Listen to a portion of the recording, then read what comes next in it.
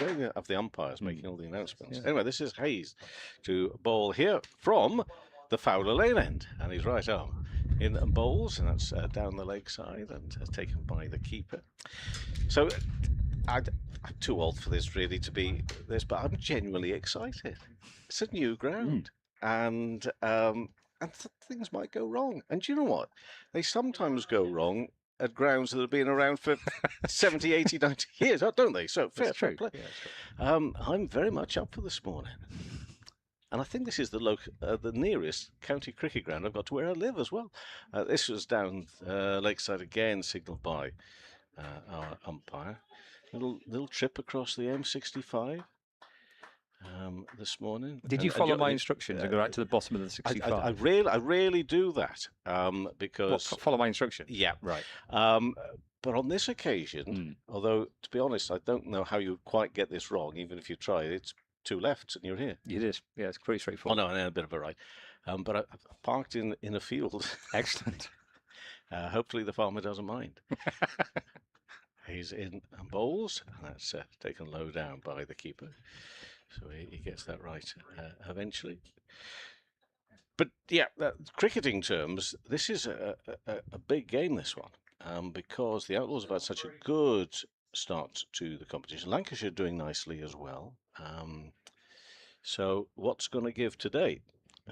A game which, as I say, is midway through, as we approach really the halfway point of the group stage, is perhaps going to give us a little indication of how things are going to play out as Hayes bowls. Edged, caught by the keeper and out. Immediately a wicket falls. And Hayes it is with the wicket, and it's Hurst who's gone.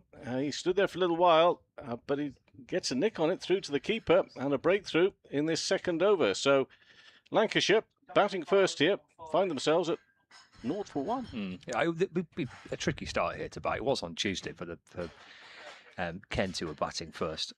Just to put it into kind of context in terms of what the scores were like here, it's so little, obviously. I mean, on Tuesday there was no sample base to use. Obviously, it was the first ever match here on Tuesday, but there was a score of 223 for Kent on Tuesday, and the opinions at the halfway stage on Tuesday ranged from, oh, that's more than enough, to that's nowhere near enough, that's about par, because nobody really had a clue because they've not played here before. In the end, 220 that Kent got wasn't enough, and Lancashire ran out 6 wicket winners, but it certainly was tricky for the Kent top order on Tuesday. Caught by Kyle Verena off the bowling. He was shaking his head considerably as he left the field there. He was.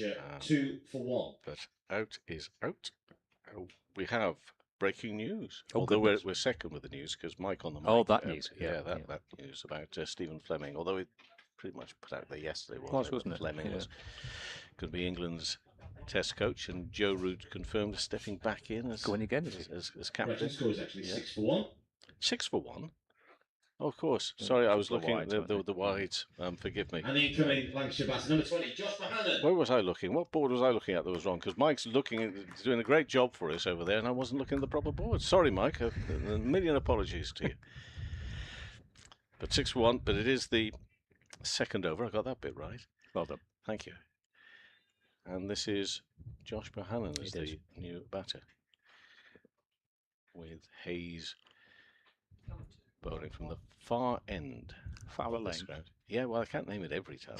But also, if you describe it as the far end, it gives the listener, I know others can see the pictures, but gives the listener an idea. It's way there in the distance. I can just about see him as he comes in and bowls, and diving stop from Verena, operating with 2 slips. In terms of a crowd, because this is a test event, no more than 2,000 That's right.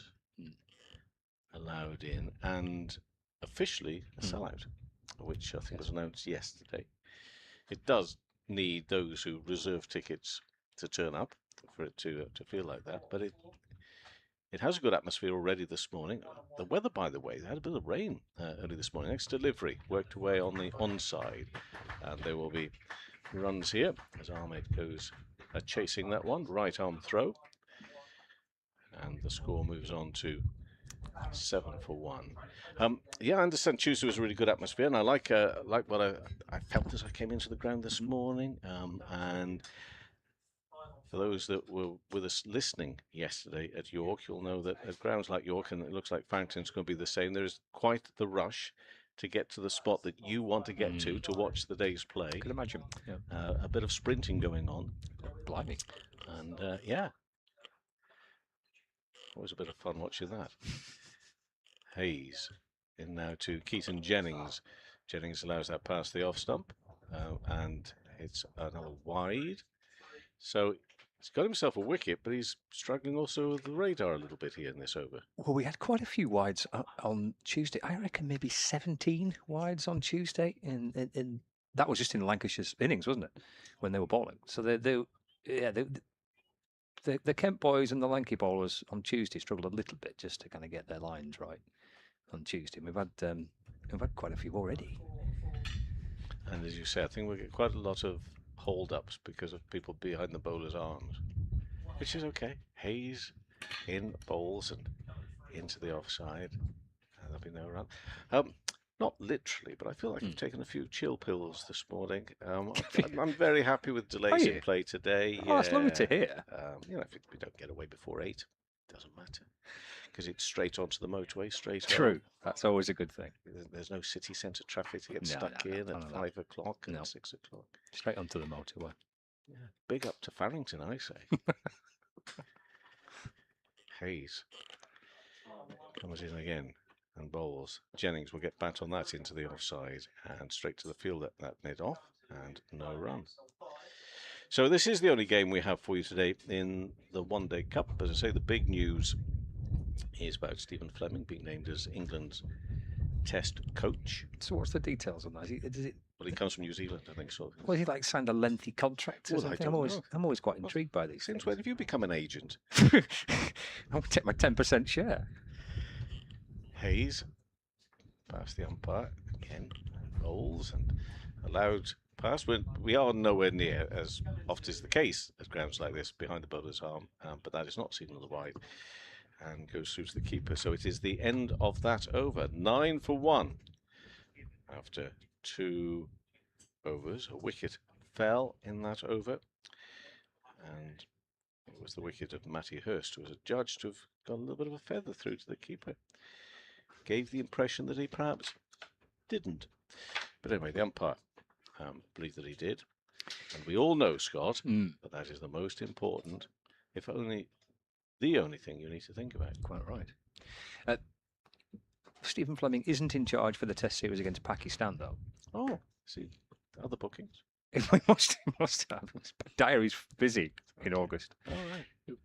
I'm just reading on the BBC website. Assistant coach Marcus Trescothick will be interim head coach. Oh, okay. So he doesn't kick in till South Africa then? Doesn't kick in till South Africa. Right. Here's Hutton for the Outlaws, and the balls forward goes Bohannon. And defends, and there is no run. It's 9 for 1. Starting the third over of this Metrobank One Day Cup fixture from AO Farrington Cricket Ground here on Sports Extra and on Lancs TV as well. And Lancashire have lost the wicket of Matthew Hurst in the second over of the day. So 9 for 1. Hutton it is, turns and sets off again on the attack here. And the Notts Outlaws 2 slips in place. Comes back in towards Bohannon, drops out into the offside. And there's no run. See, we've got an ice cream van away to the left. Yes. It's not your favourite ice cream van, Kevin, but there stew. is. It's not stew. It's not stew. But it's there. It is. They've got quite a long title. I might pop across. See who it is. It might be related to Stew. Could be. Or it could be a rival. Oh, ice cream wars. Hutton in, balls to Bohannon, who's playing and missing. And through to the keeper. And I'd love to see a replay of that, because the reaction from both batters and from the keeper is that is kept horribly low. Just looking at the way that Keaton and Bohannon reacted to it. We may not get a chance to see a replay, but I bet they're fascinated, the players, coaches, how it all plays out at that new venue with new square. It was the reaction from the two batters, and indeed the keeper was interesting. That's looped up in towards the onside. And there's no run. I mean, everything's settling in here, including the pitch. Yes, of So course. it was, and it was a bit spicy at times on Tuesday. It was a grind for runs. Daniel Bell-Drummond got a half century and really had to stick it out. And Matthew Hurst got a 50 as well. A few 40s in the middle of all that, but certainly hard going. Hutton to Bahanan. That's off his pads, just tucked in towards the onside. Goes through for a single. There's a slight misfield, but he does get one. So I guess you move into double figures. They're 10 for 1. We're in the third over. That brings Keaton Jennings back on strike. There's a lot of busyness around us. Oh, there is. A lot of busyness going on. A lot of things need plugging in. They do. And then when they don't work, taking out and plugging in again. Absolutely. And then they work. How's that happen? Forward goes Jennings and defends, playing it as calmly and as carefully and as cautiously as they can do, because I suspect it's a bit dicey at times. 10 for 1, 3 overs gone. You enjoy saying that word. You put a real something in it. Dicey. Do I? I didn't realise. No, I thought I'll perhaps stop. you didn't. No, keep going. Well, keep no, going. it's on my mind now. I'm going to stop, aren't I? Just seeing the name Rocky Flintoff here reminds me of a thought that crossed my mind as I entered the ground this morning. As we see here, Hayes coming in, start of his second over. His first was a mixed bag, a wicket, but quite a few wides in that, so a good straighter delivery, defended. I can't remember how many years ago this was, but it was at a time when the family Flintoff were spending some time, I think it was Dubai, but I think somewhere out there, and and the Northwest, so they were traveling in between. And I think Fred was still playing then, I think, but he came back to Old Trafford for a press conference to promote an event somewhere. I don't know what it was, of course, next to delivery. And this is in the air. It's going to be safe and straight, and that's going to be our first. No, it won't go all. Yes, no, it won't to the boundary. Slows up quite considerably. I thought he was going to race up there, but falls short of the rope in the end. So they go through for 2, and the score moves to 12 for 1. And this is a long time ago, but it was at a time when this idea of urban-based teams, newly created teams with new names, was first being floated. This was years before the 100 itself was mentioned. Next delivery, up and over. That's a more powerful shot, and that should be a boundary. It will be over the covers, and applause as the score moves to 16 for 1. You can see that Mike's on the scoreboard here. He's ahead of the game. It's ahead of it. Fastest finger first. Oh, he is. 16 for 1 is the score. And your intrepid reporter from the BBC, moi, had to put a question to the great, the legendary figure of Freddie Flintoff about this crazy idea that somebody had floated about new teams. As Hayes in bowls and push back up to mid-on. And because it's a legendary figure, everybody wanted to know what Flintoff's views might be on it. And I'm not going to do an impersonation of Fred or anything like that, but in his usual dour self, playful. I said to him, what are your feelings about, teams named after big urban areas that, take part, Manchester versus London and that sort of thing? Would you be in favour? This is edged and wide of the slip cordon, but there's a man down here to do the tidying up. That's Lyndon James. So the score moves to 17 for 1. And in his usual deadpan way, he said, "Oh, I'm not so sure about Manchester," he said, "but if there was one with Preston in it," he said. And little did I realise that all these years on, one of the consequences of, you could argue, of what's happened to the game is here we are virtually in Preston playing cricket all those years on. I mean, that's going back some years when that conversation was held. They'll flick away there through square leg by Jennings. Again, it's not going to have... I think you've got to put plenty behind it to get to the boundary, but they get 2 instead, and the score moves on to 19 for 1, and that's completion of 4 overs. Yeah, so just from... So I remember when Preston was named by somebody as a potential cricket venue, and here we are. It was the great Fred who thought, yeah, the idea of a team called Preston would be quite good. He'd be up for that. Yeah, Preston versus London. he'd be right behind that one. Yeah, you could take that on. 19 for 1, 4 overs gone. Keaton Jennings and Josh Bohannon are the 2 batters. In the middle for Lancashire, it'll be Hutton to continue from the Lostock Hall end. Bohannon's on strike. Hutton sets off. 2 flips waiting, and he's in over the wicket. The front foot defends, is pushed away into the offside, and there is no run. I think viewers on Lancashire TV for the Outlaws supporters, and indeed any viewers or listeners that are new to us, this site here at Farrington, just to put a kind of little bit of detail behind it. So it's a joint venture between the county council and Lancashire Cricket Club to build this facility. Defended by Bohannon into the offside. There's no run, so kind of part funded from both parties. I think the bulk of the financial supports come from the council. But it is with the community in mind. So the building that we're in, the pavilion here, is kind of a triangle-shaped pavilion, and the one side looks out over the professional square, which is obviously where we're playing cricket here and where the supporters are in, watching this game.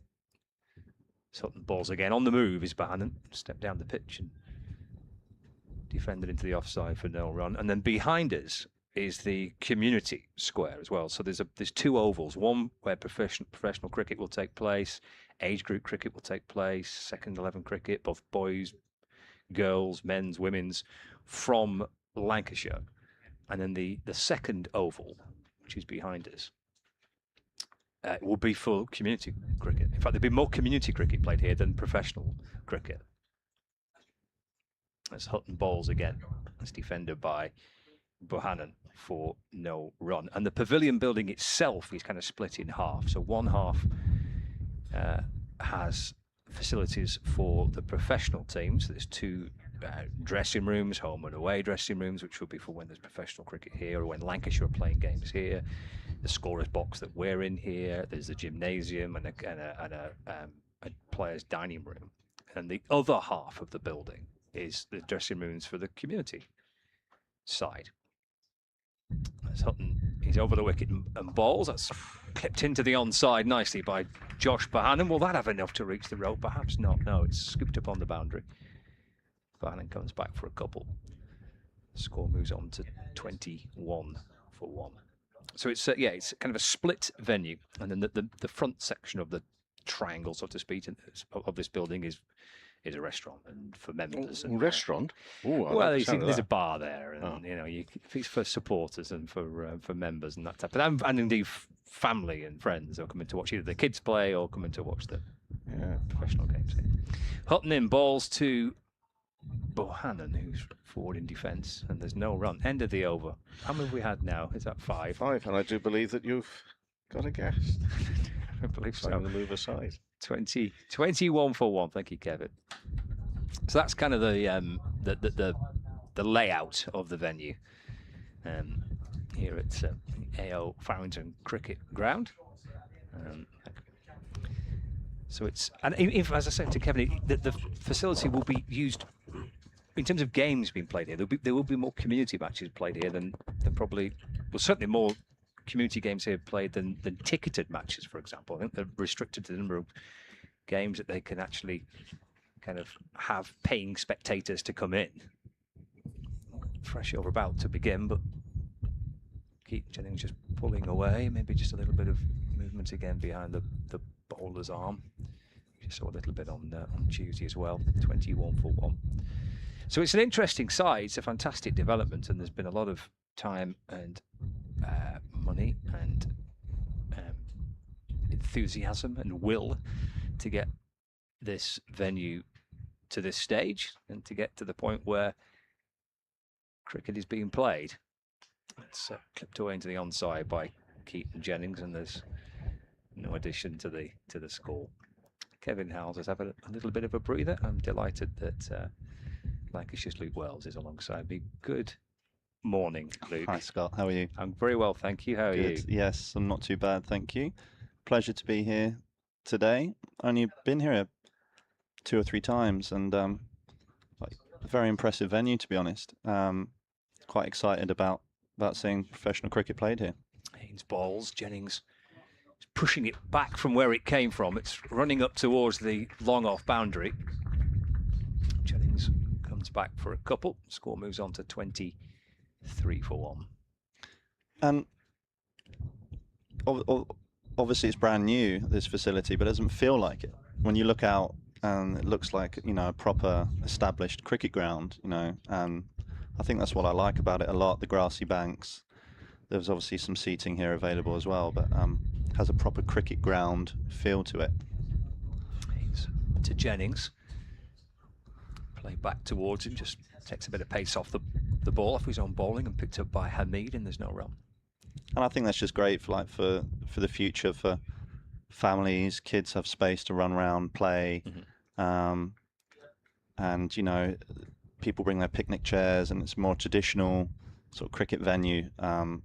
Obviously having a great, incredible stadium like Emirates Old Trafford is obviously awesome, but I do think there's a space for this type of venue in the modern game. Still 2 slips in place. Hayes for the Outlaws in and balls. Just worked off his hit by Jennings. Deflects it away towards square leg and jogs through for a single. The score moves on to 24 for 1. Is that the end of the over? I don't think it is. No, 2 more left. Thanks, Mike. 24 for 1 in the 6th. Yeah, and obviously as this sort of facility beds in, the surface itself will improve as the years go by. Looked like the last game here a couple of days ago was a hard-fought contest. Brownham waits and clips that away down towards the fine leg boundary. There is a fielder there. Then think about coming back for 2, and then they change their mind. Jennings has to dive. He's on his belly, Keaton Jennings, making sure he was back home, and what looked like it could be a little bit of a mess in the end. I think Lancashire have survived it, and in the end the scorer moves on to 25 for 1 with 1 ball left of the 6 over. Yeah, almost calamitous that. I don't know what happened. Like, there was never 2 on there at all. The fielder basically had the ball in his hand. He'd almost released the ball before they... I don't know if Josh Bohannon thought the fielder didn't have the ball or whatever, but luckily from a Lancashire point of view, Keats made his ground. Haynes in to complete the over. He's pushing that away through the offside. Jogs through for a single. And he keeps the strike as well. That is the end of the 6 over. 26 for 1. 6 overs into this Metrobank One Day Cup fixture, live from AO Farrington Cricket Ground on Lancs TV. We're on 5 Live Sports Extra as well. Scott Reed and Luke Wells in. Well, it is the scorer's room. I don't know whether we've turfed them out or whether they've voluntarily moved. I'm not sure, but we're in we're in the scorer's box today in the pavilion. But yeah, it's really an incredible effort that they're playing professional cricket here as quickly as we are. And as soon as we are. Yeah, there was obviously strong motivations to get this on, and I think it's a good thing. Jennings on the walk towards Brett Hutton and just tabs it away into the onside for no run. I think, you know, obviously outground cricket, this has an outground feel to it. Yeah. And obviously there's been some great games over the years at outgrounds. But in order to have a consistently available facility that we sort of control, especially with international cricket, the 100, things like that coming in and taking up more time at Old Trafford, with the women's game as well increasing, can only be a good thing. Jennings just guides the ball carefully away into the covers, and there's no addition to the score. In Lancashire. Indeed, yeah, right in the heart of Lancashire. Right in Isn't the it? heart of Lancashire. Can't get more central, really. Cannot get more No. centrally in Lancashire than which is obviously always a plus. But no, I think hopefully it seemed, looking at sort of social media, that in general it went down well with spectators, fans, and members. And even the building itself is an impressive building. Like it's I didn't know what my expectations were before I came to visit the site for the first time, but it's a more impressive facility than I had envisaged, to be honest, and hopefully it's only going to get better. It's Hutton for the Outlaws in balls. Jennings on the walk and then hits it back over the bowler's head. As Luke Wells described, it's a lovely shot by Keaton Jennings. It's just flicked back from the boundary rope. They'll run 3 and move to 29 for 1. A nice shot from Jennings, a nice piece of fielding down by the boundary as well. Yeah, good shot. I think obviously on the surface there is a bit in it for the bowlers, so I think whenever a batsman has an opportunity to put their hands through the ball, whether it be slightly missed length or a bit of width, you've really got to fully commit to whatever shot you're trying to play. I don't think it's the type of pitch you can sort of play half-heartedly on. So if you do get that opportunity to put your hands through the ball there, Hutton over-pitched and Keats unlucky not to get 4. 29 for 1.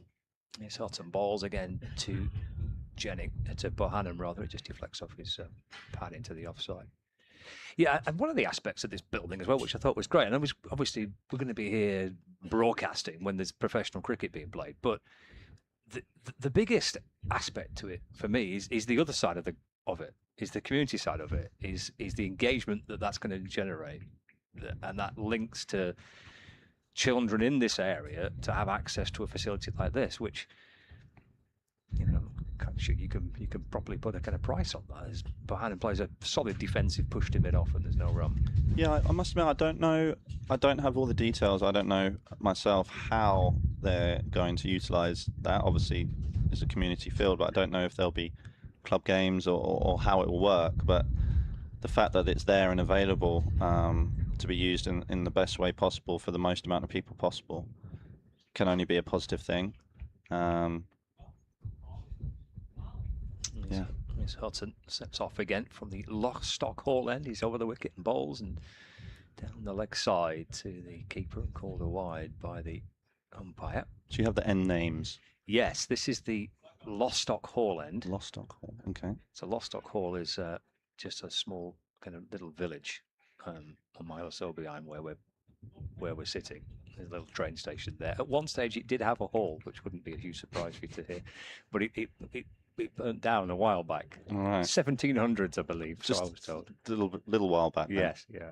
So this is the Lostock Hall end. It's Hutton balls again, and he's a long way down the pitch is Josh Bohannon, working it into the onside, and they've managed to sneak through for a single.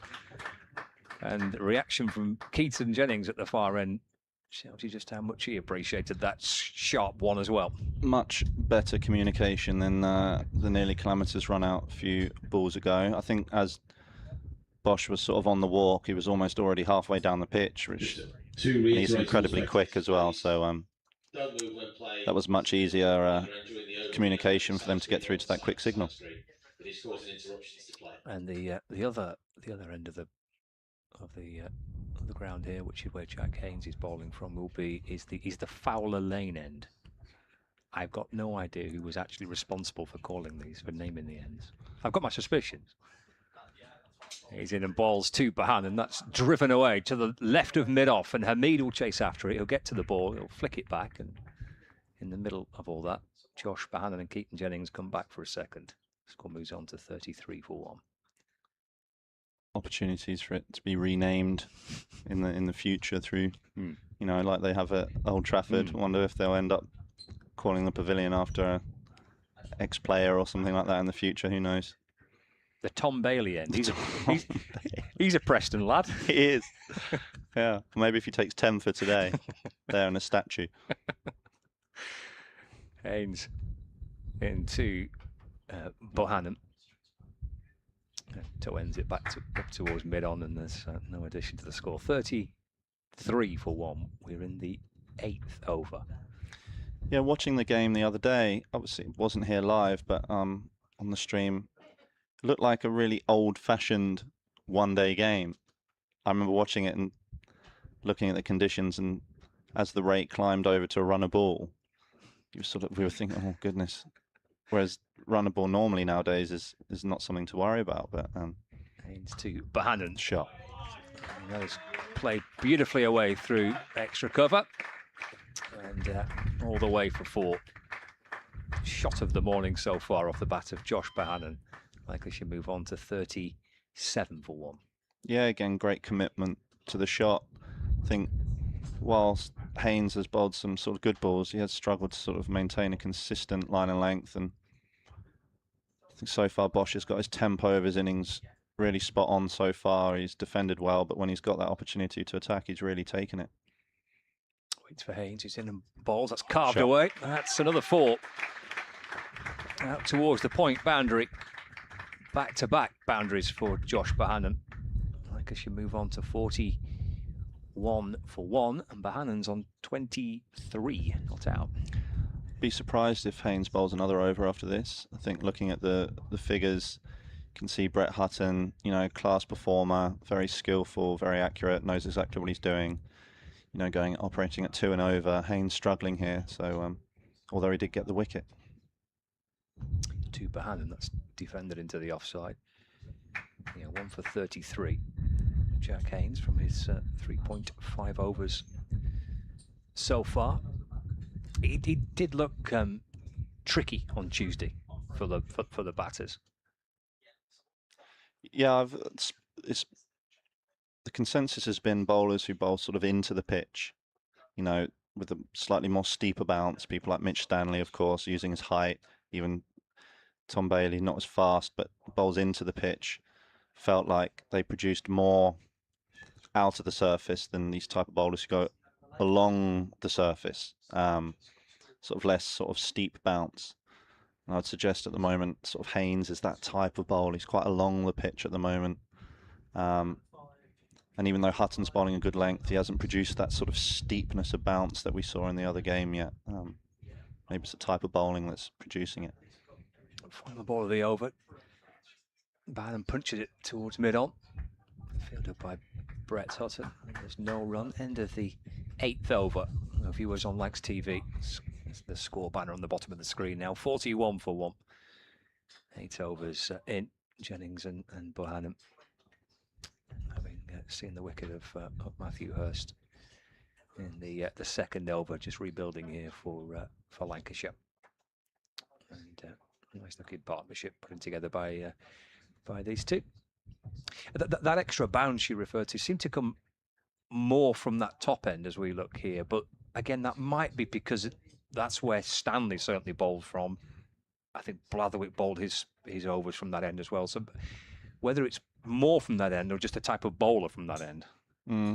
Well, I haven't probably seen enough to be able to give you a definitive answer, but judging by what the consensus is so far, it's the type of bowler. Okay. Maybe there'll be, as we play more cricket here, trends develop and it will become clear about if a certain end has a certain characteristic. But we do have some pace in our attack. We've got a nice varied attack really with Lancs this year. Here's Hutton starting his 5th over. A little push into the offside by Jennings. That is another sneaky single, that isn't it? Just drops it up towards Hamid at mid-off and through they go for 1. So it's 42 for 1 in the 9th. They're complementing each other pretty well here at the moment. Obviously batted a lot together. Keats is very much willing to absorb pressure at the start of his innings, especially given the conditions and seeing how in previous games we've been able to accelerate, you know, at the back end with the young guns coming in, sort of increasing that scoring rate. Hutton to Bohannon again on the walk, advancing towards the ball and then shoveling it off his hip out towards mid-wicket for a single. Bohannon to 24. It's 43 for 1 in the 9th. This would be very frustrating for the bowler. This, you know, it's good old-fashioned cricket. You know, we got Keats, obviously a tall left-hander. Josh, short right-hander. He would want to settle into a line and length to one batter, and hitting it straight to his fielders in the ring and getting singles would definitely frustrate the bowler for sure. Jennings on the walk, and that's hit back over Hutton's head, and that's running down towards the long off boundary. And that'll spin away for 4 runs. Jennings moves on to 14, 47 for 1, halfway through the 9th over. And the runs that Lancashire have got down the ground so far, in contrast to what we saw on Tuesday, I think it took until the 13th over for Kent to score down the ground on Tuesday, but that has not been the case so far today. What does that tell us? It must be a slightly better surface. I think watching it so far, there hasn't been any sort of particular demons in the pitch so far. So you really got to play conditions as you see them. Hutton balls forward, goes Jennings, and that's just eased calmly into the offside. And there's no run. 48 for 1. 2 balls left for the 9th over in this Metrobank One Day Cup fixture. The leaders of the group are not Outlaws, albeit there's not a massive amount in it. It's quite bunched up, but they have played 3-1-3 and rightly sit top of the tree. And then Somerset, Lancashire and Surrey and Leicestershire are all grouped together on 8 points. And then the final 4 on 4 points. Change of angle here from Hutton around the wicket to Jennings, and that's dropped in towards the onside. Picked up at mid-on. Through for a single. And the score moves on to 49 for 1. Yeah, obviously Josh has got a couple of starts so far in this competition. Now he's got a couple of 40s. He'll be desperate, be really, really hungry to make the most of a start today. Obviously he's gone in, he's 25 not out. Classic commentator's curse here, but looking good so far. Back over the wicket to the right-hander Bohannon. Clipped to mid-wicket and there's no run. And he did, he got a good ball that bounced on him the other day, and obviously very frustrated, and obviously such a class player, and he's got so many runs over the years for Lancs. So of late probably hasn't got as many as he would want, but I know that looks like he's got the bit between his teeth today. I mean, there's never a guarantee, but could easily get a ball on your name on it. Anything can happen, but it looks like he's on, as they say today. So from a Lancs point of view, that's good sign. The guys are going to be really, really hungry for runs. At times in the championship it's been a bit of a struggle, but guys looking good so far. Number 19, Sam Wood. As you predicted, Luke, there's a change of bowling from the Fowler Lane end. Jack Haynes, 4 overs, did pick up the wicket, but gone for 33 in those 4 overs, and Sam Wood, his replacement at the top end. And looking at the nature of the 2 11s here, and likewise was the case on Tuesday, and to a degree across the competition, there's a few big exceptions to that. Someone's in the trees. I thought there were a couple in the trees, just catching the batter's eye behind the sight screen. Can't comment because I'm not very good at that myself when I'm batting. Got to get out of the way. Here is Wood to Jennings. That's defended, and there's no run. It seems to me, Luke, and your view's more important than mine, that where we are now with the Metrobank One Day Cup compared to where we were when the 100 was first began, it feels that the competition has gone from being, well, it's largely kind of kids with the odd experienced player to being a much more kind of competitive teams. Well, perhaps, yeah. I think obviously the 100 changes with the extra overseas players. Pulled away by Jennings. He'll get 4 out towards square leg. Shot by Jennings takes him to 19. It brings up the 50 as well, that for Lancashire. 52 for 1. Yeah, poor ball that, to be honest. Bit of a long hop, and keeps cashed in, which is the key on these type of pitches. But yeah, I think obviously the standard of the 100 is incredible. There's some really good players not playing, even in players in squads not actually playing in the 11. These Wood balls again to Jennings. That's cut. Fielded at backward point. No run. And obviously this year we've had less players than previous years, involved in the 100, which means, in theory, obviously we've got our big guns, as it were, all superstars at their different franchises. But, you want to win. It's a great. You want to win any competition that you play in, and obviously county cricket fans support this competition really strongly and want their teams to do well. Left by Jennings through to the keeper. And I think, there's still teams that have the majority of their players, their first choice players, picked in the 100. And it does produce a situation where you're looking at the depth of squad, at young players, etc. But I suppose from a county cricket fan's point of view, there is sort of an endearing nature to that. You want to see your county do well. It's a more traditional form of cricket, and there is a place for both as it stands. Wood balls to Jennings, angled across. Lancashire's left-hander into the gloves of the keeper. It's no run. And the fact it's played on outgrounds and things like that gives a sense of a more traditional cricket competition, which there's a big market for in this country.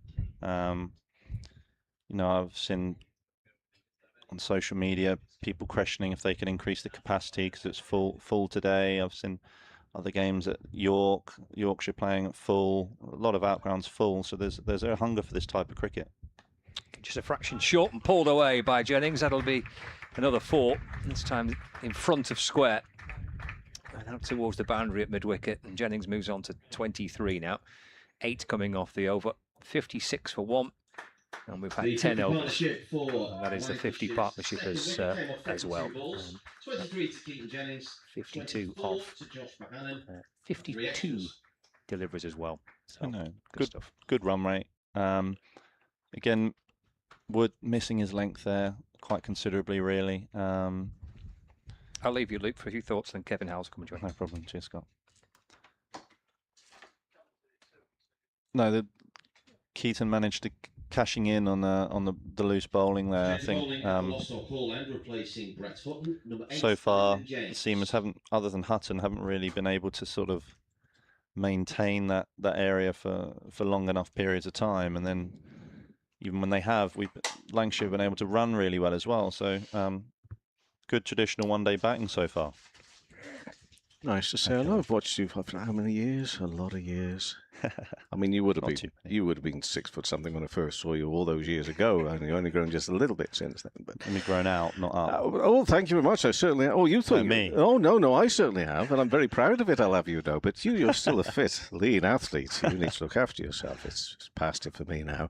But nice to be with you. And yeah, score 56 for 1 here. 10 overs gone. Bohannon's on 24, and Lyndon James is going to bowl for the first time here today, and it is quite a picture because the cloud is sort of dispersing. It's becoming more and more sunny and blue skies, and pushed into the offside, and they will go through for a single, and the score will move up to 57 for 1 now. I loved what you said about the fact that this is it feels like a cricket ground, and I know exactly what you mean by that because I'm sure you enjoy playing your cricket at Emirates Old Trafford as well. But I'm slightly worried about you. I'm slightly worried about the fact that the planet is burning up, which is causing this wonderful, glorious sunny summer that we've got. But if the weather is changing and we've got this banking around a cricket ground, for me, that is almost the perfect cricket ground where people are sitting on banks watching. It's got a bit of a New Zealand feel to it up here, and South Africa. This one is driven to mid-off. As you say, it's got a lovely feel. I was at York yesterday. I've been doing a couple of games there last year as well, and that's got banking. But a very small ground. And when young Will Luxton got his century yesterday, I'm going to tell you that memory is going to stick with him, I think, far more than if it had been at Headingley or a big urban cricket ground, because there was a standing ovation, the entire ground on their feet. Next ball worked by Jennings to square leg, and and no run. So yeah, I'm fascinated by how the way the players will look at this as well, because I mean, you're there to score runs, to do well for your team and everything, but you want to feel good about the whole thing, about the experience as well. No, I think, of course, obviously stadiums are brilliant, especially when they're full. I mean, playing in front of a full house in a Roses fixture and doing well in that game is incomparable, really. Jennings drives and misses that through to the keeper. And it's a very different thing to this type of vibe and environment. I think, I remember last year, the Roses game at Emirates Old Trafford, obviously Bairstow got 100. That will most certainly live long in his memory. Roses 100. Yes. So when it's full like that, and you're in hotly contested games, it's a type of environment that's hard to describe when you're playing in it. James bowls and worked onto the onside. But there's no doubt in games like this, maybe from a player's point of view, as you put it, obviously you're not really there to think about that too much. But as a spectator, it's a lovely environment. And I remember when I was at Sussex, played in different outgrounds, and Arundel was one of the outgrounds, and one of the most picturesque, beautiful grounds. Yes. Jennings here on 23. Forgive me for interrupting this for a second. Just a little tickle around the corner. We got one more run, and the score will move up to 58 for 1. And beautiful place, really historic ground. But then sometimes the reality of the nitty-gritty of playing, there were some frustrations. Might be quite a slow wicket at times, or the changing rooms felt quite, the supporters were quite on you in the changing room, and there might be sort of little things like that when it comes to the actual performance on the field. You're like, well, it would be easier if it was more, like a normal. But as a spectator and as an occasion, these type of outgrounds, are wonderful for sure. So the score is 58 for 1. 11 overs gone. Jennings 24, Bohannon on 25. Got Luke Wells of Lancashire alongside, which is fantastic. Wood bowling his second over. Now, where's that gone? That's gone all down towards the boundary. Third man. They'll think of 2 and just settle for 1. So Wood, one of the changes. Dylan Pennington, who was released by his 100 franchise to play the other day against Leicestershire, not available today. So Sam Wood is involved. I guess the thing from my aged position is I just hope there's room for everything.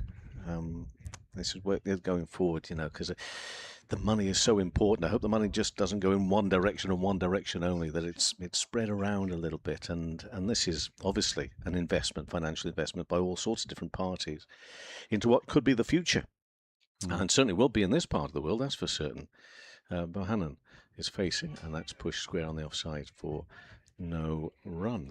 No, it's obviously cricket in general across the world, but in particular in England, is in a state of flux at the moment, isn't it? And it's a really interesting time, and there's lots of different stakeholders invested in the game, like literally financially invested and otherwise. So to try and sort of marry up all the competing sort of motivations at the same time is a very tricky thing to do. Fairhead, Wood bowls, and behind square on the offside. I thought I'm going to have to shout to a spectator to sit down then. It was Scott Reed getting in our way. I'll have to have words with him a little later on. And of course, the 100 has produced enormous funds, that can be reinvested back into the game. There's record amounts going to be invested in grassroots cricket. Each county is getting a substantial sort of payout, obviously, albeit managed quite centrally. And we hope that competition can grow and flourish without affecting these ones. Wood to Bohannon, edge out of the reach of the keeper, races past him and then over the boundary rope as well. That's going to be a little 4 there. So, because it was only the second game, and just looking at what happened in that first couple of overs, I'm thinking, oh gosh, what is going to happen here? But look at the scoreboard now, ticking along at 63 for 1.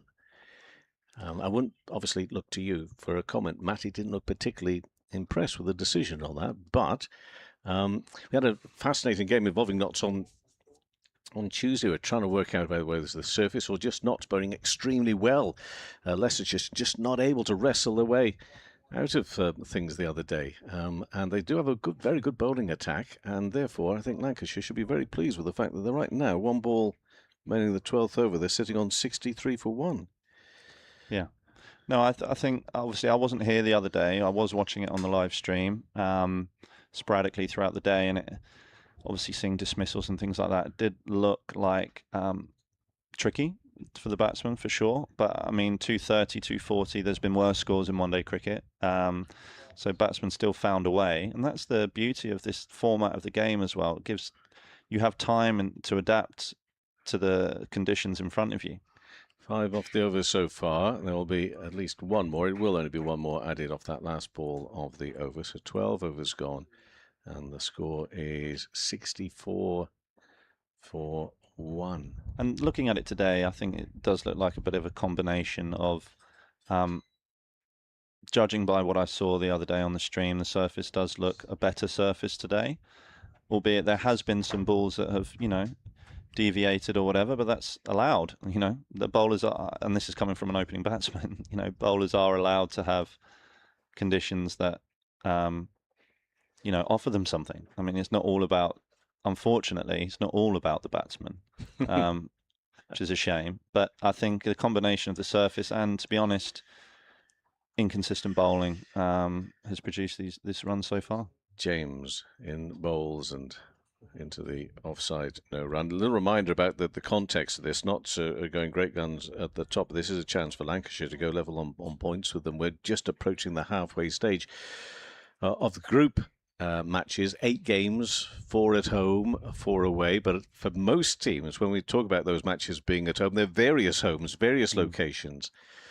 I think it's probably only, Hampshire, so I don't think they play anywhere other than the Bowl for their home matches next delivery, and turned away onto the onside and no run. Nottinghamshire, for example, they played a game at Trent Bridge the other day, played a couple at Welbeck, but they're off to Chesterfield to play Queen's Park for their final game, so they're mixing it around a little bit, even crossing a boundary or two. Away game? Was that a home game? That's a home game, yeah. Oh, really? Yeah.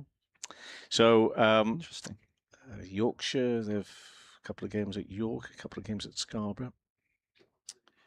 And here James bowls, and back up to James. Tall figure, gets down and retrieves the ball there. So there's 3 dots to get this 13th over underway. Oh, it must be all right. James Price from the media and marketing department. He's almost got a smile on his face. I think day 2 must be settling in quite nicely here. A lot of effort goes into this, Luke, doesn't there? So much effort with so many different people. All want it to be right. And from my experience, touch wood, everything, it's going really well. James in bowls and goes deep into his crease. There's Bohannon, who is on 30.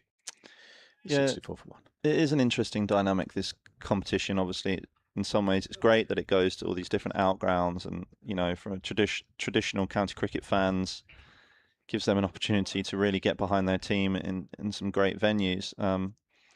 As a player, it can be an interesting dynamic because there is an aspect where you do feel a little bit like a second-class citizen when you haven't got into the 100 in some ways. Come back to that. That's a yeah, wonderful, expansive drive through the covers. Races along there. So an otherwise tight over here. These first dot balls followed by a wonderful shot from Bohannon. He moves to 34, score up to 68 for 1. A fantastic commitment again there from Josh. He really has got his tempo spot on today. He's respected the good ball, but when he's got even half a sniff of being able to put his hands through the ball, he's fully committed. Great shot there. So James bowls, and this one is turned away on the onside through mid-wicket for a single. So that's 5 coming from that over. Is it completed? Yes, it is. 13 over 69 for 1. Well, you've conjured up all sorts of things. The point you carry on about, the second-class citizen thing. Well, it's a difficult dynamic. It's obviously a very new dynamic. I mean, it's only been going on for 5 or so years, or not even. I can't remember how many years the 100 has been going on for. So obviously, as a player, you want to be able to play the highest standard of cricket you can, and let's not beat around the bush. You want to maximise your earnings. And you see the type of contracts that are available in this type of thing. I mean, sort of eye-watering sums. Obviously, as a player, you want to be involved with that. Break off here for Wood. Sorry, Wood coming into Bohannon, who kept striking. It's a dot ball. Go on. No, so obviously there is some players would sort of know pretty well if they're going to be involved in the 100 or not. Others, touch and go. Obviously, just personal point of view, I played for 3 years at Welsh Fire and then didn't get selected this year and been injured anyway, so I wouldn't have been able to play in any case. But you are aware as a player that this isn't the premium number one competition. I'm with you 100%. Bohannon here defends again, back up towards the bowler net run. But there are obviously some fantastic players still playing this competition, and when you are playing, you desperately want to win and come together as a team and get silverware. So it's an interesting dynamic, and it takes a lot of because there'll be a lot of players around the country playing this competition who'll be desperately disappointed they didn't get in the 100, and you've got to come to terms with that. Concentrate on the task in hand and crack on with your team. Bohannon comes down the track this time just to turn it away. Loopy, but it's very safe out there through mid-wicket for a single. He moves to 36. Let's go up to 70 for one now in this 14th over. And there is something about playing in a competition as well that's so obviously well supported by traditional cricket fans. Like, again, I've come from a cricketing family. I grew up around cricket grounds and playing on grassy banks and stuff, and that is really like the lifeblood of cricket in this country. So it's just an interesting state that cricket finds itself in at the moment in this country. And just to repeat off the back of what you just said, I desperately hope there's room for everything. As Wood, that's a fascinating insight there from a player's point of view. This is on to the onside for a single here for Jennings. I'm not too sure you should be able to comment on this, but one of the you mentioned this term dynamics, and one of the things that strikes me, because I'm picking up things along the way, is from a let's just say, don't answer this, but what is the drive when you're playing a game? There's the drive of you wanting to do well, okay, and you wanting to do well because you want your stats when you finish playing all those to look good. As Wood bowls here again to Bohannon in and bowls. Oh, that lifts. Oof, by gum. That has taken off a bit through to the kid. Everybody stands and looks at everybody. Says, "Did that really happen?" It did. Where's the ball gone? No, but Rayner, he's the most dramatic of them all. Just stands there with the ball. But you've got that dynamic of the individual. But I have heard it said, for some, do struggle with the 100 to get their head around the fact that if the team loses, that maybe there isn't quite the upset that there is when they were playing for their county team. As I say, that might be a tricky one for you to talk about, but I'm generally interested in that element of it, and this is pushed into the back up past the bowler. Because you're brought up in county cricket initially as a young player. I mean, the Sussex, and he came up here to Lancashire, scored 71 for one after 14 overs. And it feels as though the winning and the losing, if you like, is equally as powerful. Whereas for me, sometimes when I'm watching, and just from my side of the boundary, what really matters in limited overs cricket, and perhaps with the 100, the winning is really important. But if they lose, no, I understand where you're coming from. There isn't pain for an exaggerated term, but different players have different emotions about winning and losing or whatever. But I do think that, from my experience when I was playing at the Welsh Fire with Mike Hussey as the head coach. Jennings is on 26 here and back up to the bowler, no run. He was very determined to create a sense of team. And franchise cricket does come with its challenges with that, because people, you're coming together for a short space of time. But I think if looking at the most successful teams in the 100 have often been the most settled teams. Oval Invincibles won 3 in a row or whatever with pretty much the same team. Obviously, it's changed now, and a lot of their players have. So you do have to rebuild at times. This is Lyndon James bowling again, and it's good delivery. I mean, we're not behind the bowler's arm, but you can just see from the reaction of, of Jennings that was a good ball. Yeah, no, a bit of bounce and lift away from Keaton there. But yeah, of course, bringing new players together in a new team does create challenges in terms of creating a sense of unity and identity. But that is achievable. I know that that was achievable at Welsh Fire. We were very much desperate to win and wanted each other to do well. James to Jennings. Oh, that's a big flourish. Carries out, but not quite as far as the field. A little bit fortunate, maybe. He came in quickly from the boundary, couldn't quite get to it. It's going to end up being 2 runs. So Jennings will move on to 28 and the score to 73 for 1. What happened with that ball for? Well, I think a bit of width there. Keats again threw his hands at it, as they've sort of been doing, both of them, when they have had an opportunity to put their hands through the ball. They've fully committed and obviously top edge and loot, but fortunately from a Lancs point of view, didn't carry to third man. Midway through the 15th over. Jennings on 28 and past the outside edge of the bat through to the keeper. You're just getting it, James here, just getting it to leave Keaton here, cross the pitch. Oh, Keaton's saying he should bat right-handed, or maybe reverse sweep it. I don't know. Watching the replay here, that has nipped across him quite nicely. So there still is enough in the surface if you put enough balls in the right area. Keeps laughing there as it goes past the edge of the bat. 2 balls left of this over. 73 for 1 is the score, and turned away onto the leg side single. Well, thanks for. I mean, that has explained it, but so something's going to be done really quickly when you're creating that team ethic and getting a group of players together. That's number one job for the coach, really. Yeah, I guess it's to get that spirit right. And, it can happen throughout county teams. Even though you're playing for Lancashire, sometimes you can have different people come in and 50 over games and young players come in and dynamics change, international players come back. So next ball, and that is pushed more defensively, I think, from Bohannon. He remains on 36, Jennings 29. 15 overs, 74 for 1. Well, thank you. I hope I particularly haven't put you off, and you'll come back again because it's fascinating. Really good, sure. Really good to hear from you. Jennings on 29, Bohannon on 36. Now, one thing I will pick you up and talk about this when you're out there batting, this commitment that you're talking about. I saw a game yesterday. It was Yorkshire versus Worcestershire, where it seemed that one of the differences was perhaps that Worcestershire hadn't been quite committed in their batting.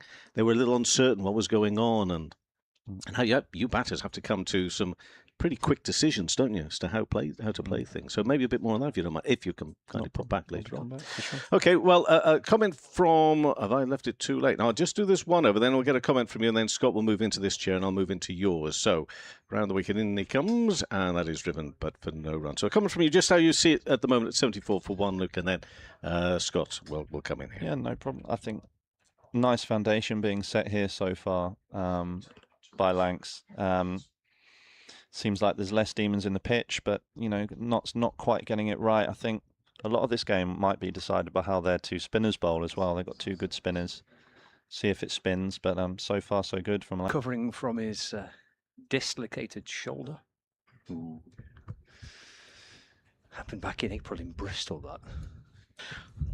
I was listening to your commentary at the time. I don't know why I couldn't find the off button. But no, I was listening to your commentary, and it sounded. Well, he's back in again. I was talking about it. It sounded dreadful. Oh. I mean, really, but you felt the pain, didn't you? Well, you could hear it. Oh, Jennings on the walk towards Wood. That's worked into the onside for a single. 75 for 1. I mean, you could hear the cry of the pain from him as he was on the boundary edge. Yeah, it was horrible. Not pleasant.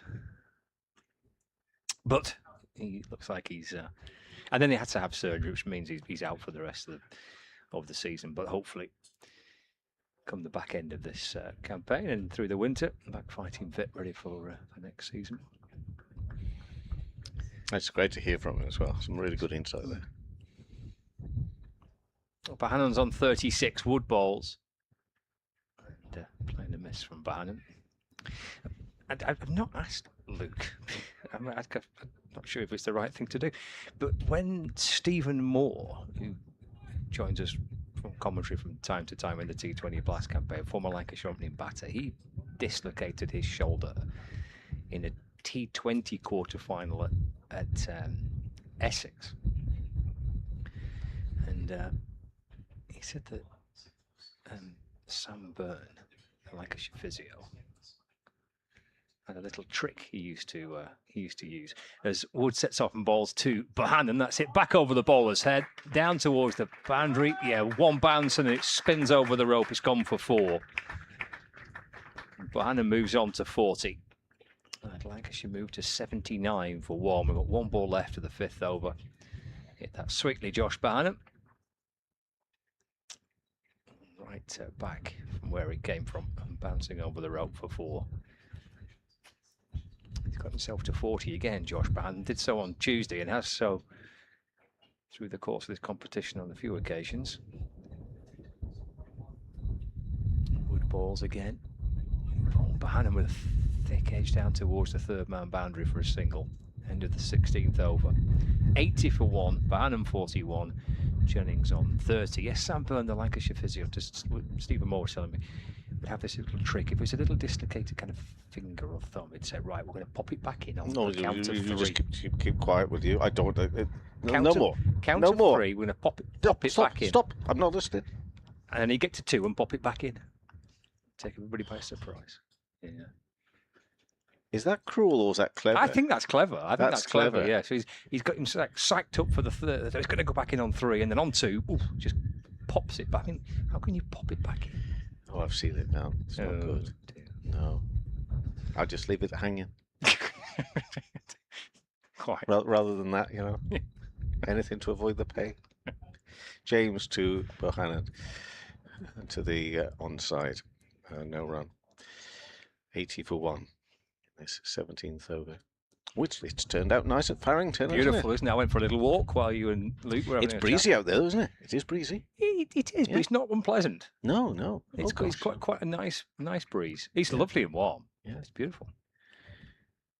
How far from the coast over here? Not that far. Just a few miles, isn't it? Yeah, not that far. I'm aware that Preston isn't on the coast, by the way, but I mean, can't be too far away over here. Got a nice summer feel to it. I haven't been across the ice cream store yet, but I may venture later. I probably will. Bohannon's on 41. Into the pads. Good comeback by James. James's last over, 4 dot balls, and then there was just a wonderful. It was Bohannon, wasn't it? A lovely shot to the boundary, and he picked up a single because he fancied another go, keep himself on strike. So James here will try and not only create even more dot balls, but maybe even a wicket, because they're starting to look as though they need that quite quickly at 80 for 1 in this 17th over. In comes bowls now, defended really by Bohannon. Southport Beach is 20 miles away. Oh, that's further than I thought. Is it? That Okay. is further than I thought. Well, there may be a closer beach. I just thought I'd put Southport Beach into the map. Well, Lytham's the sign that you pick up around here. Well, isn't it? it is, but it's a bit of a dog leg from here driving to Lytham, I think. Oh, okay. They've got the River Ribble. That's the problem. The River Ribble? Yeah, the River Ribble. That's the problem. You've got to The cross Ribble over- River? You've got to cross the River Ribble Okay. to get to Lytham from. Anyway, it's got a nice sort of almost a seaside feel to it over here right now as the bowler comes in and bowls and push back up to the bowler as the steward in front of us just tightens up the PMOA area, which they were so keen to make sure that people don't go in there. Look, they've stacked up 4 or 5 different railings there to make sure that if you and I wanted to try and jump those railings, no chance to get in there. It's a sterile area. That sounds very clean. Yeah, yes, it's supposed to be sterile area to our left-hand side. Into the pads, not out, says the umpire. Shake of the head. So he's got 5 dot balls here. How many maidens have we had in the older I've not got innings so far? my laptop. So possibly the second we're about to witness. Possibly. Bohannon will try and make that a different tale. I quite like being in here because we're right next to Mike. Mike, To be honest with you, answer all these questions. This is a good idea. I think we need to put some sort of head covering over him and just take him away with us. So he has no idea where he is until he pops up at a ground where you and I are sitting next to him every time. I'm fully behind that. This pushed into the offside, although also this is a maiden, just to confirm that. So well done to Lyndon James, 80 for 1, 17 overs. Jennings 30 per 141. We would have to let him out sometimes because he also bakes very well. It absolutely does. So he'd be allowed out just to go home, do a bit of baking, and then come back again. Come back again. That'd be perfect. That.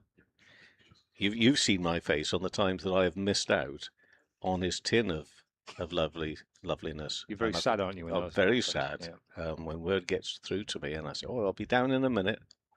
Got to be quick. Minute, yeah. 30 seconds, you'll be down there. It's gone. Look at this. Isn't that a wonderful sight? Lovely, beautiful coloured shirts around the banking area. It has a really lovely feel about it today. Oh, look out. He's about to come in and... What was the problem there? There's a bit of walking behind the side screen. Again.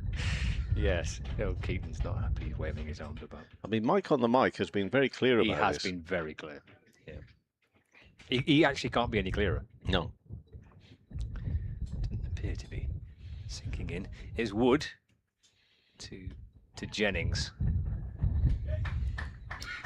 Clipped out towards the square leg boundary by Keaton. Jennings is 3 knots Outlaws fielders scampering up from the boundary to field. Jennings takes a single, moves to 31, 81 for 1.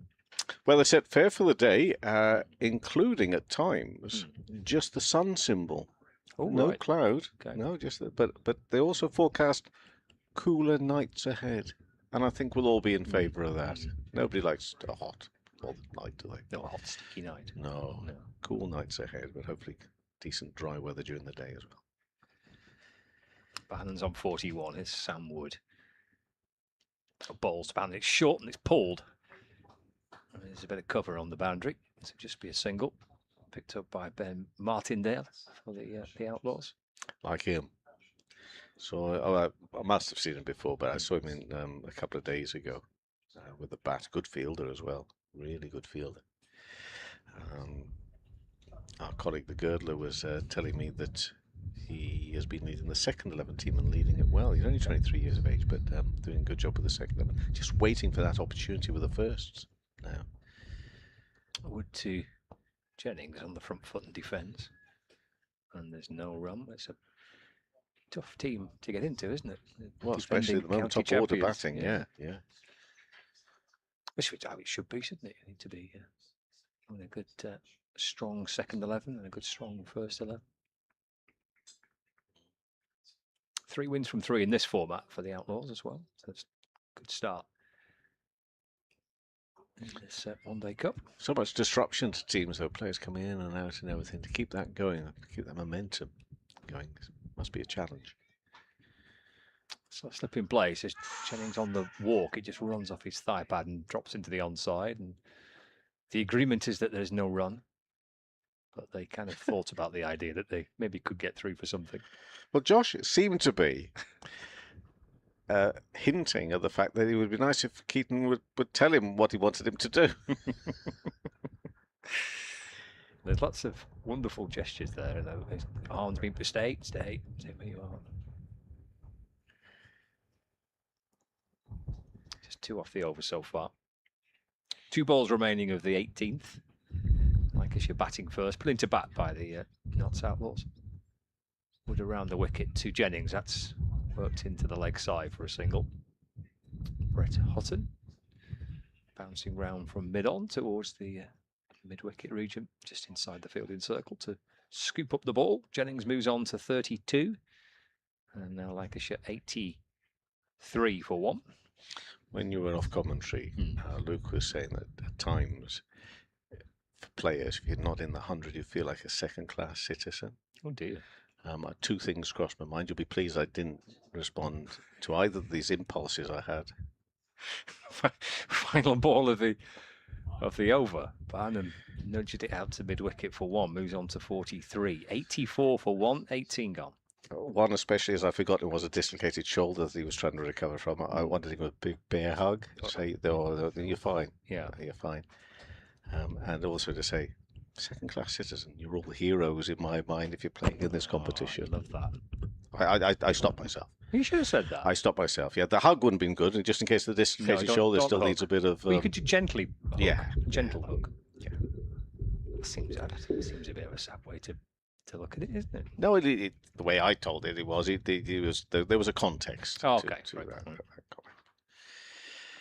Yeah. So, Lyndon James, he bowled a maiden last time. This one is in the air, away on the leg side, and it could be a catching opportunity. The player comes in. Oh, that takes it. He couldn't read that. Is that swirling wind that's caused the problem? Well, it's Bohannon who's gone. He's gone for 43. It's a really good catch out there as well. It sort of came in, then went back a bit, and they came in again. And I think that's that wind that would have caused the problems. Is whether it's going to get all the way out there and be caught. And caught by George Munsey. it's a Munsey catch, and well played to him for that. I don't know what you thought of that. That looked really tricky. And in the end, dived for it, did he not? Really late on. But Lyndon James follows up the previous over, which was a maiden and a wicket right at the start of his 5th over. It's the 19th of the innings. 84 for 2. Bohannon goes for 43 off 59. He must have thought he got enough on that, maybe, to start off with, or even thought he was just going to fall safely in front. Lancashire batter number 12, Marcus Harris. I just thought that was a really, in the end, well-judged catch from Munsey, and I think I'm going to give him lots of credit because of the wind, and that would have, I think, caused all sorts of havoc there in trying to judge that one, and he got hold of it. Yeah, I agree. I think he had to make a bit of a late adjustment, didn't he? Because, as you say, it kind of seemed to be held up in the wind, and he had to dive forward in the end. But so it's blowing, as I see here, it's blowing from right to left. So it's that shot is coming into the wind, and it's gone a long way up there as well, hasn't it? So he's gone back, comes forward, and oh yes, diving just the last minute. Yeah, so that ball has been hit into the wind as I see it blowing from right to left in front of us. The shot going the other way. Well, on Tuesday we could walk there. We can't walk there today. What are we going to do? Our people in front of us. Big changes. PMOA area. I'll pop my head out there. Sterile. Can't go in there today. It's sterile. Oh, they've got in. Cheeky. Oh, I think they've got ECB bags, though. They might be right. Next delivery is pushed into the offside. And no run. But they needed the wicket there, did not. At 84 for 2. And Bohannon is the man who is out, but he's been replaced by Harris now. And Lyndon James building up nicely to that wicket. So the previous over of his, which was 4 dot balls, a 4 and a single, and followed up with the maiden. So as I say, it's been bubbling up nicely towards that wicket, and another really good delivery, and that's past the off stump, and deeper frustration from Harris now, and Jennings joins in because presumably at the point of release there, which Harris therefore had to play at it, not enough chance for him to withdraw, move out of the way. There was movement behind the bowler's arms. It goes on. It's lots of different venues, but here it's a classic case of it going on in places like this. But in fairness to the players, and again I picked up a little bit from Luke on this, that he gets the importance of playing, grounds and venues like this, and how good it is for spectators, as James bowls here now and behind square on the offside for no run. But from a player's point of view, things do need to be done properly and nice and tight, and it's a devil to try and stop people from doing the walking behind the bowler's arm. I've done it once. In our job I felt a right fool, because I should have known better, shouldn't I? Oh, you were Yeah. dozing off somewhere and not paying attention, were you? I think you meant you'd stopped people from walking behind the bowler's arm. Oh no, I wouldn't be brave enough for that. They give me a right mouthful. Next ball. That's the stumps through to the keeper. I'm a bit of a coward like that. one more ball remaining, and Keaton's there having a word with the umpire. I'm not too sure what the umpires are supposed to do. They've got to stand quite. He can't stand the other side of the boundary rope and carry out his umpiring duties. They'll be on the radio. They'll be saying on head of security. What can you do about it? I think Mike on the mic might have to have another go. Another go. He's done his best. Yeah, he can do no more. Will this be a wicket maiden for Linton James? He's bowling to Harris now. No, it won't be. It's just turned on the onside for a single. So Harris is off the mark.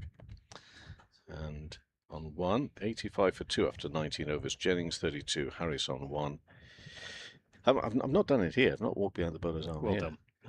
And I'm going back way back. But I did feel a fool. And I think, would it be Scarborough where I mean, your terminology is absolutely spot on. I dozed off. What do you do? It's a lovely atmosphere, isn't it? Yeah, sometimes. exactly. Yeah. Forget there's a game going on, don't you, I suppose? 85 for 2 after 19 overs. Jennings on 32, Harris on 1. I once saw the championship match we played up at Sebba against Durham back in 2019. And I think it was towards the back end of one of the days there, and Lancashire were bowling. And I seem to recall Glenn Chappell at one stage going across and stopping people walking behind the side of the screen. He had enough of it. I'm going to stand there and do it myself. Acting as a steward? Yeah, basically, yeah. Not going to walk past Chappie, are you, if he says no? I'm going to do everything he says. Absolutely, yeah. We're going to see some spin. And a bowling change from the Fowler Lane ends. Sam Wood to the ball there in the end. 5 overs for 26 in that spell. Change of bowling at the Fowler Lane end, coming on number 7, Farhan Ahmed. I'm going to see some teenager Farhan Ahmed with his wonderful quirky off spin with a slip in place. And 2 left-handers as well, of which one of them is Harris, and that's punched up towards mid-off for a single. Harris moves on to 86 for 2 as we start the 20th over of this Metrobank One Day Cup fixture here at A.O. Farrington Cricket Ground. Jennings on strike.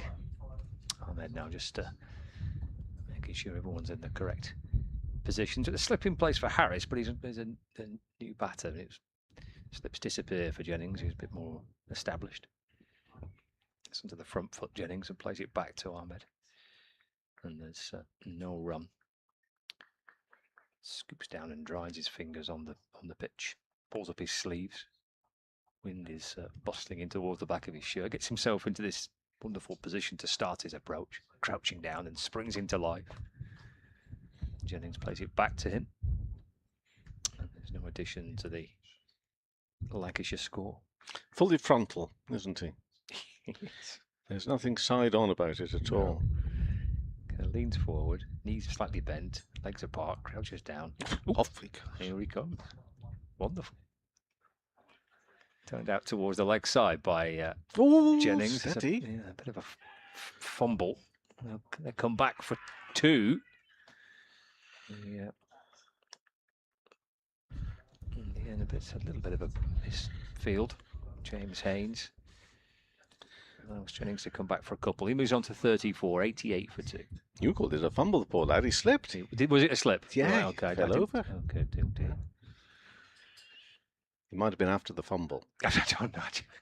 But he definitely went tumbling. Oh dear. Now down on the fine leg boundary. 2 balls to come of the over. Ahmed to Jennings. That's pushed into the offside. Hamid fields at extra cover. And there's no run. Batting at 4, isn't he, this year in this competition? Hasib Hamid. Yeah. And that's Outlaws. And Rory Burns doing something similar for Surrey as well.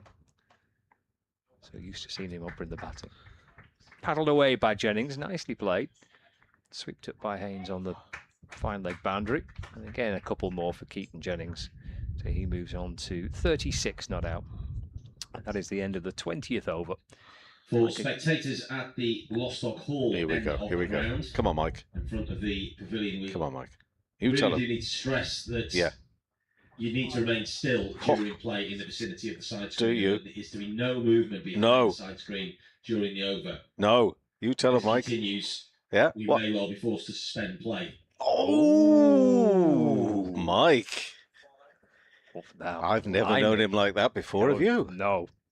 That has stepped up a level, hasn't it? That has stepped up a level. Yeah. Joe Pocklington, to just emphasise how big a miss he is, he's actually leading wicket taker in the competition, but out injured now, 10 wickets.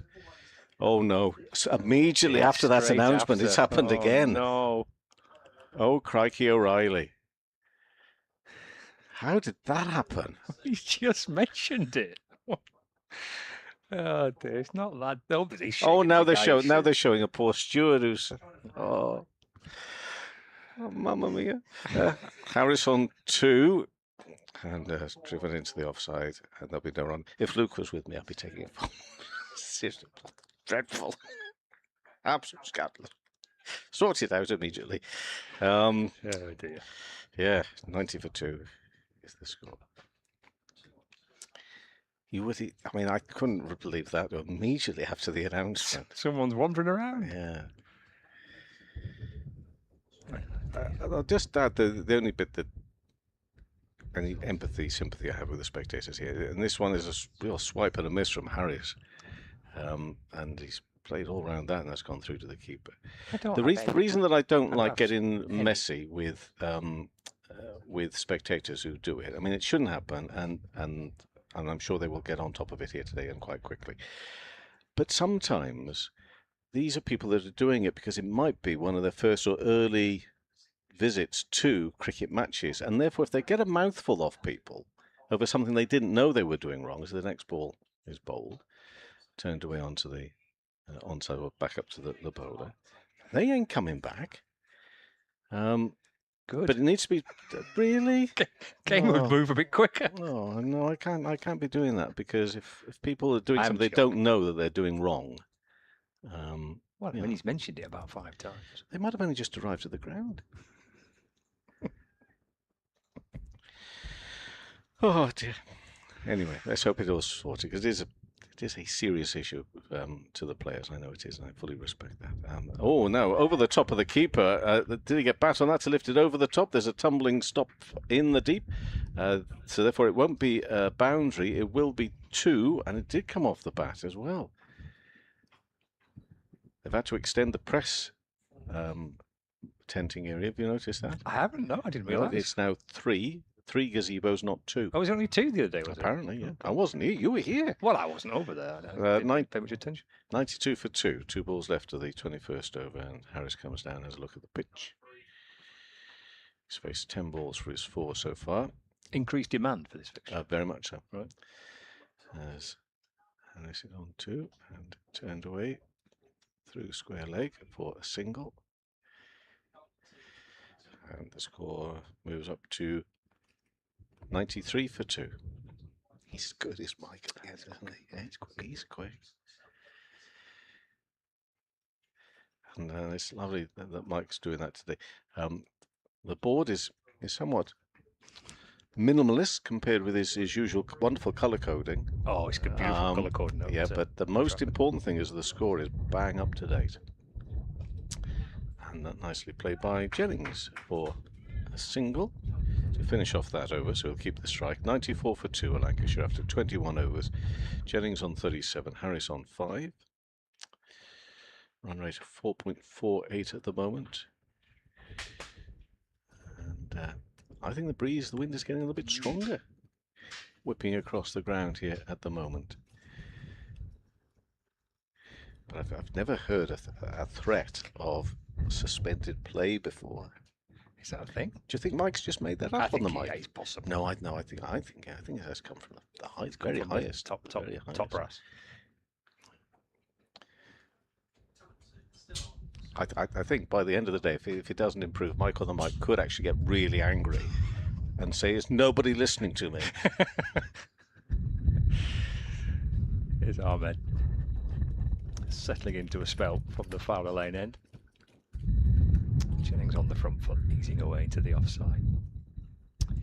Tumbling stop by Hasib Hamid. cover, and there's no run.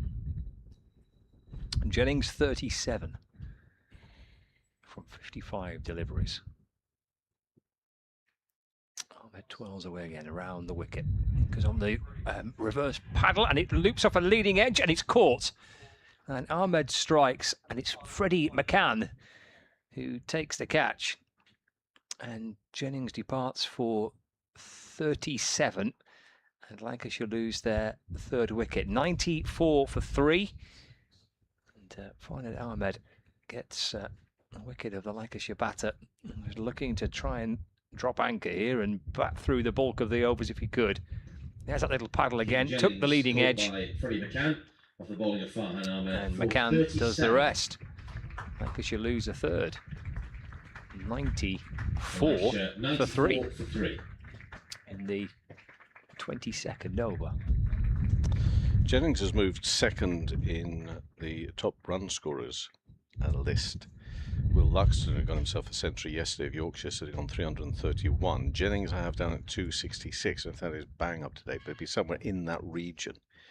And certainly he's gone above Hamza Sheikh at Leicestershire, who's on And 263. incoming Lancashire batter, number 11, Rocky Flintoff. Rocky Flintoff. As I say, Andrew Preston lad, his father.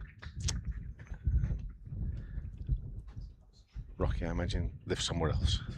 Maybe it's Preston, I don't know. Yeah, but I'm not I sure. don't know I'm why not I think it's somewhere else. But plenty of Preston in Flintoff there as he walks out here at Farrington. To see what he can do along with Harris today for Lancashire. Yeah, the Joe Pocklington injury, if you missed it earlier, he started to feel more and more pain and discomfort on Tuesday, which will explain, and does explain, why it was Farhan Ahmed who came out to bat ahead of Pocklington in the game which the Outlaws won anyway. But that explains that. There was an injury concern. But Ahmed here as bowler has a wicket with the second ball of his 22nd over. Yeah, slipped straight The back 22nd over. to place as well with Flintoff, the new batter. They've got 2 new batters out here now. Harris has only faced a handful of deliveries. It was Ahmed 2. Flintoff. That's pushed back towards him. One bounce back into the hands of a young spinner. Teenager to teenager here, isn't it, with Ahmed to Flintoff. 94 for 3. Starts his routine. Twirls in again, bowls. Turned in towards the onside, the ball pitching and spinning back in towards Flintoff. Gathered by Ahmed, and there's again no run. Super start to this spell from the young off spinner. Bouncing his way back in again. Again, played back towards him carefully by Flintoff. Just a little bit of grip and turn there for the off spinner. There's no run. Superb second over so far. 4 dots and the wicket as he tries to complete a wicket maiden in handballs. And again, just a little bit of turn back into Flintoff, and that's worked into the onside. And Hamid fields. Excellent work by Ahmed. It's a wicket maiden. Super stuff. 94 for 3. 22 overs gone. Flintoff and Harris, the 2 batters together for Lancashire. Flintoff on 0, Harris on 5. Just one game today, but some fascinating, intriguing matches coming up Friday, Sunday. No much on Saturday. Games on Friday and Sunday this week, but this in itself, well, it may be the only game today, but it is of important significance at the top of this group, as we see Hutton replacing Lyndon James, and in bowls now, and that dot ball pushed into the offside. He's already taken a liking to the lost. Oh, look out! Coming back, number 16, Brett Hutton. Thank you. That's right. He's taken a liking to the Lostock Hall end. So he's back for another spell here. Yeah, ball 5 overs in the power play from this end. Brett Hutton. Bowled brilliantly on Tuesday against Leicestershire. here yet to get a wicket, but only 15 runs conceded so far. In and again, a push for no run into the offside. You can hear the old rattler rattling by. I'm guessing that's not going to stop at Lostock Hall. If it does, he's got to slam the brakes on quite sharpish, I imagine. Could be a Leyland stop, that. Oh, yeah. Could be a Leyland. Yeah, Leyland. Yeah. Preston to Leyland, that. Yeah. On the hour, every hour? Yeah, Possibly. I would have thought so. Possibly, yeah. I mean, a lot of Pretty people want to regular. make that journey today. Harris is facing, he's on 5. Hutton's third ball of the over. And in and tucked away onto the onside after scamper through for a single, makes the ground, taking on the arm there of Lyndon James.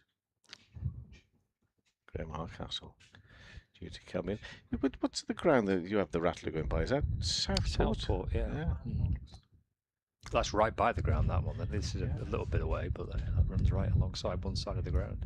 Radlett, that has one that runs alongside as well down there. Isn't it? Nice. Yeah. In leafy Hertfordshire. Well, this is the Ribble Valley. It's quite leafy in the Ribble Valley. Near the River Ribble. It absolutely is. 3 balls left of this over and defended into the offside. Very big county. I mean, it goes on about how big Yorkshire is, but Lancashire is a massive county as well, isn't it? All full of. I mean, not to be confused, I suppose, with the bits that are known as Merseyside and Greater Manchester, but for those of us outside of those areas, and I'm going to get into a lot of trouble for saying Yeah, this. you're going but down a tricky road. No, but I'm going for it. You go for it. We all consider it to be Lancashire. Because it is. And from a cricket point of view, we consider it that way. That's definite. That's turned behind square on the onside for a single. 96 for 3. Is the score. 1 ball left at the 23rd over. But if you include all those areas, I mean, huge. Massive. Huge. Massive. Mixture of built up urban and some wonderful countryside. And not quite mountains, but hills. Of which you do a bit of walking around the old hills of the Northern Hills, don't you? Occasionally, yeah. Yeah. Hutton, bowling, driven, but straight to the fielder. Hamid at mid-off. Finishes off that over with a single, so 96 for 3 after 23 overs. So Flintoff has faced 6 balls, but yet to get off the mark. Harris has faced 15 and is on 6. So Graham Hardcastle's going to come in alongside. And Is he going now? well, he's coming in. Well, I'm presuming he is. He's sitting there. He's got nothing else to do. So he's going to come in and have a chat. Lovely. So edging towards the halfway stage of this Lancashire innings. 96 for 3. Flintoff on 0. Harris on 6.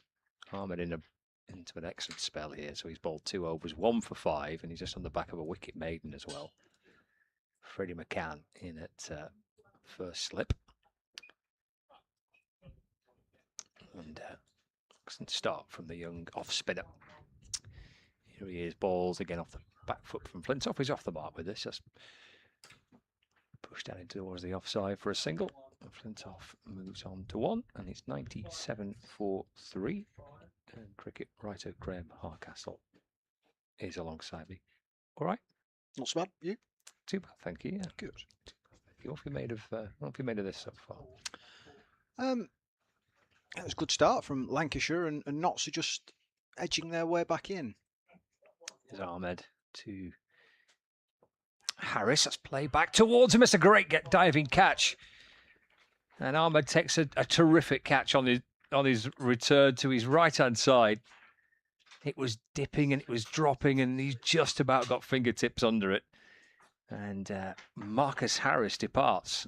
And if Notts are just fighting their way back into it, that further reinforces that point as well, with Lancashire now 4 down. Harris caught and bowled by Fahad Ahmed, and Harris out for 6. It seems a different pitch to the one we saw on Tuesday, where seam was the biggest threat early doors. Today, it seemed a little bit more placid and easier to bat when Josh Bohannon and Keaton Jennings were at the crease. And I just wondered at that time whether spin might be the biggest threat, and it's so far proving to be so through the middle overs. Yeah, 2 for 6 for Ahmed.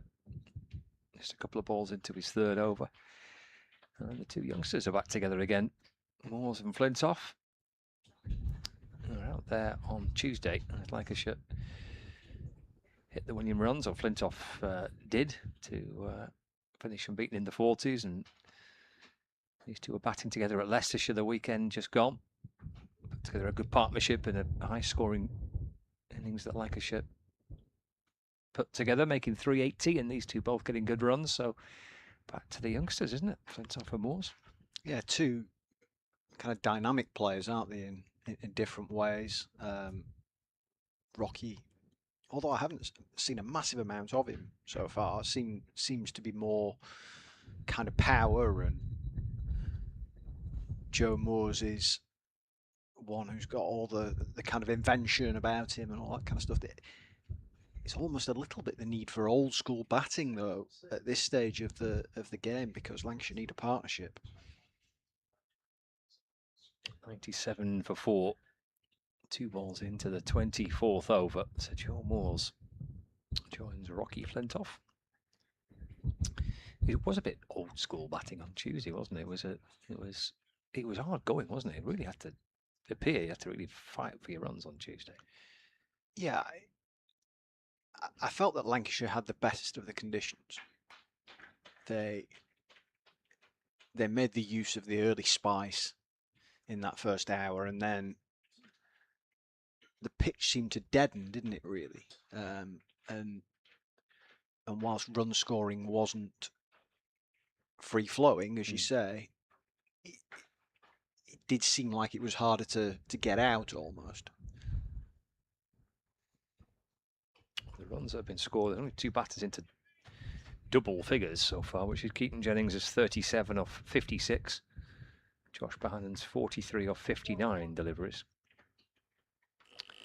So that's been similar field to it again. So Moores on strike, and Ahmed in and bowls, and watchful from Moores as he defends. Just drops it into the offside. Hamid, the Outlaws skipper, prowling around at short cover, be delighted with how his young bowlers started into this spell. 2 for 6 halfway through the third over, well, his third over. 2 new young batters to bowl at as well. Ahmed to Moores. Moores goes back and just taps it away into the onside. There's a run-out chance here. I think Moores is gone if it's a direct hit. Pick up and throw towards the bowler's end from the angle we're looking at. I think he's struggling a bit here. The replay will give us a clue, but they have got through for 1. Bit of hesitation from Moores. Oh, may just have got himself through with a direct hit. The one advantage was the throw was absolutely nowhere near the stumps. Yeah, that did help. 98 for 4. Ahmed to Flintoff. Just clipped away to mid-wicket, where Hamid fields. And there's no run. Lobs the ball back towards Ahmed. And he settles again into this little routine. Here he is to complete the over bowls. And he's bowled. Flintoff. And it's a second wicket in the over, and it's a terrific spell, this, from the young Notts Outlaws spinner. 3 for 7 from 3 overs, 2 wickets in the over. He's got Harris, and now he's got Flintoff. Flintoff's gone for 1. 24 overs gone, and Notts Outlaws have fought back beautifully. They have Lancashire 5 down now, 98 for 5. This was the off-spinner's dream delivery. Enough flight to entice the drive and bowl through the gate with significant turn. Beauty. It isn't it? Yeah. Watch that one back a few times. I'm sure. Ball spinning back into the right-hander Flintoff. Past his inside edge and rattles onto the stumps. It's a really impressive spell of bowling from Ahmed. 98 for 5. And Araf Shetty heading out to join Joe Moores now. 24 overs gone. all of a sudden the game has changed significantly, hasn't it? Even as I sat down here 5 minutes ago, I was just about to say kind of that I think both sides will be reasonably happy. It's probably just about even. It's not anymore.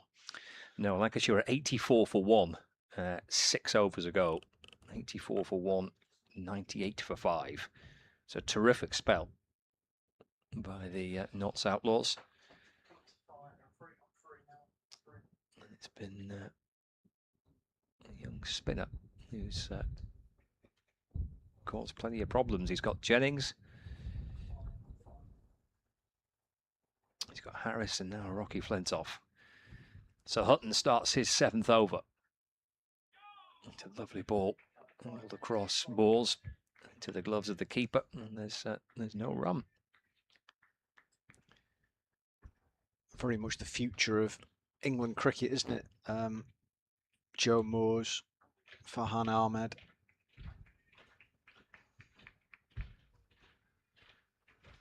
I would think both would have a very good chance of playing for their country. Here's Hutton. Balls, that's punched away to the offside. Fielded an extra cover, and there's no run. Well, it's been well said, hasn't it? But there certainly has been in the last season or two the competition where we see the further development and the emergence of some young players who eventually get themselves into county championship sides. Shetty at the non-strikers end's a good example of that for Lancashire. This is Dede's Joe Moores, who's on strike now. That's dropped into the offside, and there's no run. The big advantage from a Nottinghamshire point of view here is that we haven't even seen Liam Patterson-White yet.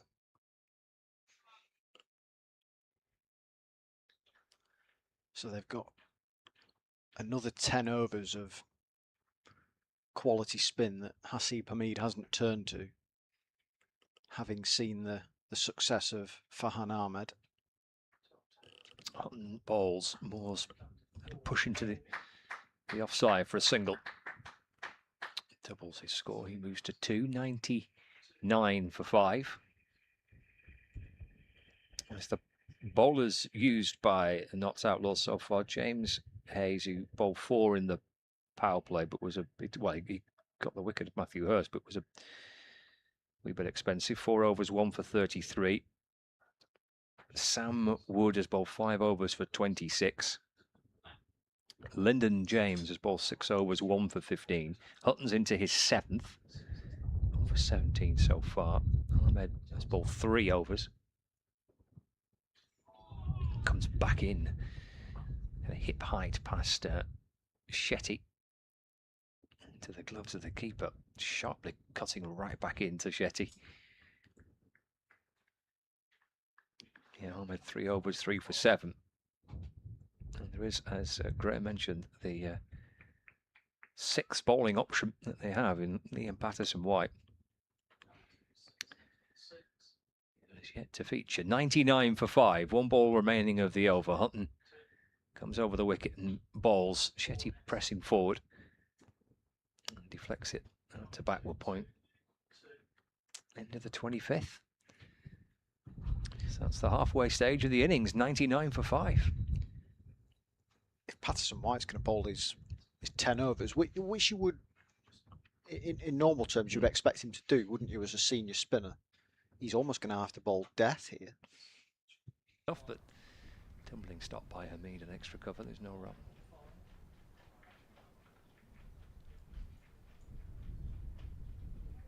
Ahmed just settling down again. Still got the slip. He's around the wicket. Runs that away off the back foot through the offside for a single. He moves to 3, and that brings up 3 figures for Lancashire. 100 for 5 in the 26th over of this match. 100 on the board for Lancashire. It's come at the cost of 5 wickets, though. Needing to find a partnership to try and rebuild here. The predicted score at the moment is 193. I think Lancashire would be pretty chuffed with that. Ahmed to Shetty. Finds Hamid at mid-wicket, there's no run. At one stage they were looking at kind of 260, 270. Come down significantly since. Ahmed balls. It's off the back foot by Shetty. Defended to the bowler, no run. Tuesday here, obviously the first match ever played here in professional cricket. It's been a couple of second 11 games played here. Kent finishing on 223. That's Ahmed. Gets Shetty on the front foot. That's worked through the onside. Gets him off the mark as well. 101 for 5. And Stephen Croft, Lancashire's head coach, we spoke to him after the game. He reckoned that was probably what he said, 10 to 15 runs too many, he thought.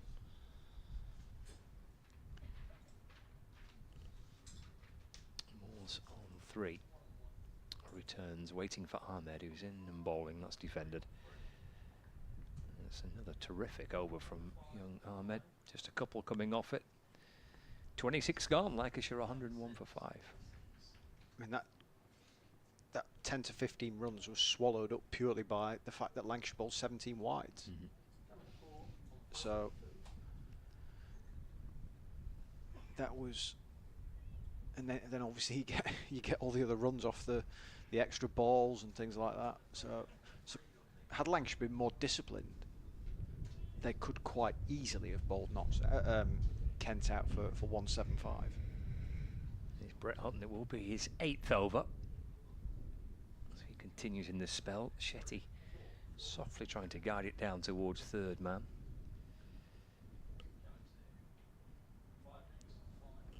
Which I think is around about a target of 175 that Notts will be working towards at this moment in time. Well, they're certainly on the squeeze here, are the Outlaws. Mentioned the wickets that have tumbled since the dismissal of Bohannon. Sutton balls again. Shetty trying to work it into the onside, and there's no run. Lancashire haven't scored a boundary since the penultimate ball of the 16th over. So they've found a way to dry up the runs, and they've chipped away at wickets as well. And Hamid's attacking in a different way here, isn't he? Because you've got your new ball seamer back into the attack, and at a stage where Lancashire are on the back foot, and he's only got one slip.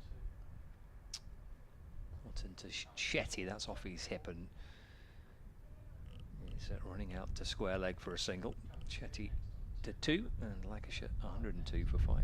But he's got fielders in tight on both sides of the wicket, trying to squeeze and break through that way.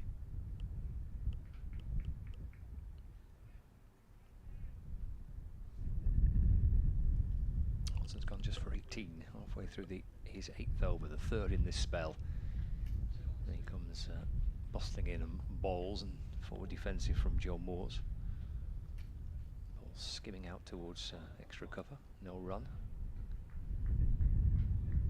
It's a great opportunity for 2 young batters here to try and build something for Lancashire. Notts have enjoyed a terrific hour or so, in which they really have squeezed Lancashire. They've dried up the runs, and they've chipped away Lancashire's batting as well. What's the response? Moore's off the back foot, just find a little gap through the offside. Runs out towards Munsey, who comes up from the point boundary. Moore's gets a single, so he moves on to 4. 103 for 5. One thing I found quite interesting on Tuesday was the fact that, speaking to Daniel Bell-Drummond after the game about the pitch, and he wasn't particularly complimentary about it. It had a few issues, didn't it? Specifically when he was batting, really, you know, there was that kind of spice about it. But to Shetty, that's off the back foot, nicely played, and that might bring up Lancashire's first boundary since the penultimate ball of the 16th over. Indeed it does. Shetty moves to 6, 27 gone, and Lancashire are 107 for 5. But he said that, look, the one thing I would say is that, and I'm paraphrasing a little bit here, I haven't got the exact quotes in front of me, but the outfield was quick. So that kind of offset the early life in the pitch. Now my kind of view of it is that it's quite a lush and slowish outfield. I was quite surprised when he said that, actually. We were saying the same things, yeah. Quite slow.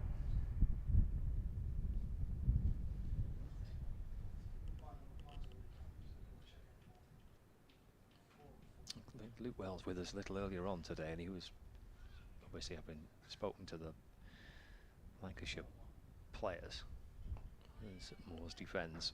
There's no run. He was saying it's a wicket where you're going to get more if you kind of hit the deck a little harder, and that's where Stanley potentially benefited from that extra bounce he got, for example. And we saw that from Sam Wood, didn't we, at one stage to Bohannon. Ahmed to Moores. Just underneath the reach of the young spinner. Leaping away to his right to try and stop the ball off his own bowling, but just under his fingertips. So a single for Moores. He's on to 4 now, 107 for 5. Brings Shetty on strike. The sun just disappearing for a moment. He's gone behind a cloud, but it's a bright enough day and it's plenty warm enough, and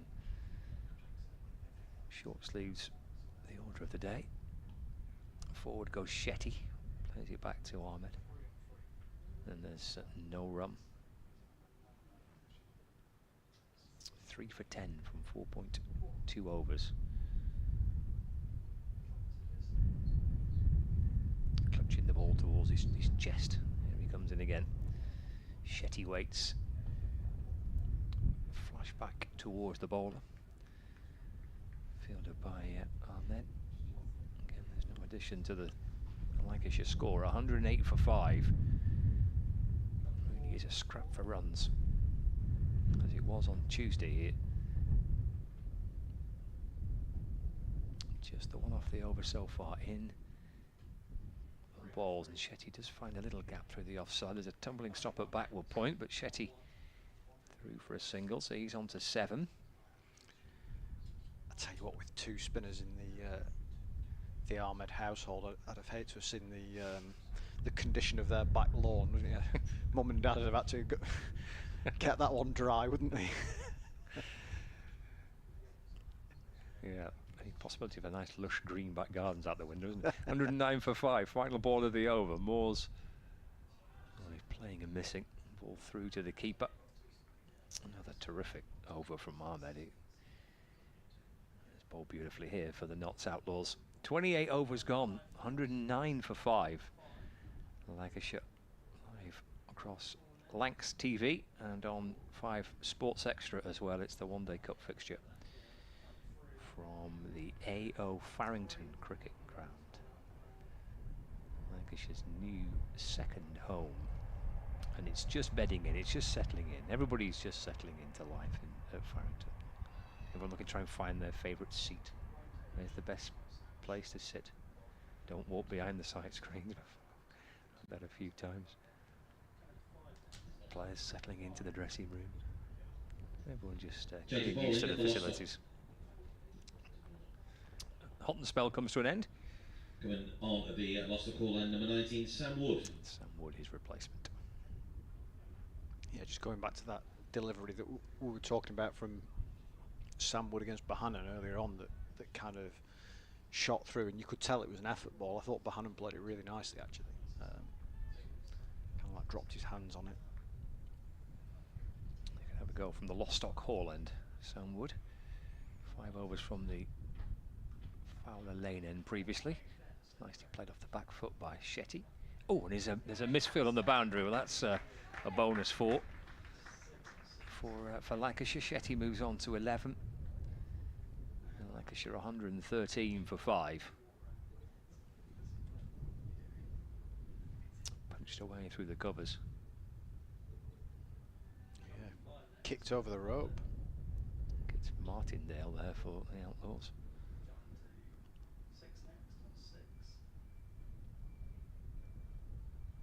Wood. Balls to Shetty. Flicked down towards fine leg. It's scooped up by Lyndon James. 1 for Shetty. He's on to 12. 114 for 5.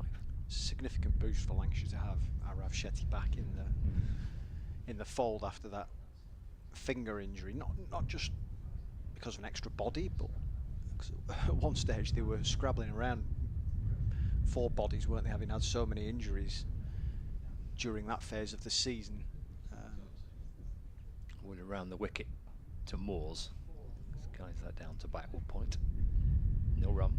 This is the kind of competition where you're booking in almost young players to say, right, you know, he's going to play that whole competition. We're going to give him a run. We're going to see what he's about. Let him develop. So to have had that threatened would have been a disappointment to Lancashire, but obviously he's back in the fold, and that's a significant plus. Wood to Moores. Jabbed into the offside, and there's no run.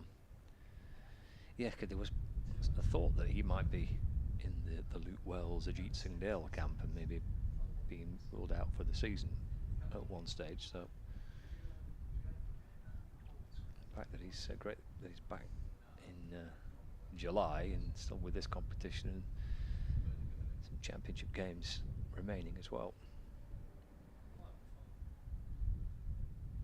So we got a bit unlucky, Lancashire, at the start of the campaign with injuries. Played away by Moores. And that might be an understatement. Well, yeah, it was 2 in 1 game, wasn't there, with Wells and Singdale. And the following match was Shetty's broken finger in the game at Durham. And then they seemed to be on the the wrong end of the injury replacement thing. It was all a bit messy, wasn't it, at the start of the season. 114 for 5. Final ball of the 29th over. Here's Wood to Moores. Let's push back to Wood. End of the over. Has anything changed on the Singdale and Wells out for the season? Oh no, I don't think so. No, certainly not with. Well, I think Luke's going to come back on in a bit before the end of this innings. But when he was with us for the championship match at Blackpool against Kent a few weeks ago, he was pretty sure that would be it for the season for him. He was out there this morning, wasn't he, doing some running and what have you. Yeah, I think it was that he had to have surgery in the end. I think it was a decision. Well, he did mention this the other week. It was a decision as to whether to have surgery for him or not. I think without it, he could have returned this season, but then perhaps not as strong as it would be without the surgery. Right. It has the surgery, it's more secure, and there's a less chance that it will happen again, but it would rule him out for the remainder of the campaign. Ahmed to Shetty, that's worked away through the offside, and there's no run. So very much in the long-term gain. I think so, yeah. Category of thinking.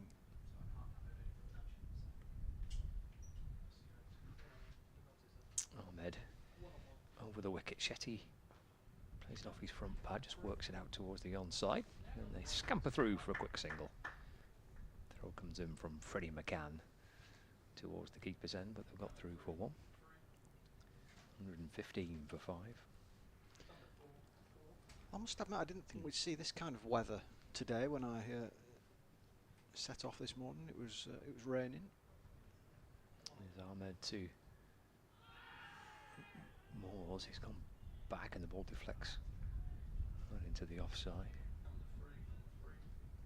Raining in Standish. It was raining in Standish. Oh dear.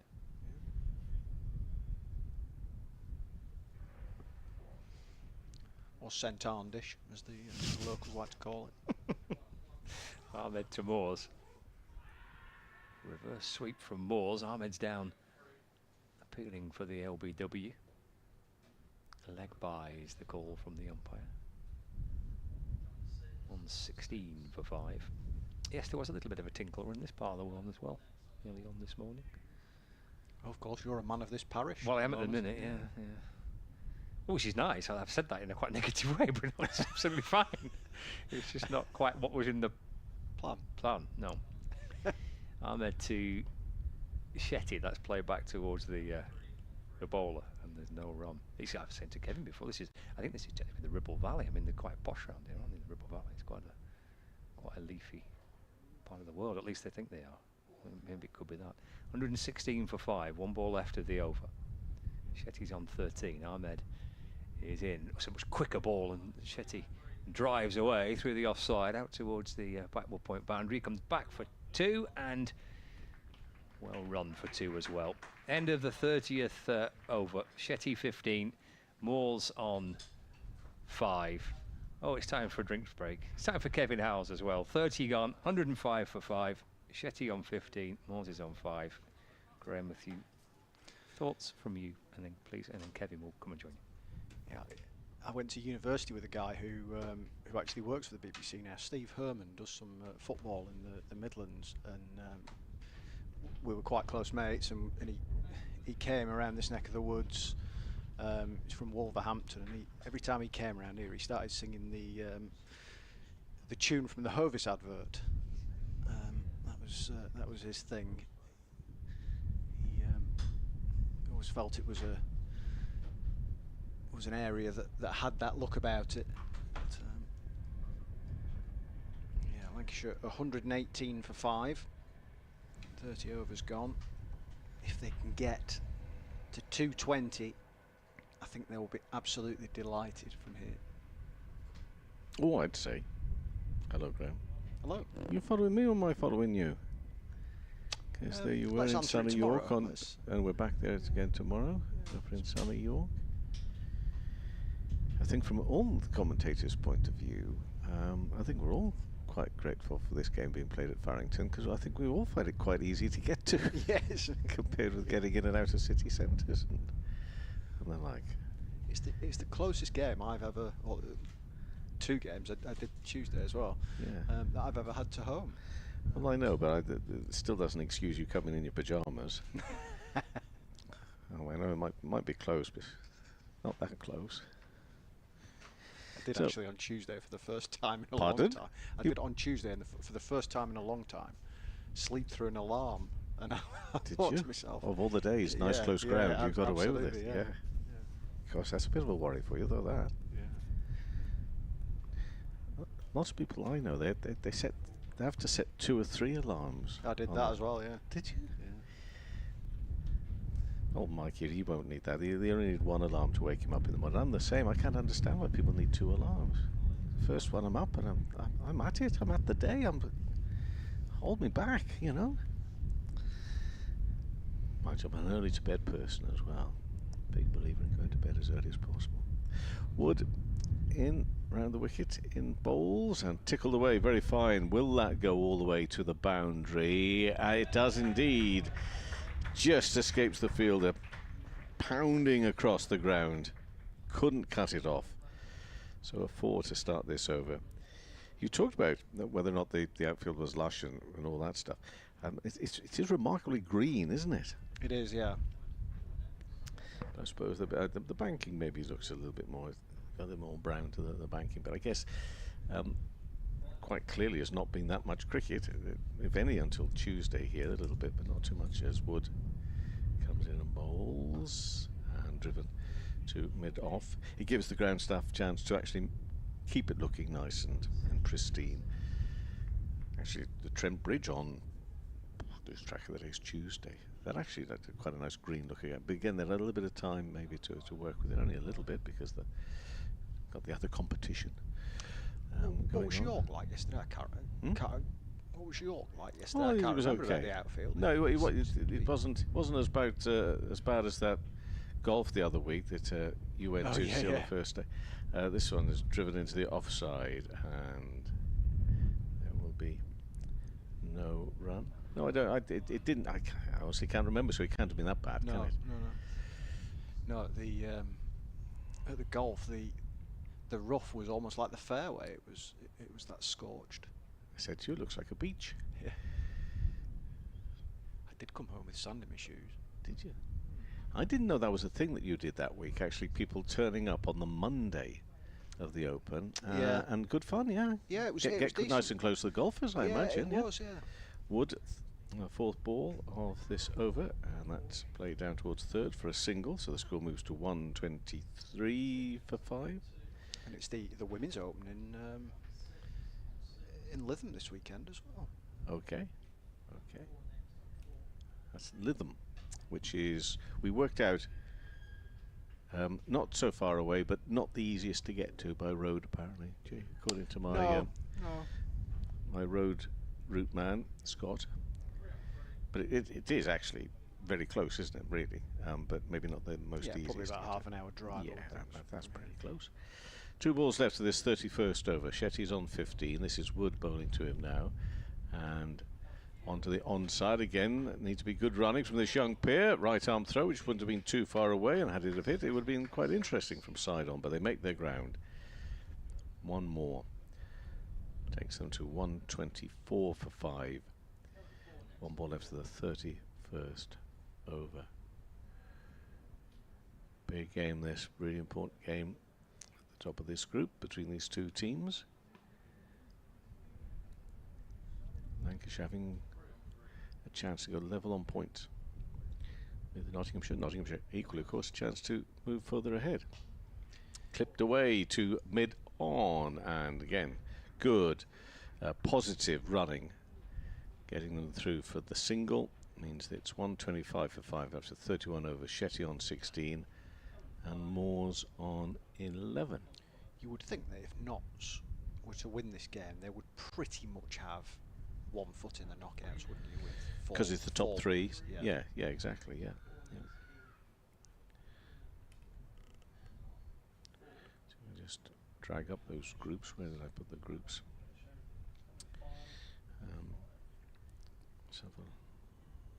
Takes a little while sometimes for it to turn over. No complaints, but sometimes it's a little on the slow side for it all to work. Next ball, start of this next over, driven. Start of the 32nd over, it's driven for a single by Shetty. And he moves to 16, 126 for 5. So it's a 2,000 test capacity, isn't it? I mean, the test being the word we use for making sure everything's okay in the early stages of a new ground. It's Ahmed bowling, by the way, bowls and punched, beats the fielder, and therefore there will be a run. That's a Mead diving to his left-hand side. But I guess you double that if capacity is I think needed? the capacity's 5,000. Oh, crikey. Around that. But we were actually having this discussion over in the press tent on Tuesday. Yeah. We reckoned you could almost double that 5,000. Double it Yeah. round the wicket in bowls and turned away to the onside. Pray tell, how would you do that, Jay? Well, if you look at the beyond the boundary rope, where the boundary rope is today, Yeah. you have got significant space Okay. up until the start of the grass banking. That is very true. Ahmed in bowls, whipped away for a single to cover point, and Moores moves to 13, 128 for 5. So when you go to outgrounds that are in use more regularly, the spectators will be much closer to the boundary rope. Mm-hmm. Clearly here, with a new venue and that effectively being the outfield, Ahmed to Shetty, defended for no run to the onside. they don't want spectators on that area. But if you desperately wanted a big attendance and you had the license for it, all these kind of things, you could Yep. Well, probably, it's probably interesting. double the attendance Yeah. in that area alone. One step at a time, I suppose we'd say. But oh, no, that's got through everything. Fumbled by the keeper. I'm not too sure there was a chance there, but Shetty doing strange things with his bat. 128 for 5. 32 overs gone. Shetty on 17. Moores on 13. It's another 18 overs. The predictor has it at 211. We saw a total yesterday of 230, didn't we? So the target of 231. At the Lostock ball end. And Placing Sam although it wasn't 22, total William plain Patterson White. sailing, Yorkshire in that instance made such a strong start that it did seem as if it was a bit of a foregone conclusion. Yeah. So, you know, if they only do get up around that total, conditions obviously, it's a new ground, and therefore maybe not quite so straightforward for batting and all that, but it would seem on the rather modest side, wouldn't it? Yeah, I think that chasing 230 here would be significantly harder than it was yesterday. Yeah, and smaller ground as well. This one is carved behind. And on the offside, that's yesterday's ground there at York. The key moment in that chase was Will Luxton being dropped on 9. And He went on to get 126. he did indeed, although I thought it was very mature innings. I thought he batted ever so well, turned around the corner. And a single. I haven't been given that life, because I've been told that he's obviously a batter of immense talent, but just needs to be a little bit mindful sometimes of the shots and everything. I thought he played that to perfection yesterday. As he did at Hove on Sunday as well Yeah, against so it's Sussex. really big season for him. Meantime, back here, Lancashire will extend their total by a couple of runs behind square on the offside. Score moves to 131 for 5. Shetty and Moores trying to build up a nice partnership. This is Patterson White, brought into the attack for the first time. Back in the team here, Liam Patterson White, released by the 100 franchise. And he bowls and goes deep in his crease, does Shetty. Up to Ahmed doing the fielding. Doesn't have to move very far to pick up that ball. Back to his mark again. In past the umpire, Liam Patterson White bowls a little quicker and into the offside where Hamid does the fielding, no run. So nice and tight so far from the newly introduced bowler. There's one ball remaining, which he bowls now. Leans back, trying to create enough space, and does so behind square on the offside. It only will get them a single, which leaves us after 33 overs, 132 for 5. Shetty on 20, Moores on 14. But I've seen a few games this competition, and pretty much in all of them it's been tricky for the side batting first, either to know what is a competitive target or to try and achieve it. I'm hoping Luke will pop back, because he was just starting to talk a little earlier about this word commitment as a batter, you know, your commitment to the shots. And I've seen 2 or 3 teams that every time they had tried to show a bit more commitment, they lost wickets, and obviously that's not part of the plan, is it? Yeah, I mean, Sorry to break off just for a second. Ahmed bowls and into the offside, no run. strangely enough, when you come to a venue like this, which is new, and you're not really going to be 100% sure of how the pitch is going to play, I think you're pretty sure it's. Next ball, whipped there into the offside again, no run. It's not going to be a featherbed, and it's. For example, on Tuesday, I turned up and never expected for 1 minute 380 to play 380. So from that point of view, if you can probably eke out 250, 260, you're well ahead of the game. Ahmed to Shetty. Shetty finds enough space to work with for a single, and that's applauded, because it is good running and awareness there to pick up that one. 133 for 5. So with the amount of time that you've got in a 50 over game, you can play within yourself. Whereas if you get on a road that people are saying, well, 380 is par, and you may need even more, then you've got to be more expansive, clearly, and that can bring pitfalls. And he comes and bowls, and driven out to the reach of the bowler, so it'll go up to the long off boundary. That's Lyndon James, right on throw. Another one, so pick up these singles. boundaries. How often have we've not seen a boundary? Maybe in a little while. And it does require some dinky little work out there for the batters to find those gaps, push hard for the ones, create twos if they can, but just had a couple of singles in here. 20, was that the 26th over? And here we are in the 34th. Thanks so much to Mike for that. So Ahmed in and bowls. Leans back, almost plays on, and then the right boot of Kyle Verreynne, which misses, but I think he got his bat back down okay by then. Almost a fusion of sports, that, wasn't it, really? Just a bit. But he nearly played on, did Chetty. He's on 21. Ahmed to bowl to him now. And forward and into the offside. And nice gentle single to finish off the 34th over. 135 for 5. Shetty on 22, Moores on 15. But we all are aware, Moores, of course, really stands out in this, on this front, that should they still be there, and we're getting into those last even 5 overs, never mind the 10, but the last 5. All sorts can happen. It can all start kicking off, can't it? Absolutely. They might want to go a little bit earlier than that, but so this is the 34th over. It's the big moment. Which ball are we going to use for the remainder of the innings? I think there needs to be a bigger fanfare about this. Gee, I think it needs big announcements. It needs to be sponsored as a big moment in the game. You think an electric car should come on and take the other one off? Yeah. Yeah, good idea. Good idea.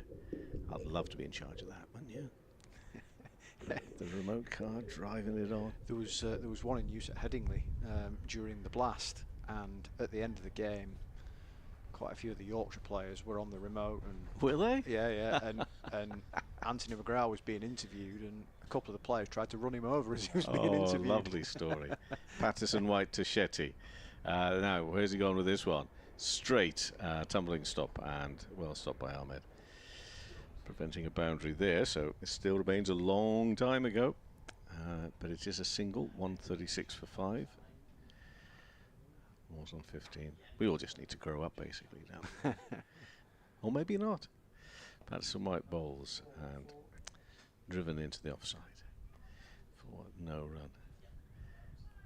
If I was in charge, it could take a long while for that ball to either be driven back off or driven on. I'd be going everywhere. Hit the stumps on the yes, yeah, something like that. Moore's on 15. Gets down on one knee. It's in the air. Out there to mid-wicket. Should be a catch, and it is. Catch is taken.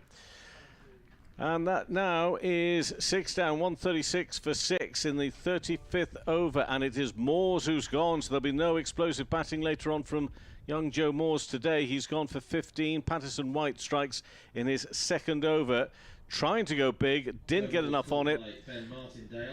Martindale takes the catch. He looks after that boundary so well out there.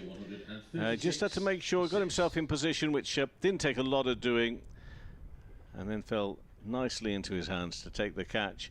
Let's take a look at this catch shot again from Moores, Graham Hardcastle. He knew straight away, didn't he?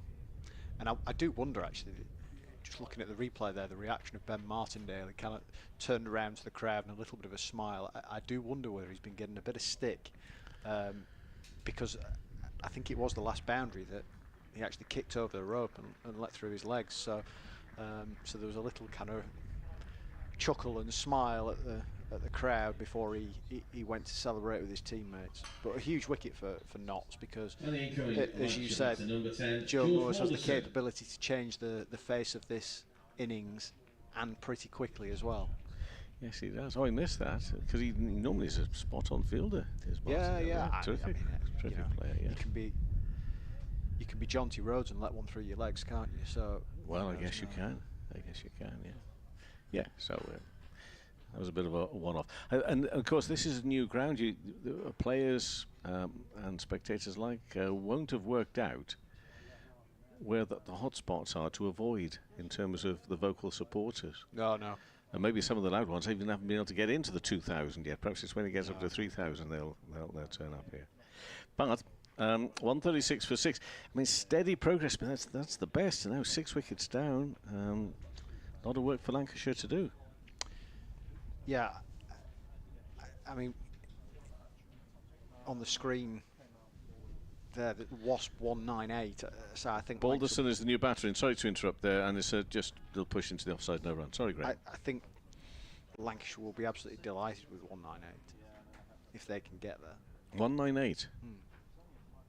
Well, it's on the. Oh, I see. I thought you sprung that from the top of your head there. And next delivery into the offside. I thought just as you were sitting down working out the lottery numbers for this week, you thought I think 198 will be a good number at the cricket on Thursday.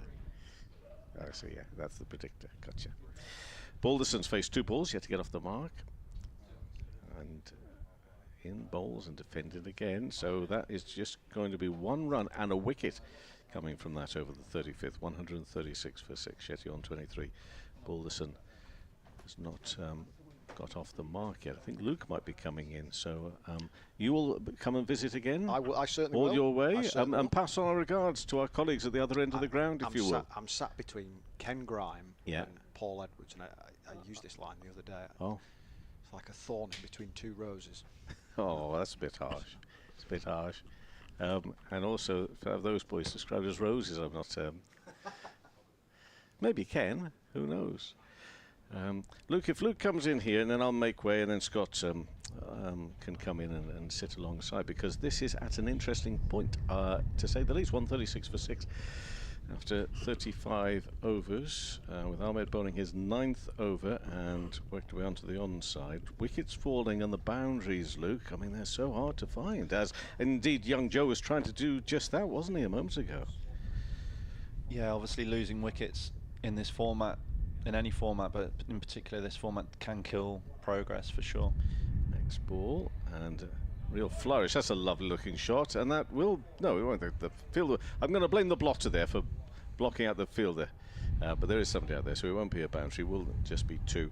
138 for 6, which sort of brings me to the point that we just got to, and you were last with, in terms of when you're a batter out there, and just trying to work out when you're batting first, what do we need, and especially on pitches and surfaces you're not used to, grounds you're not used to, it adds even more to it. And this has worked away through square leg for a single. Here it's extreme because this is a brand new ground, but it applies to outgrounds when you go and play there, doesn't it, as well?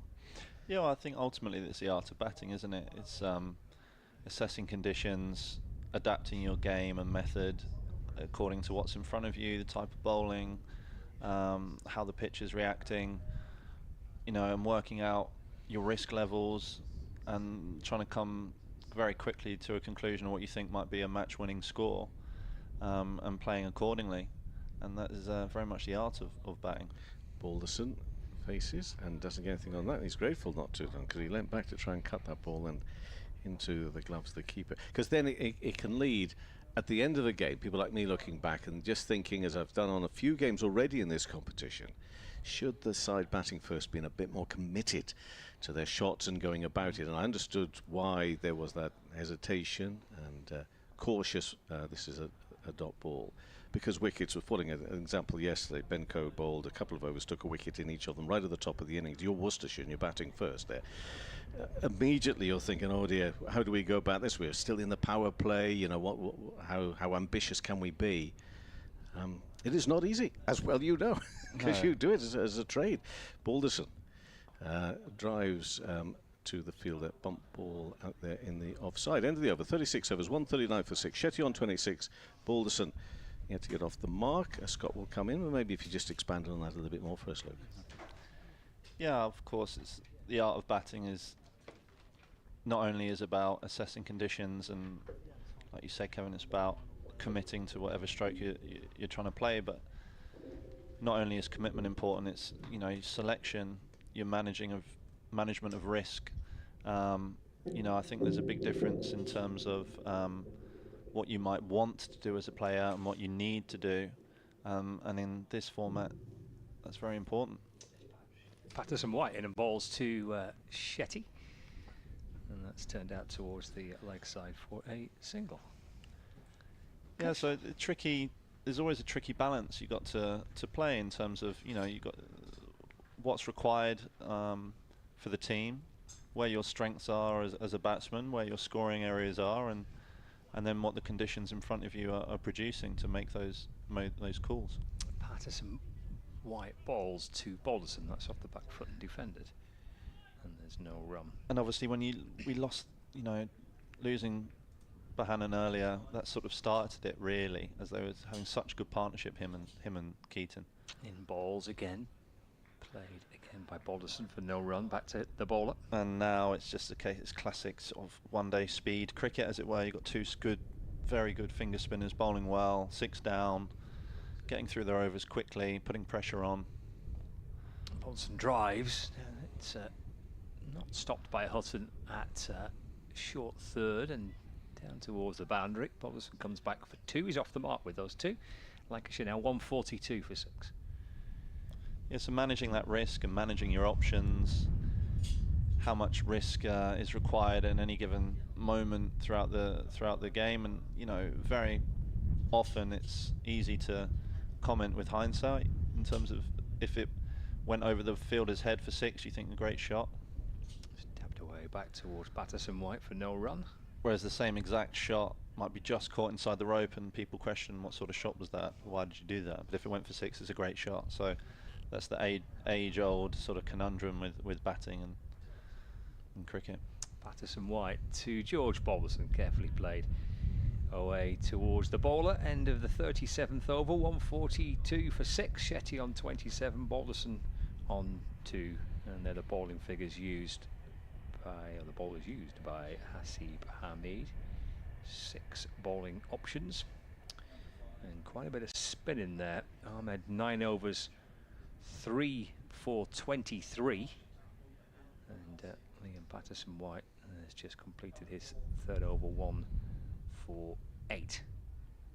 Ahmed has bowled all 9 consecutively from the Fowler Lane end, and he's going to complete his set of 10. That's very 100 talk, that wasn't it? Set of 10 with this next over as well. He's got Shetty on strike, 142 for 6. Live from the AO Farrington Cricket Ground here on Lancs TV and on 5 Sports Extra as well. This Metrobank One Day Cup fixture. Shetty off the back foot, plays it back to the bowler, and there is no run. Yeah, I did mention earlier, I think spin would be crucial in this innings. Obviously 2 very good finger spinners, and how the pitch would react to spin. Obviously one really good delivery to Rocky through the gate earlier. Ahmed to Shetty, that's hit away through the offside. Shetty moves to 28. And yeah, seeing how the pitch reacted to spin and how we played that, obviously, it sounds very obvious, but in this scenario now, even if the same score but with only 2 down, you'd think, right, we'd be able to step on the accelerator now, but those wickets always put a brake on proceedings. Ahmed to Balderson, plays calmly off the front foot, defends, no run. So this is where, George Balderson's come out, he's 2 off 12, starting against good off-spinner. It's hard for him to sort of take a risk at this point, because then obviously if he gets out now, it leaves mainly the sort of tail enders in, so got to manage it quite carefully here. Ahmed to Balderson, it's run down towards backward point. Hutton stops it, way down to his right. Good stop from the big man. Single for actually no, it didn't run, it's a dot ball. Well, one of the great things about this format is it gives you enough time for you to be able to come back. So there's still time for us to sort of absorb for a few more overs and then have a really explosive finish from Lancashire point of view. Whereas other formats, sometimes, once you've made a few mistakes, that's it, game over. To Balderson, they do take a single this time. He's worked it to mid-wicket. Moves on to 3, 144 for 6. So yeah, it's going to obviously take a really seriously good finish from this point to get us into a competitive score. Only 12 overs left now. The scoring rate has slowed down considerably compared to where it was for the first sort of 15 overs or so. We really want to be looking at 220, 230 really, but it's quite a tall ask from here. Shetty just jabs it away through the offside and sneaks through for 1, and that is the end of Ahmed's 10 over spell, and that's an outstanding 10 overs. Sent down on the spin from the Fowler Lane end. He's finished with 3 for 26 from 10. brilliant bowling from Farhan Ahmed. And Lancashire are 145 for 6 after Farhan Ahmed finishing with figures 38. of 10 overs, Yeah, 10 one overs, maiden, 1 3 for maiden, 26. 3 for 26. Really, really fine work. What would be a competitive score, Luke? And I say that because obviously there's just been no cricket play. There's no volume of work to look at, is there? No. Well, it's obviously a difficult question to answer with any sort of certainty, but 230, 240 looked competitive. Shetty cuts that away to backward point And for no run. The interesting thing now is because like so many of the players have such incredible power now and ability to clear the ropes, you can take the game, the innings much deeper and leave wickets in the tank, because you could have a few overs of 20 plus at the back end. Cut out through the offside by Shetty out towards the point boundary. Scooped up on the rope by Ben Martindale, but Shetty does run too, so he's on to 31 from 41. And Lancashire 147 for 6. Which is where almost, arguably, wickets in hand now in this format is even more at a premium because of the amount of power and skill that guys have now at hitting sixes. Right. That if you do have a... Swung that away down the ground as Shetty, and six, might be all the way for 6. It is, yeah. Over long off. Shetty moves to 37. That brings up the 150 for Lancashire. 153 for 6. That's a really terrific shot from the crease, in out, over extra cover. You know, generating enough power to hit it over extra cover for 6 without coming down the pitch is, you know, incredible skill. And Shetty, really talented, skillful player, and more signs of 6 hitting ability there. Liam Patterson-White into ball. That's turned off his pad out towards square leg. Jogs through for a single, a 6 and a single for Araf Shetty. 154 for 6. And obviously from a Lancashire point of view, we've still got Jack Blatherwick to come. Tom Bailey can clear the ropes. You know, Blatherwick has a particular ability to hit 6s. So if these two can take it even deeper, can really capitalise. Patterson-White bowls to Balderson, and that's clipped towards the leg side for no run. And watching Lancashire the other day against Leicestershire, I think that was evident there. You know, the scoring rate wasn't anything particularly aggressive, but then the acceleration towards the back end. Balderson gets a single hit, didn't it? And through he goes for 1, keeps the strike. He moves to 4, 39 gone, so 11 remaining, 155 for 6. And so that acceleration now that guys have the ability to produce due to the, you know, the increase in skills of 6 hitting and through T20 cricket now. You know, it's always been the case of wickets in hand towards the back end of the overs in 50 over cricket, but I think it's even more of a thing now because, you know, there's nothing to say that there couldn't be 2, maybe 3 overs of 15, 16, 20 plus runs. Players are more than capable of that sort of thing if they've got the foundation and don't have to think about too much about managing their wicket too much. More spin. It's off spin from Freddie McCann is around the wicket to the left-hander Balderson, and that's through to the keeper. You may well go through spin to the end here, as they got a left-arm spinner going away from the right-handers and the off-spinner still away from the lefties. Dragged out towards the onside, but straight to mid-wicket. And Balderson departs, and McCann strikes with just his second delivery. And maybe spin is the way today. It certainly has been for the second half of this innings. Lancashire 7 down. Balderson's gone for 4. 155 for 7. 155 for 7. McCann strikes early on.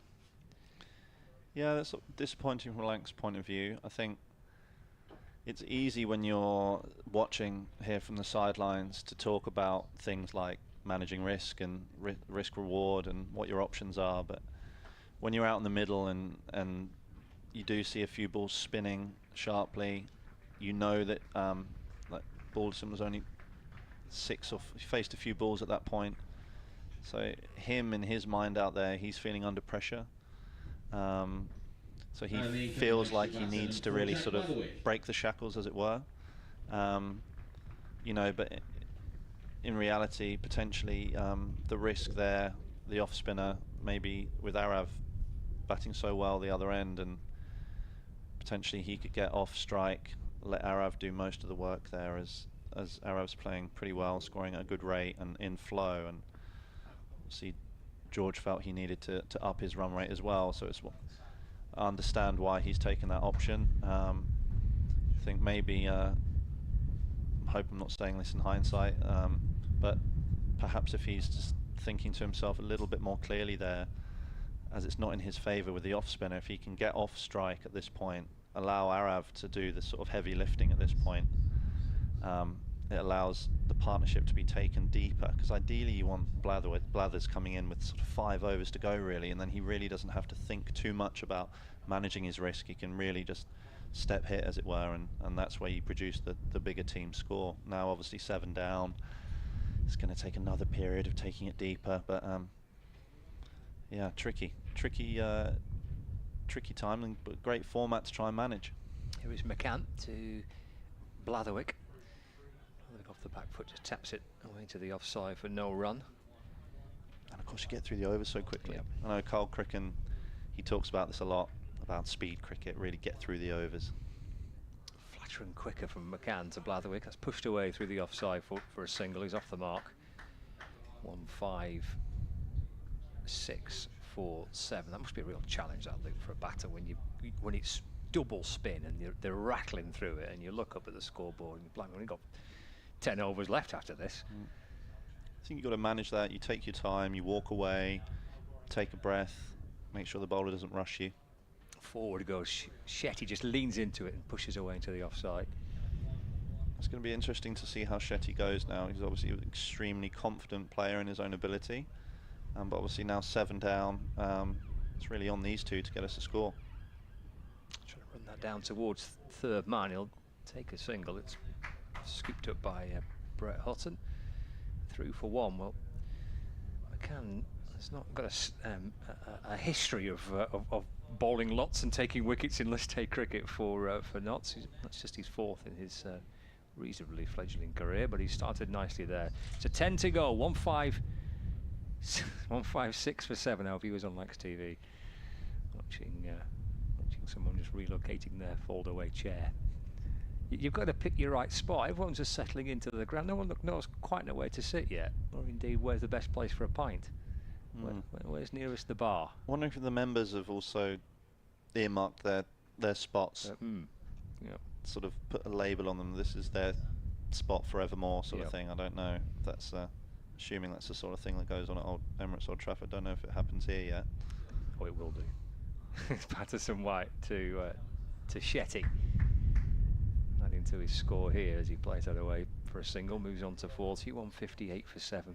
It's great as a spectator though. Brilliant. Sun out, green banks, cold beverage, ice creams. I mean, it's what it's all about, isn't it? Really. Happy days. It's definitely kind of a festival feel to it. Patterson White to Blatherwick on the front foot and defends. And there's no run. You were mentioning some of the games and some of the grounds. I was going through some of them on Tuesday when we were here that are hosting one-day cup games this season. You think they're going to be some brilliant atmospheres, some full crowds, some gorgeous grounds to play at and watch cricket at. Blatherwick adds to his score. He doubles his score, punches to point. And some really good players playing. I mean, Ben Stokes. I mean, what a privilege for the comp to be able to have, you know, Stokesy coming back, wanting to play for Durham, playing in these outgrounds. You know, kids and school holidays getting to watch him play. Shetty drives through extra cover for 1, moves to 41, 160 for 7. I think they played at Newcastle the other day. I remember a few years ago we played up there. A classic club ground again. And, you know, watching Ben Stokes go from England Test captain playing to then playing at sort of Newcastle Cricket Club. Blatherwick off the back foot, going right into the crease and then just tipping it away to mid-wicket for a single. And even, you know, the Championship and outgrounds, we're obviously so lucky to still play with Jimmy. It's his birthday today, actually. Is it? James. Okay. Yeah. Wishing him a happy birthday.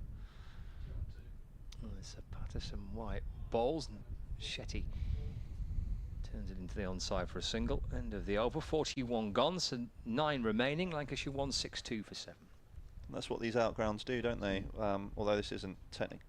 Would this be described as an outground? Well, it is, isn't it? Yeah, it is. It is, yeah.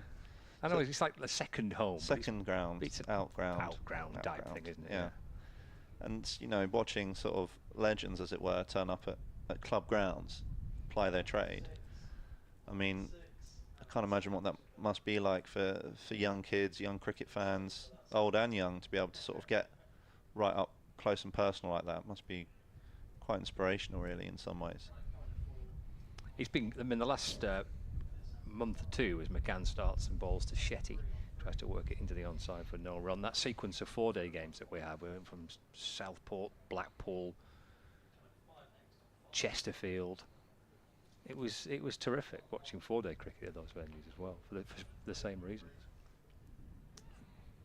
Shetty thinking of 2 here, just turns it away towards square leg, just a single, moves to 43, 163 for 7. Yeah, it's interestingly poised, this game. There's every chance here that Patterson-White bowls through to the death. See, he's only bowled 5 overs, so they've obviously done that deliberately.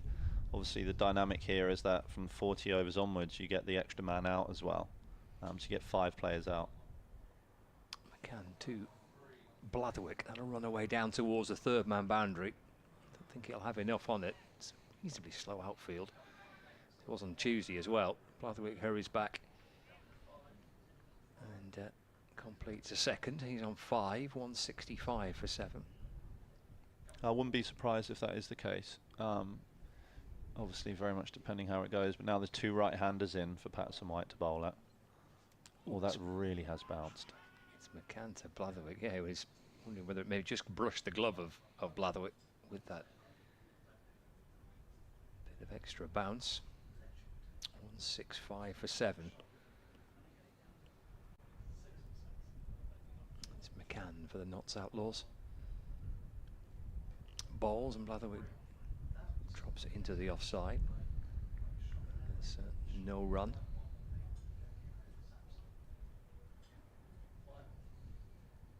Tap of the bat from Blatherwick. Keeper crouching down behind the stumps. Goes back and works it out towards the square leg.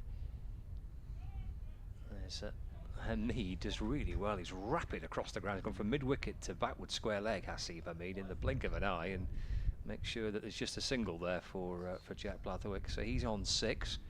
He's pinched the strike as well, isn't he? That's the end of the over. So 42 gone and 8 to go of this Lancashire innings. Working hard here to try and squeeze out every run they can. Lancashire 166 for 7.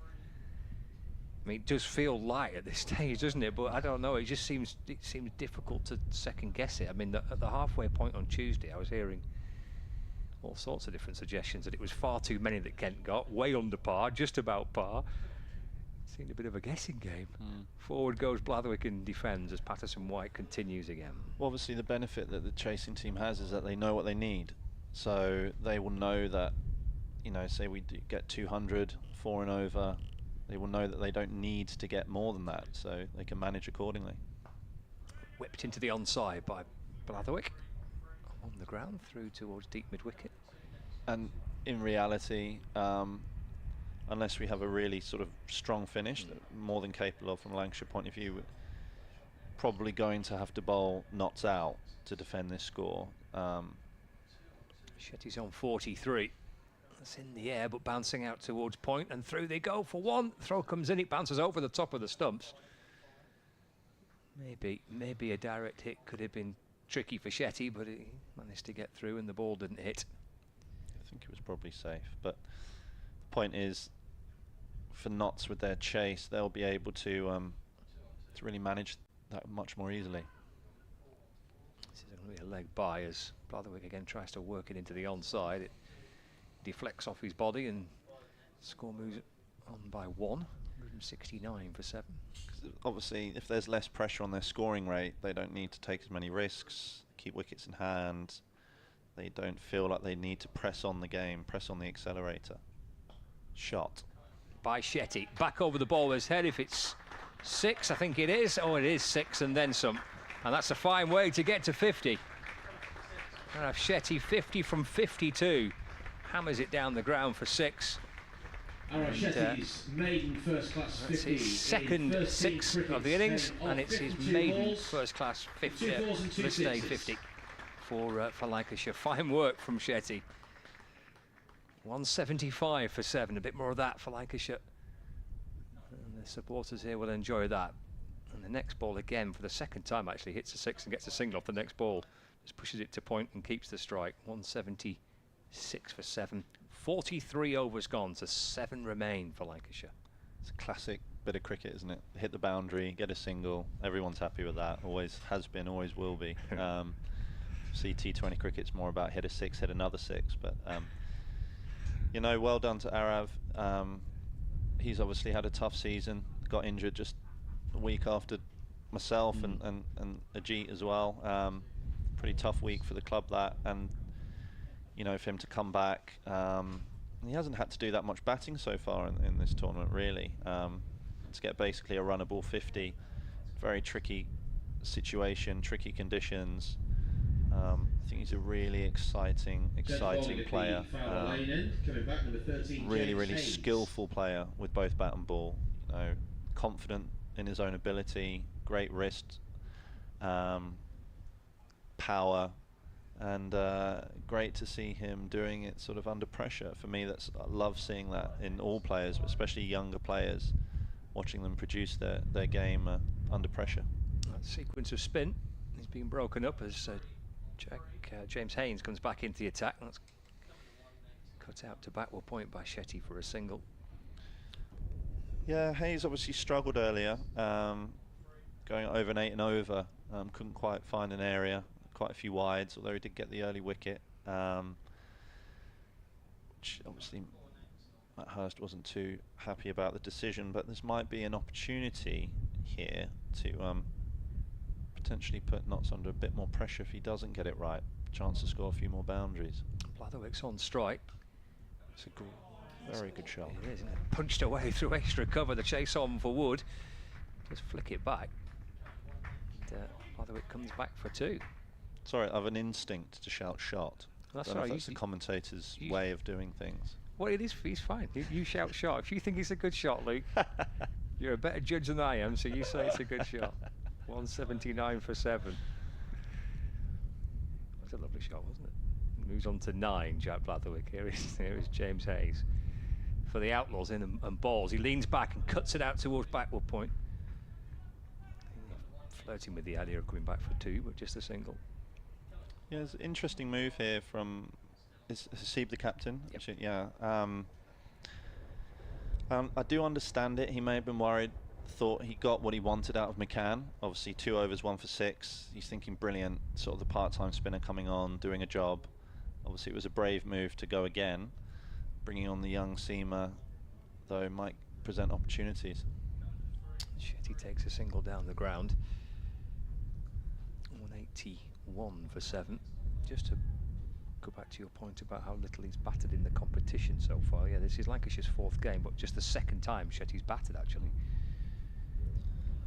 Yeah, so that's great that he's been able to take, from a personal point of view, from him, you know, having a disappointing season with injury, coming in, taking his opportunity when it's presented to him, and performing under pressure. That's what it's all about. Haynes to Blatherwick through the goal for a single as he forces the ball up towards Sam Wood at mid-off.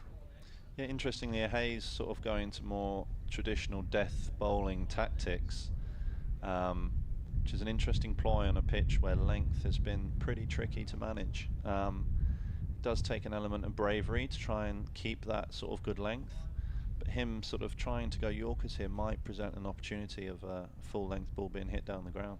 The final ball of the over, swatted away by Shetty, but it isn't timed. It bounces out towards the leg side. It's the end of the over. It's a good delivery to end it as well from James Hayes.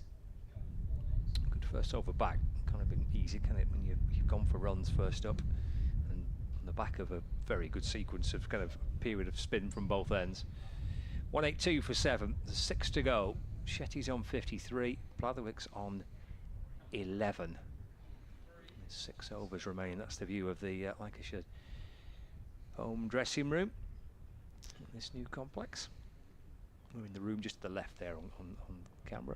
Lancashire players in front of their dressing room, and the Notts players on just alongside. There's Liam Patterson-White and Balls. Ball's at a very good pace, Patterson-White. You know, he does put revolutions on the ball, but at a pace, so it doesn't give us much opportunity as a batter to sort of get under him, really. Left arm spin around the wicket to Blatherwick off the back foot, pushed away down towards the short third man, through for a single. Blatherwick moves to 12, 183 for 7. Done well, hasn't he, Blatherwick? 12 from 7. He's got Shetty on strike quite a bit as well. He's on 53. Patterson-White. Shetty steps to the leg side and will be caught. The leading edge looping down towards short third man. Hutton takes the catch. Patterson-White gets his second wicket. Shetty looking frustrated. I'm sure he'd be delighted with the knock, but disappointed not to be able to go on towards the final few overs of this Lancashire innings. And lose their 8th wicket now, 183 for 8. Yeah, good bit of bowling from Patterson-White there. Look, obviously Arabs hit a couple of sixes over the offside, and he did give himself room there. Looking probably initially to go over the offside. Patterson-White tightened his line up, but crucially kept that sort of good length, which allowed the ball to spin. Arav ended up fully committing but coming across the ball, whereas he's had much more success with those 2 sixes, presenting a fuller face of the bat, going over sort of long off and straight, whereas they're going across the bounce in the spin from Patterson-White, producing the top edge and the wicket. It's fascinating, isn't it? Because there's always, I think, more time than you think. I mentioned this before, sort of guys' abilities now at the back end to really sort of produce an over of 15, 16, 20 plus even. Now 8 down, there's still sort of, you know, 5 and a bit overs left. That's quite a lot of time. You know, if that was a T20 game, you'd be considering that there's quite a lot, substantial amount. You haven't reached the death yet with 5 overs. So, you know, what's the feel then, Lou? When you're out there, is it between the two batters? When do you go to try and accelerate at this stage of a game? Well, it's very difficult. I think, you know, you've got to try and weigh up the risk as it's presented to you. Patterson-White to Bailey, forward in defence, no run. And, you know, it's very easy to criticise after the event. Ultimately, if he hits that for 6, we all say great shot. So, you know, it is always that. But I think in general, in this form in particular, having the ability to have wickets as deep as possible. Patterson-White bowls Bailey off the back foot, clip it out towards the square leg boundary for a single. Off the mark there, Tom Bailey, 184 for 8. It is really important, but it's such an easy thing to say from the sidelines. Like I was explaining earlier, like when you're out there in the middle and the adrenaline's going, and you feel like you know you really want to make a decision. Sometimes to take that breath. Patterson-White to Jack Blatherwick. Think about one, but there's no run there. That's End of the 45th, 5 to go, 184 for 8. Yeah, no, brilliant over again from Patterson-White there, really just holding his length, spinning the ball hard, good pace, reacting to what the batter's doing. You know, he's been hit for 2 fantastic sixes out of the 34 runs he's gone for, but in general he hasn't bowled a bad ball, and he doesn't really do that. So I think, you know, he's the in-form spinner in the country this year in the championship. So very good bowler, doing very well, and I expect him to probably finish off here and bowl his 3 overs at the death, as traditional length balls seem to be the hardest to hit. But yeah, in terms managing that risk, talking to your partner, obviously Arrow's done fantastically well to get, so it's not too much criticism there really. He felt that he needed to put his foot on the accelerator. It's just now 8 wickets down makes it particularly tricky. It's Hayes into Bailey. That's shovelled away off his hip down to fine leg for 1. Bailey moves to 2. So Lancashire now 185 for 8. We're into the 46 over. Brings Jack Blatherwick back on strike. And I mean, Blatherwick really does have the ability to be destructive. I think, you know, for the amount of balls he faces, to the amount of sixes he hits in the T20 game, he's right up there in the country. Obviously, he doesn't face that many balls quite often, but at the death, he can be really dangerous. Hayes to Blatherwick. Forces that up towards mid-off. Sam Woodfields. You know, his biggest strength is when the game's quite clear and laid out in front of him and he knows exactly what he needs to do. Doesn't have to worry too much about managing his risk and making these sort of nuanced decisions about what he should and shouldn't do. Jack's at his best when he's completely clear, really looking to play strong shots and trusting his power and his eye.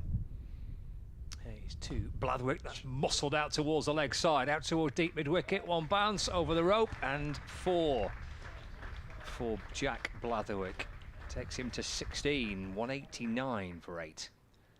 Yeah, great shot there. I have to say probably some inexperience showing here from the bowler, and I'll be surprised if the captain hasn't spoken to him really, because he is still going death bowling, trying to bowl Yorkers. Obviously, where it looks like length is the most difficult ball to hit at the moment. The pitch is still offering.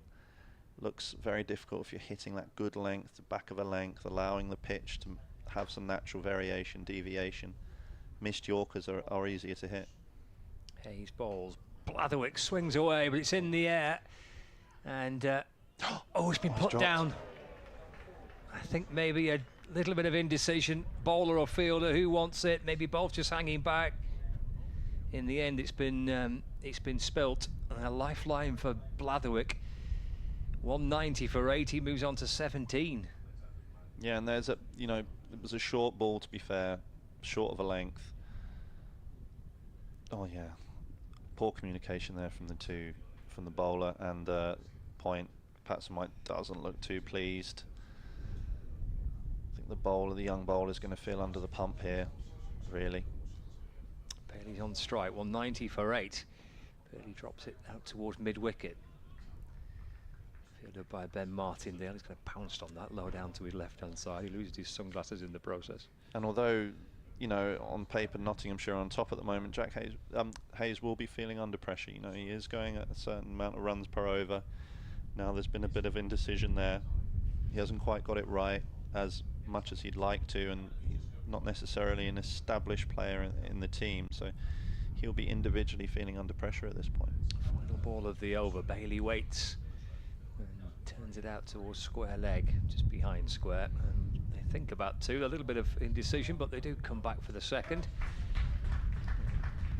Bailey goes from 2 to 4 with that. And that is the end of the over as well. 192 for 8. 4 overs remaining. And Bailey and Blatherwick are at the back end of the innings here for Lancashire.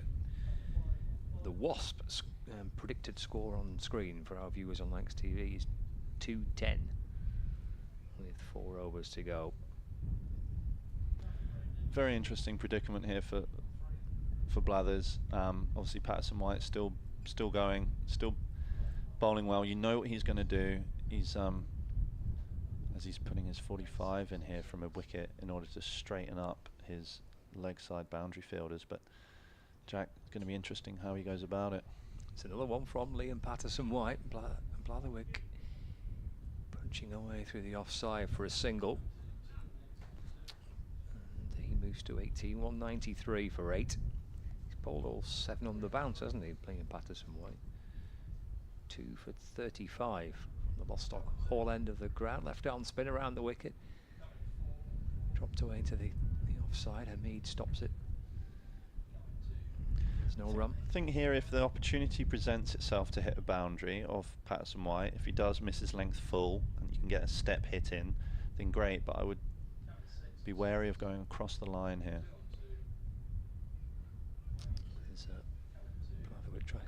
Bailey tries to work it to the onside, but the ball just angling down the leg side and called away by the umpire. So to bowl that again, 194 for 8.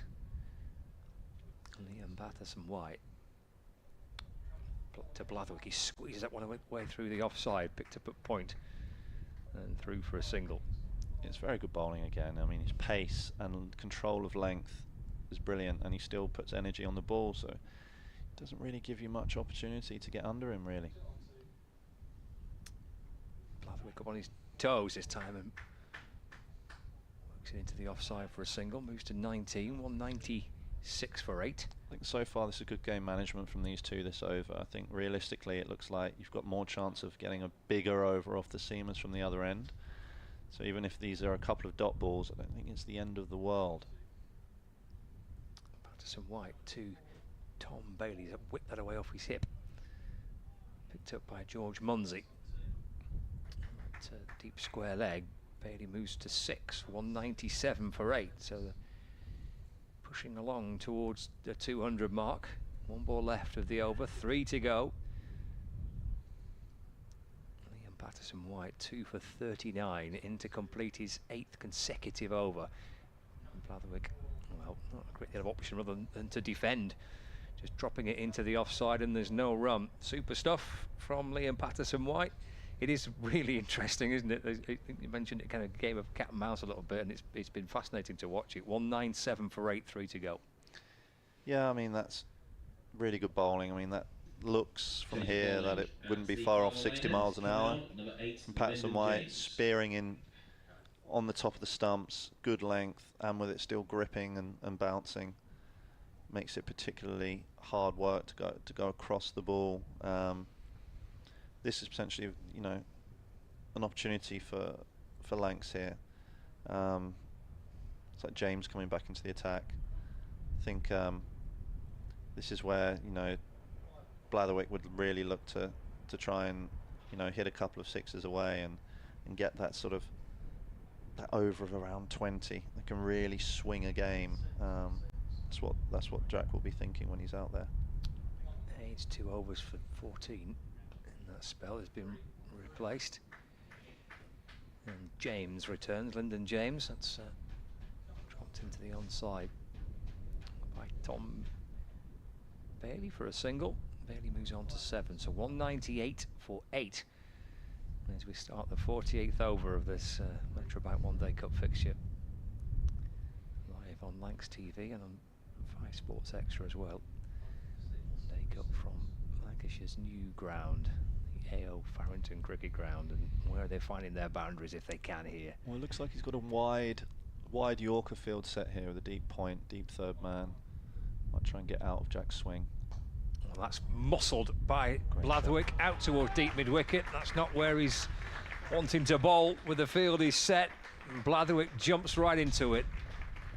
He's muscled that out over deep mid-wicket for 6. He moves to 25 off 25, and that does bring up the 200 for Lancashire. Yeah, it's just evidence of the power that Jack has. Honestly, he's one of the best 6 hitters we have in the squad, to be honest with you. And it is an interesting field because it does give the bowler a couple of options. He's got his deep square, deep mid-wicket, long on. So he can bowl a slower ball into the pitch, but he can also bowl a wide Yorker. So it'll be interesting where he goes from here. Bowles goes for the wide Yorker on that occasion, and Blatherwick drives it down the ground. Takes a single, moves to 26, 205 for 8. Yeah, you could see Jack there. He was considering whether or not to turn down the single there, and decided against it in the end. I actually, funnily enough, wouldn't necessarily mind if he turned down the single at that point, as I think he's probably got more chance of hitting a 6 than Bales, although Bales does have a great eye. It's just an interesting dynamic there. Lyndon James into Tom Bailey. That's a lovely shot, up and over mid-off, bouncing down towards the rope. It won't reach the boundary. Bailey will come back for 2, but it's a lovely lofted drive over mid-off from Tom Bailey. He moves to 9, 207 for 8. And, well, it's turned already into a really good over. I mean, obviously the 6 clearly early on in the over helps, but they've scored off every ball so far. 207 for 8. Bailey on 9. Resting his bat on his shoulder, twirls it once or twice. Not quite the twirl of a Luke Wells twirl, but twirled it nonetheless. Here is James. In balls 2, Bailey, that's out towards deep mid-wicket. Anything Blatherwick can do. Bailey wants to join in on the fun. That's the second 6 of the over, and that really was clubbed by Bailey. He moves on to 15. It's 213 for 8. Yeah, I think the previous 6 in the over was, you've got to give the credit to the batter there. He did bowl the ball he wanted to bowl, whereas there he's got his deep third man, he's got his fine leg, the field is set for more sort of back of a length there, and he's obviously gone for his Yorker, ended up bowling in the slot, and Bales, like we said, has got a great eye and capitalised. In comes James, bowls again to Bailey, who pushes it through vacant mid-on. They might think of two, they will. They'll come back for two. Long on, having to come a long way up towards the edge of the fielding circle to get to it. And they've managed to get a second to complete the over. Well, that's turned out to be an excellent over, that for Lancashire. 48 gone, so a couple remaining. 215 for 8 is the Lancashire score. Bailey's on 17, Blatherwick's on 26, and I guess a little bit of an issue for captain Hasib Hamid. His last two overs from that top end have been a wee bit expensive. Yeah, and there's 18 off that over, so it's sort of what I've been talking about. The six hitting ability means you can really accelerate sharply at the back end if you've got wickets in hand. Liam Patterson-White, left arm spin, bowls, Blatherwick down the ground, hits it down towards long on, and I think for 6 is a diving effort, or is it 1 bounce and 4? It is 1 bounce 4. It was Sam Wood who was leaping away to his right at the kind of wide long on boundary. Just trying to flick the ball back, I think, rather than try and take a stunning catch. Couldn't do either. And 4 runs for Blatherwick. He's on to 30. This one, it's driven down the ground by Blatherwick. Hustles through for 1. Terrific this from Jack Blatherwick. He's 31 from 28 balls, and Lancashire are 220 for 8, which looked a long way off. Yeah, amazing what can happen at the back end of an innings. Patterson-White to Bailey. That's in the air, and will be caught and is. Ben Martindale coming up from the cover boundary to take the catch. Bailey certainly playing for the team, looking for more boundaries. Hauled out in the deep, gone for 17. Lancashire lose their 9th wicket with the score at 220 for 9. Again, really good bowling from Patterson-White there. He actually slowed it up, was brave enough to take pace off the ball there. Again, holding a good length, allowing the pitch to sort of do the work for him. Tom Bailey just coming across the ball there. Yeah, but good effort.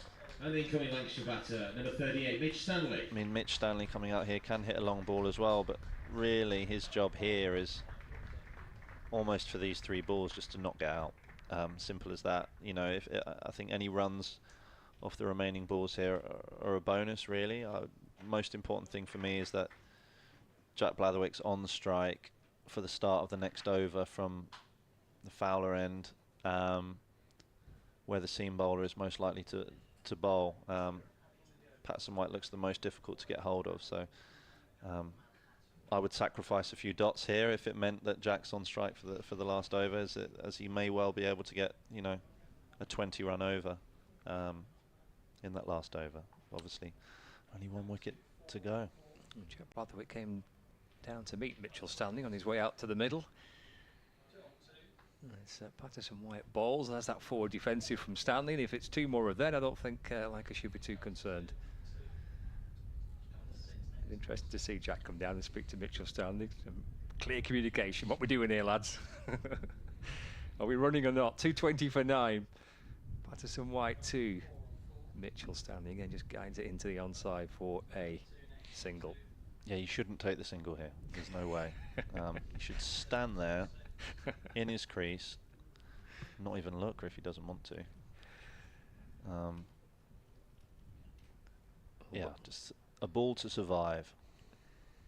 220 for 9. Final delivery of the over. Patterson-White 2 Stanley. That one just sneaked through, but it's a dot ball to end it into the, I think, the keeper's pad. So that's okay. 3 dots from a Lancashire point of view is all right, because it means that That's kept low, yeah, isn't it? Jack Blatherwick will be on strike for the final over, which, well, it's going to be a seamer you would think to bowl it. It'd be a bit of a gamble to bring McCann back at this stage, wouldn't it? But Hayes is coming on. Interesting that Hutton hasn't bowled out. I know he's a specialist new ball bowler, highly skilled bowler. Still think he would be accurate enough in order to get his Yorkers or even length in, as length Well, does the appear to be the final most over of the difficult to innings hit. from So the final lane end is number 13, James Hayes. this is quite interesting. As I mentioned, I think Hayes will be feeling under pressure here. He's been the most expensive bowler so far. Obviously that sort of, I think it was Jack who hit that ball in the air earlier and was dropped in the end through some miscommunication, so he'll be feeling a little bit under pressure here. Opportunity for Jack. And indeed, I guess for James Hayes to come back in this final over of the innings. He's in and bowling to Blatherwick. That's hammered out through the offside and caught by Hasib Hamid. And isn't it funny how it can work out like that? The under pressure has gone for runs, but the final, or the first ball of the final over of the innings, he actually gets a wicket that wraps things up. Blatherwick's gone for 31 of 29 deliveries, and Lancashire all out for 220.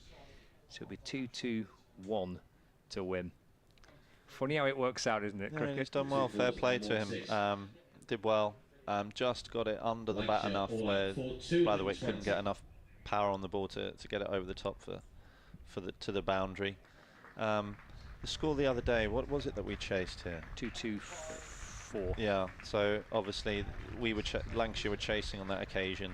Does give the chasing side an opportunity to know the run rate that's required of them. There is an advantage on that, but we've got a good bowling attack, we've got some pace, we've got some bounce, and so it'd be a fascinating run chase. And wickets, we have to bowl them out to be able to defend this score. Good stuff. Thank you, Luke. Top stuff. Luke Wells with us here on Likes TV and on 5 Sports Extra. And that is how the Lancashire cards looking, with Shetty on 53, Bohannon's 43, Jennings on 37, Blatherwick's 31. The key numbers from a Lancashire batting point of view. And Notts, Outlaws, bowlers. The wickets here for Ahmed. That was a fantastic spell. He bowled 10 on the spin, 10 overs, 3 for 26. Patterson White, brilliant 9 overs on the spin, 3 for 44. And a couple in the end for James Hayes and 1 for Freddie McCann. So it's 2-2-1 to win for the Notts Outlaws. And here's Kevin House.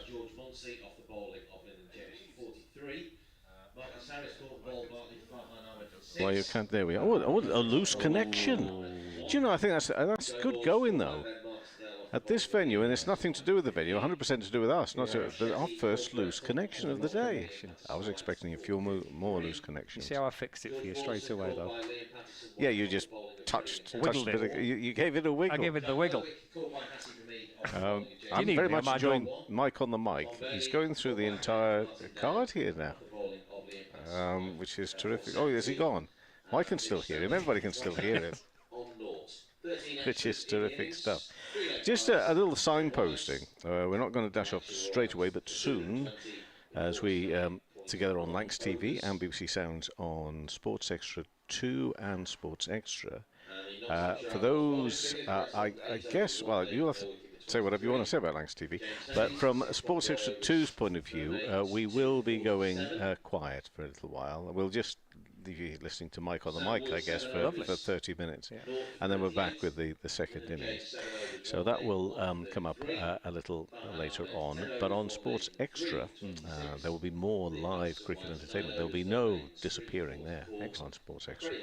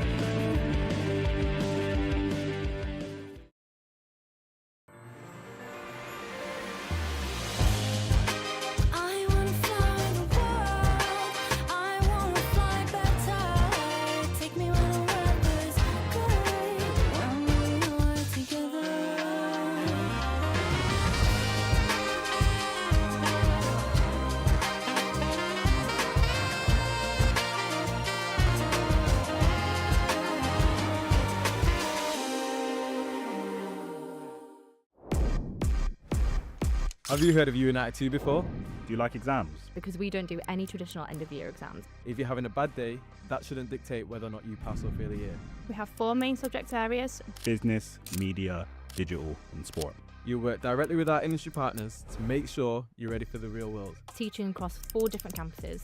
The Old Trafford campus, UA92 Business School, the Player and Media Centre at Lancashire Cricket Club and the Old Trafford Stadium. You'll study one module at a time, as well as studying half days only. Making time for work, hobbies, socialising, or your side hustles. You'll secure a degree awarded by Lancaster University. So what are you waiting for? Join us at United 2.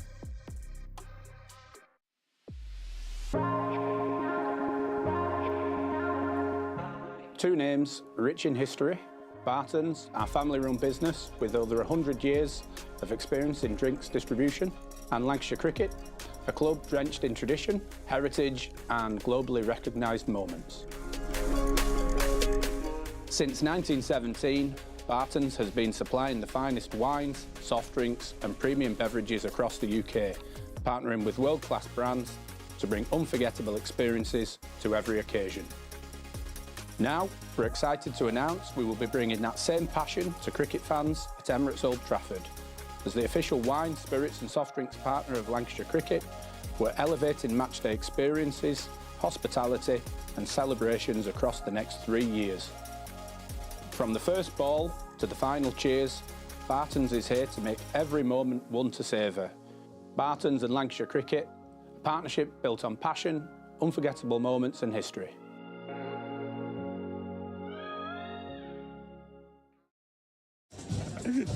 What is this?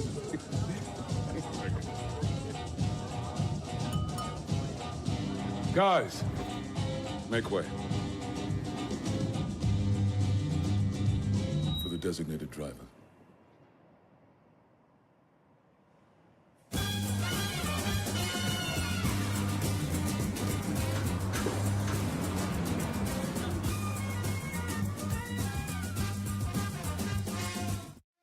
When I was a kid, there was no professional women's cricket. I didn't even think that women could be professional sports people. Especially early on, it just didn't really seem like there was a career in it. To support myself around cricket, I had to work at the petrol garage. I was the only girl, so I stood out. I'd love for young girls to be able to dream about being an athlete and it to be achievable. Thanks to the Hilton funding my contract, it's allowed me to play the game that I love all day, every day. We're like an engine and we need to be fueled with the right gas. Without funding, we can't be visible. You can't be what you can't see. As a team, it feels like we're breaking boundaries. Thunder and Lancashire always want to put women's cricket at the forefront, and now I think that's really shining through. It's mad to think that without the Hilton funding, like, we wouldn't be playing cricket every day, training. Well, we could be, but we wouldn't have any money. We wouldn't, yeah, true.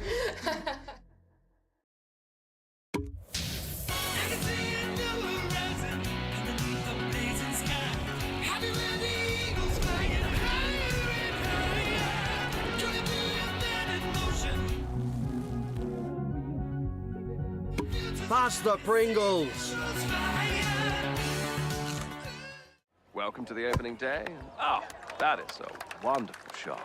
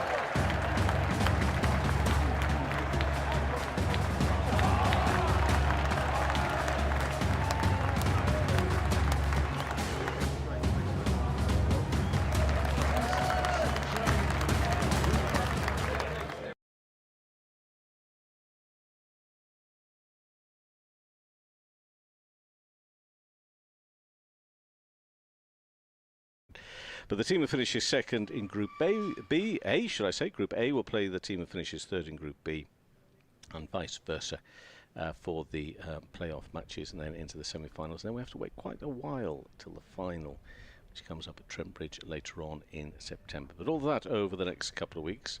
Yeah, we'll tell you the fixtures, but can't get to read them at the moment. What I can, well, no, it's okay, because I've now also been told I can move on, which is a great relief to everyone, I'm sure. But for Sports Extra 2 listeners, it will go quiet here now. We're back on Lancs TV as well in about 20-25 minutes time.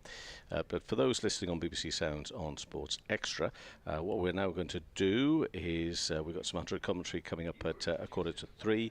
For those on Sports Extra, we'll be hearing Michael Vaughan on the appointment, which has been confirmed and announced this morning, of Stephen Fleming.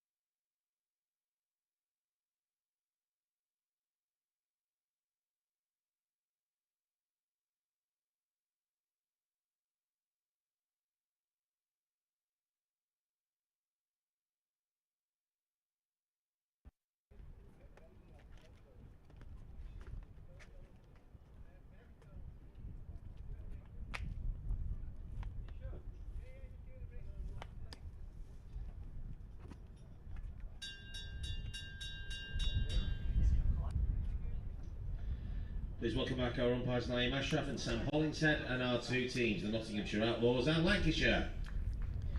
Well, welcome back to coverage from the AO Farrington Cricket Ground on Sports Extra 2 and on Lancs TV as well for the run chase. 221 Bowling from the lost will win it for the Tom Notts Bailey. Outlaws. It will make it 4 wins from 4. Lancashire Lightning looking for their 3rd consecutive victory in this format. Not got a lot to work with, but as we found out on Tuesday, there's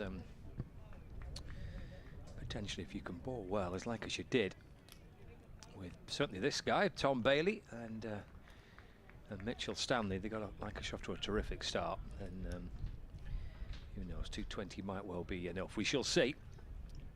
Certainly looked a long way off at one stage at 220 for Lancashire. Here is Bailey. First delivery of the reply, and that's just tickled the way down. That might run away down to 4. It is. He's run off the pads and down to fine leg for 4 runs. So a positive start by the Notts Outlaws. They're underway straight away with 4 on the board. Yeah, not a great deal of margin for error, you wouldn't think, but we'll see how the reply goes on. Here is Bailey in and balls to George Munsey. That's worked out to the square leg boundary. Jack Blatherwick fielding. And there is 1 run. Jake, who's in charge of Lancs TV's production, is shoveling some custard creams down his gob. Turned up to eat the biscuits, I think. 5 without loss. Freddie McCann on strike. Here comes Bailey in and bowls. Defended towards the offside, and there's no run. So if you're just joining our coverage, whether it's via Lancs TV or on the BBC Sounds, the kind of story of the Lancashire innings got off to a pretty solid start. I mean, the early wicket of Hurst, but then a terrific recovery by Keaton Jennings and Josh Bohannon. They were 84 for 1 in the 19th over. Lancashire. Bailey ball that slides across the edge of the bat. Through to the keeper, there's no run, but then came a little rattle of wickets. Bohannon departed.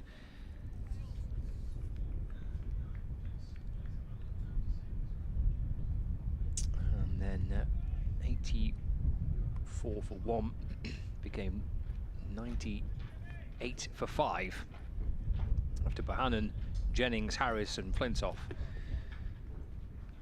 were all dismissed pretty quickly. Here is Bailey. That's dropped into the offside by Freddie McCann, and there is no run. And Lancashire got a little bit of a partnership going. Good knock at the back end. Shetty making 53, his first 50 for Lancashire. Blatherwick's 31 from 29 balls. Even Bailey chipping in with 17 from 13 deliveries, pushing Lancashire beyond the 200 mark. And 220 is what they were balled out for. Bailey in and balls to McCann. He's asking for the LBW, Tom Bailey, and he gets the LBW as well. Took a little while for the umpire to agree, but eventually umpire Hollingshead raised his finger and McCann departs, and Bailey strikes with his final ball of his first over. 5 for 1 the Notts Outlaws, 1 over in. And Bailey picks up the first wicket. McCann, the man who is out. Freddie McCann LBW to Tom Bailey. The Nottinghamshire Outlaws 5 for 1. Watching this replay from behind. Well, he liked it, didn't he, straight away? Certainly just tail back into him, a bit of swing back in towards McCann. So Lancashire strike early. 5 for 1, 1 over gone, and Ben Martindale is the new batter, heading out to the middle. Scott Reed and Kevin Howells in the commentary booth. Well, Lancashire lost a very early wicket. and started to recover. Actually had a bit of shape about them again, didn't they, when Bohannon and Jennings were going? So not an ideal start for Notts, but they will hope not a disaster. I don't want to talk Martindale out, but I like the look of him with the bat the other day, so he's just going to have to join Munsey. Balling from the Fowler Lane end, number 38, Mitch Stanley. Somebody in from Notts to talk of this as well on the commentary. I shall let things settle a little. If that one in the wickets column becomes 3 or 4 quite quickly, I may not inquire, but there is a chance. It'd be interesting to hear their perspective, how they saw things after that, into that first innings. But on the face of it, you'd think that they would be pleased up to a point. I think there was a very good chance they thought they would be keeping them under the 200 mark. So to get over them might have disappointed them, but still. This is Stanley bowling for the first time from the Fowler Lane end. And bowls into the pads of Munsey, who's available to play. He's a terrific, prolific performer for them in the T20. Didn't go so well for him on his return on Tuesday, which we shall brush over quite quickly. Mainly because I haven't got a Wi-Fi connection and I can't actually look up what he scored, but I think it was pretty low. But he is very capable of striking a long ball, but whether or not in these conditions on this pitch he'll fancy having a go from the word go, I don't know. He's on 5 at the moment. Stanley bowls to him. Well, but judging by that, he wanted to help it on its way, but doesn't get through to the keeper. Have you got all your connections? I haven't got any connections. You know, it's all disappeared. Yeah. I guess what happens is that during the interval, members of the public start to use everything, and it drains left, right, and centre. And once they get back into the cricket, then we get it back for a little while, which is quite nice to me, to you. 6 for 1. And this is into the offside for no run from the Scottish international. So the old Wasp gives Notts. Am I reading this correctly? Gives them, I suppose, because they've lost a wicket, but gives them just a 36% chance. I think that's how. Yeah, I think that's how I understand it. Ooh. Bit low for you. Huh? A bit low. Yeah. I'd be still in the 50-50 territory at the moment, wouldn't you? Yeah, definitely. Yeah. But anyway. Even I, again, if I could have access to the numbers, could work out what the average first innings score would be on this ground. There are only 2 games being played. Well, he bowled beautifully here on Tuesday, did Mitchell Stanley.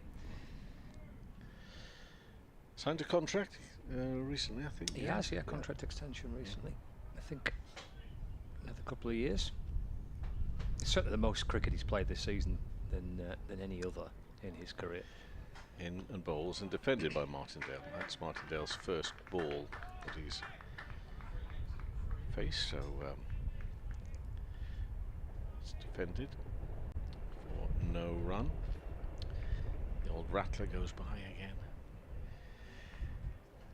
That's to our right hand side. There's some houses. We see some houses out there to the right. I think is it a water tower we see a little bit further in the distance as well? There's something stuck high up there. There isn't there? But here on the ground itself, and playing a miss on delivery that moves quite sharpish. Oh, she has a very suspicious look back at the pitch. There's Martindale on that one, and Munsey comes down to drag a bit of something off. And here's Stanley. He looks a tough, strong unit with a moustache to match.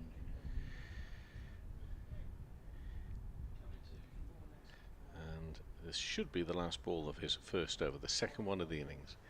Balls now tickle away, oohs and ahs. Maybe it flicked the pad, but there's nothing to come from it anyway. It's 7 for 1 after 2 overs. The target 221. Munsey on 6. Martindale faced 3 balls there, yet to get off the mark.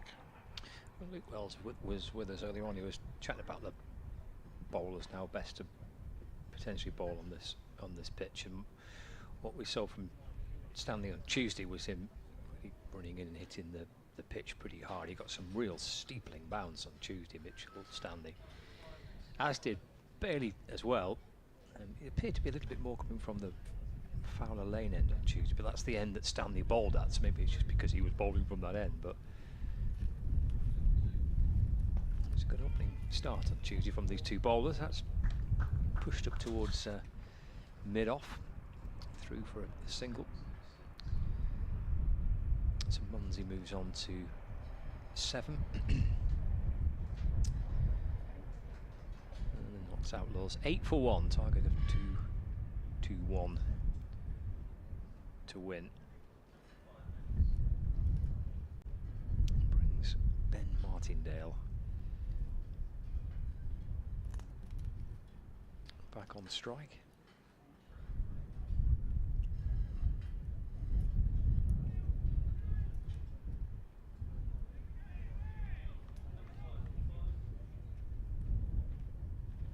Just having a look around the field here, Martindale. He's got a slip catcher in the fine leg of the third man of the 2 down towards the boundary. Tangled across him. And left by Martindale. He played a handful of first team games for Nottinghamshire. 15 List A matches coming into this one. He's played 7 T20 games as well. On the back of an excellent 50 against Leicestershire in that East Midlands derby. Just drops it away into the offside. Gathered by Joe Moores, and there's no run. Martindale's 50 in that innings, coming off 69 deliveries, 7 fours. Notts running out very comfortable winners against Leicestershire, a 5-wicket win, but thick end of 8 overs left in the match, so a pretty comfortable run chase. Martindale turned around as he in the end defends to Harris.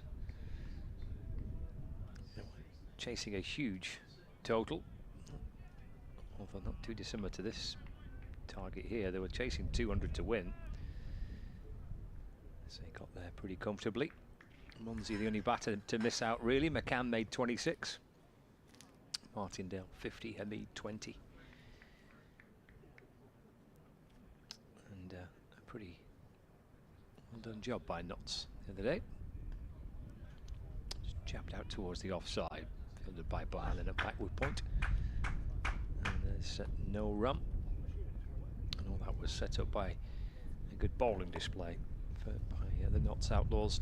Joe Pocklington 4 for 40. Couple for Hutton, couple for James.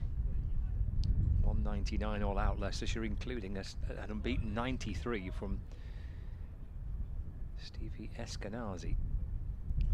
Notts going on to win the match. Final ball of the over. Here's Bailey to Martindale. That's left and through to Hurst. Final ball of the over. 3 overs gone. Notts Outlaws 8 for 1. Munsey's on 7. Martindale yet to get off the mark. The target is 221 runs to win. Glorious day. Well, what was this ground used for before then? Do you? Nothing. It was just fields. What, growing beautiful crops for our cereals? I don't think so. Oh. So yeah, it was unused field land. So some lucky farmer is currently listening to us in Marbella. Possibly, yeah. I don't know who owned the land. It may well have been owned already by the council. Okay.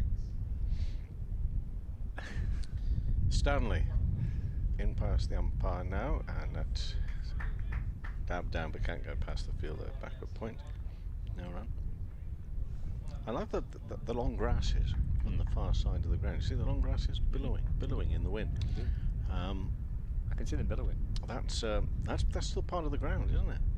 I think that's inside that. Yeah, it is, yeah. I was going to say inside the boundary lines, but not inside the boundary of the cricket field, but inside the boundary lines of the area. You could get a few more seats in there. Good. Don't know what you might find in those long grasses though. Munsey on 7. Will that become 8? Yes, a tumbling stop. But, it is stopped, so we won't go any further than just a single. So Munsey moves to 8.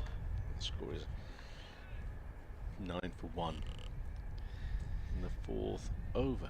I think it's a potential of a 5,000 capacity.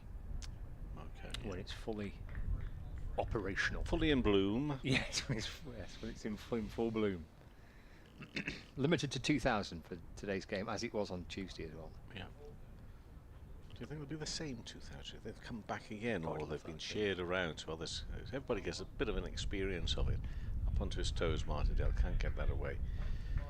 So still remains on naught. Difficult task against Stanley, but there is no rush as such. The run rate's 4.56, so.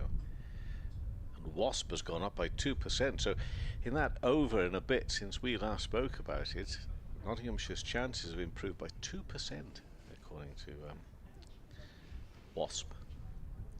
What's it stand for? Well, I'm going to go P as predictor at the end. I'm going to go S as score. W as win. Something. What's A? Next ball. Bowls and pushed into the offside. No run. I don't know what A would be, do you? Again, if I could look it up, I'd tell you. But you boys, everything's working for you. Nothing's working at this end. What's going on? Is this a conspiracy? Yes. Anyway, you look it up then. What do Wasps stand for in well, I mean, in cricket? I don't know. It's taken a while. Oh, it's spread. Now you're not looking so cocky. No more I'm all right, Jack, now. Would appear not. Martindale still to get off the mark. And driven. Oh, and a nice drive as well. It won't go all the way to the boundary. At least it shouldn't do. It is pulled back in by George Balderson. But still, 2 runs. So he's got off the mark as Martindale off the 11th ball that he's faced. He's on 2. And the Outlaws 11 for 1. 1 ball left of the 4th over. And what a shot that was. It's gone up by another 2% now. Oh, it's instant reaction. I think it likes the fact it's been talked about, but we still don't know what it stands for. 11 for 1. 1 ball left of the 4th over. And powers in. There's Stanley in bowls.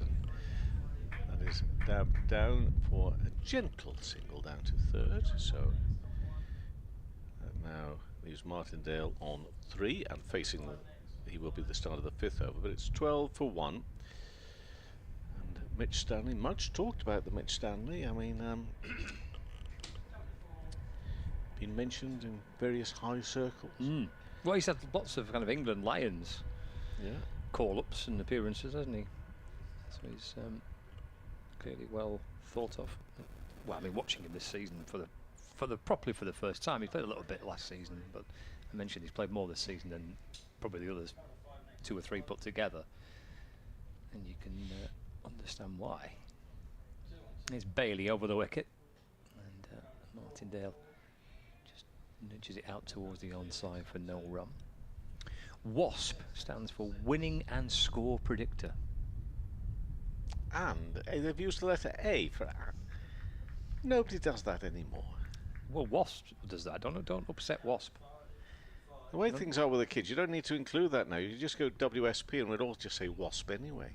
No, we wouldn't. We would. Oh. Vowels are just unnecessary. Bailey in, ball that's run away towards the offside and fielded at backward point. And there's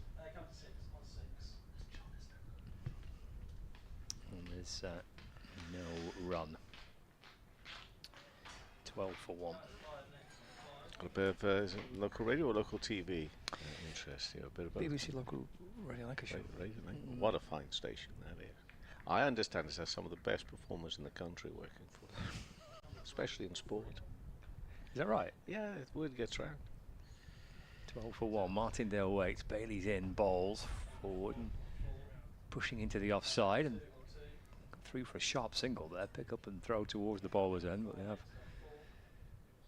scampered through for 1. 13 for 1. One of the naughtiest breakfast show presenters there is in the country. Is that the rumour? That's more than a rumour. Is it a fact? Yeah. Right. Naughty in a good way, naughty. Naughty in a good way, naughty, yeah. Like cheeky naughty. Mr. Lifer Graham. Yeah, very cheeky. Very cheeky. Very cheeky.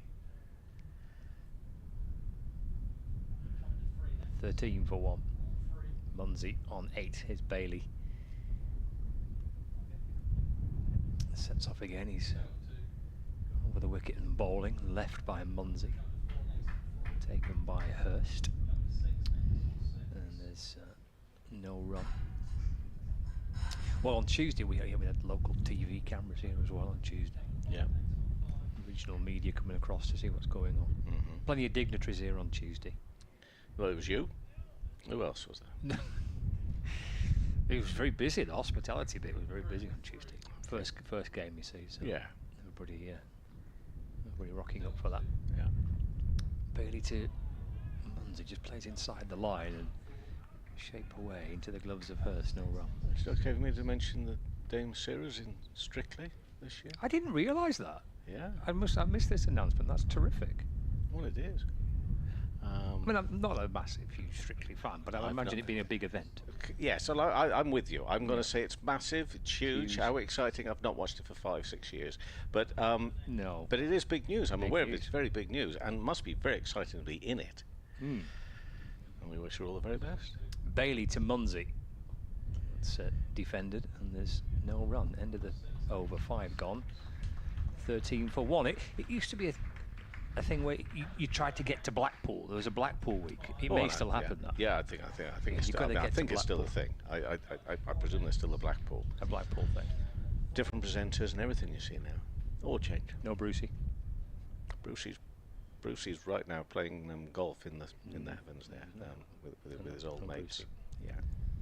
Yeah. So there's definitely no Brucey. No. Thankfully the others actually chose not to be in it anymore. No. Tess gone. And who else? Claudia. Gone. Stanley, he once gone. Martindale, who's on 4 at the moment, but he's going to just get a single, guided down towards thirds. He moves to 5. 14 for 1 in the 6th over. Now you try and ask me who's replaced them, and I've got a problem. Yeah, no. I would be struggling. Is it Josh Widdicombe? No. I don't know. No. Oh, I don't know. It isn't. For the final time, I can't look it up. No. Yeah. But anyway, all new presenters. Be very exciting. All very flash. I think Brucey was presented last time I watched it. I think. Well, that is a long time. Is it? Yeah. Stanley is 3rd over. Bowls and driven wide of the fielder there, who was very interested for a moment or two, I think, Blatherwick in that, but it's gone way past him, and that's gone to the boundary. And Notts will be happy, obviously, with that boundary, because they're hard to come by really here today, and they're going along nicely to 18 for 1 now, having lost that very early wicket, but a real flourish of the bat from Munsey, very powerful striker of the ball.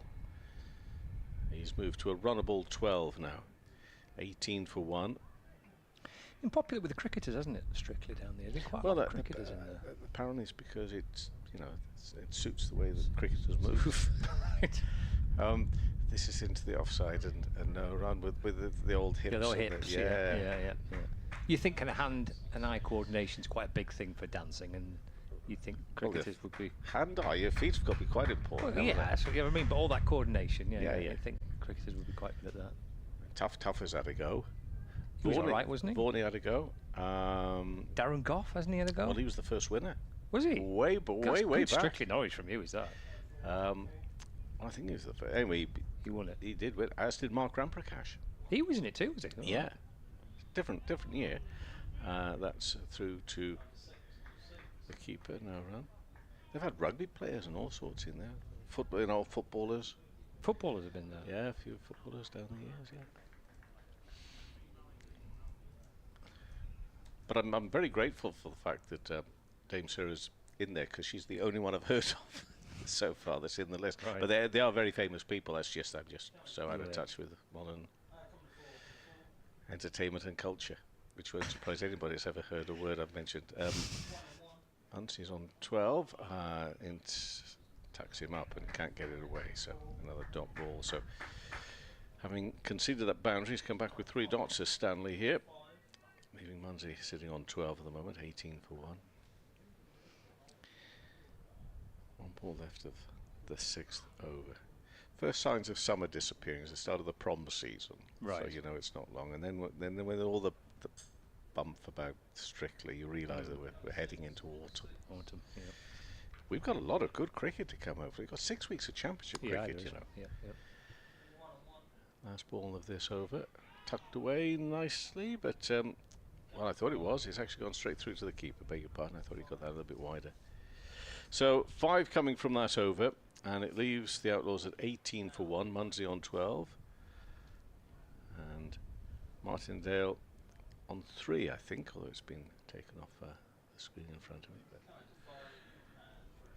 all good. No, 5. There we are. So we need the scoreboard. That's what it looks like, close up. Nice work there. Very good work. Look at that beautiful long grass as well behind you. Like that long grass, don't you? Well, it's flowing beautifully in the breeze today. A beautiful thing. 18 for 1 is Bailey to Martindale. The back foot can't find a way past Moores. He's terrific there. No extra cover. Leaping away to his right-hand side. Stops the ball. Denies a run as well. Graham Swan. He was in Strictly. Oh, he was Swan. And I've got to Googled it. Oh, yeah, I forgot about that. Yeah. Gosh, that's bad of me to forget that. Rampakash. I went through. I got the others. Tufnell, Vaughan, Feel and bad Swan. about Swanee though. He was he's the first cricketer to reach the final. He wasn't the first winner then. There's runs here for Martindale. Not through the offside. There's a chase on, but he's timed that well enough to reach the boundary. 4 for Martindale moves him to 9. 22 for 1. Just leans into it, cushions it away through point. Put me out of my misery. Who's presenting it now? Then the new presenters. I think Josh Widdicombe's one of them. Bailey to Martindale. It's turned out towards the onside. And there's no run. Listen, everything you need to know on the BBC website about Strictly Come Dancing. Really? So I presume it's on here. Your AI just told you about what the last series. Didn't tell you anything about this one. Oh, who's presented? Just tell me who's presented. I don't know, I'm looking for it. Oh, there they are. It's them 3. I don't really know who they are. Oh, come on now. It's Emma. Oh, there we go. Emma Willis. Yeah, she does the voice as well, or did do the voice. Bailey to Martindale. It's punched in the air, but bouncing safely to mid-on. No run. And I think it's pronounced. Beg your pardon, but Johannes Radebi, who used to be a dancer on the competition, very popular. Josh Widdicombe. Yeah, well, that's what I said. It's taken a few people by surprise. Has it? Yeah. But apparently, they had wonderful chemistry. Well, that's all that matters. And the rehearsals and everything. 22 for 1. Bailey to Martindale. That's down towards fine leg. Has he got a little bit of baton that he has yet? Flicked off his hip down to fine leg for a single. So he moves on to 10. Score to 23 for 1. I mean, the only thing that really matters is that Dame Sarah's in the lineup. Do we have any other contests? So those are just professional dancers. They're the professional ones. They drip feed the contestants. Right, okay. Bailey to complete the over. Munsey's on strike. And Munsey drives it away into the offside for no run. End of the over. All fairly quiet there in this start of this run chase. There's still a lot of runs to be got. 221 is the target. Munsey and Martindale trying to get the balance right by settling things down after the early loss of McCann, but at the same time knowing they need, especially in this power play, which you've got 3 overs remaining, to get on with it a little bit. But they're going on at 3.29 and the run rate requires only 4.6, so that's very respectable. No change in bowling here from the Fowler Lane end. It's going to be Stanley. Started his 4th over, only gone for 11 runs, but he wants a wicket. Oh, he does. And he's coming in and going to bowl to Martindale. And they have to be quick here, right arm throw, but that's always missing as they go through for the single. Joe Moores with the throw. Sean Wright Phillips, he's in it this year. Oh, you got former Manchester City and Chelsea player. Yeah. Oh, I've heard of him, yeah. Danny Dyer. Danny Dyer. Yeah. Oh, well, he withdrew last year due to injury. Oh, yeah. So he's come back. Right. He was very upset. Very upsetting withdrawal. Oh, Chris Appleton, he's a celebrity hairstylist. He's a what? Celebrity hairstylist. That's what it said. Does that mean you cut hair for celebrities, or you've become celebrity yourself? I've no idea. I mean, how am I to know that? Stanley to Munsey. Bowls. Oh, where's this gone? It's gone flying away towards the boundaries where it's gone. How much do you know about that shot? It's effective for a boundary, and he will move on to 16 with that 4. And the score will move on to 28 for 1. Look at this again. Oh, actually, he's put plenty into that. That's a nice shot. Nice and full and tucked into it. 28 for 1, 2 balls into the 8th over. So Munsey's moved to 16 off 18 balls. Stanley looks just marginally aggrieved by that last shot. See what's the response we'll get from him now. Very tall, strong figure. In bowls straight. Oh, too straight. It's gone straight back to the stumps at the non-striker's end. Always more than a whiff of disappointment there, because you struck the ball so well and straight, but it's too good. And therefore, no runs. Can't get it past that fielder. Oh, the umpire does a nice... I tell you what, if they haven't yet fully booked up those for Strictly, he's in line, isn't he? He's in with a chance. Bit of a star jump specialist there, the umpire. Stanley in bowls. Doesn't get a nick on that, but it's a good short delivery. Very close to maybe getting something as he goes to hook the ball. That's through to the keeper. Rushed on him. Quite some. Oof, very lucky. I mean, a shorter ball, plenty of lift over the top. There was a bit of movement as well. Then he swiped at it. And that was very close to getting a sort of a bottom edge of the bat, if you like, through to the keeper. He swung that bat high. Driven. Oh, and that's what he was looking for. That is glorious from Munsey to the boundary. That's him to 20. This time he does get past the stumps of the non-striker's end with a glorious shot and drive. That beautiful timing. We know what he's capable of, and that is beautiful. There's a fielder there at mid-on, but no way near that. And a 4 for Munsey. He moves to 20. Nottinghamshire 32 for 1. 1 ball left of the 8th over. Tapped away. Shall we, shan't we? No, let's not. 8 overs gone. 32 for 1. Munsey on 20. Martindale 11. And the target being 221. It is possible that you could just have a steady 50 overs here for Notts and get there. However, cricket doesn't often play out that way. Somebody will force an error or a piece of wonderful fielding, maybe a terrific catch or something. But at the moment, it's very much a steady approach with some lovely shots from Munsey. But it's all quite calm from, I think, from the visitors' point of view here. Remember, they're very much top of the group. They're on 12 points. This is an opportunity for Lancashire to join them on that number of points. But they've got to defend this target, 221.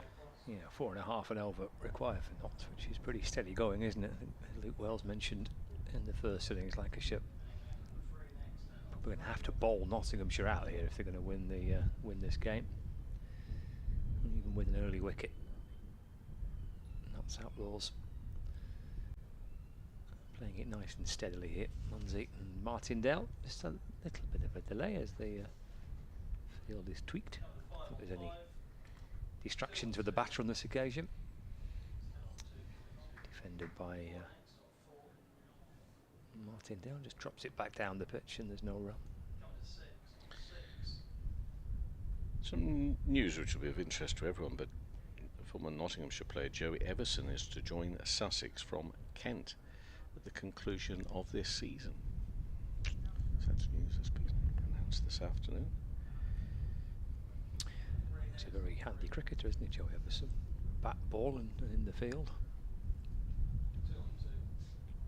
It's Bailey balls again, pushed away by Martindale. They'll go for a single here. It's fielded by Balderson away to his right at mid-off, and they have scampered through for one.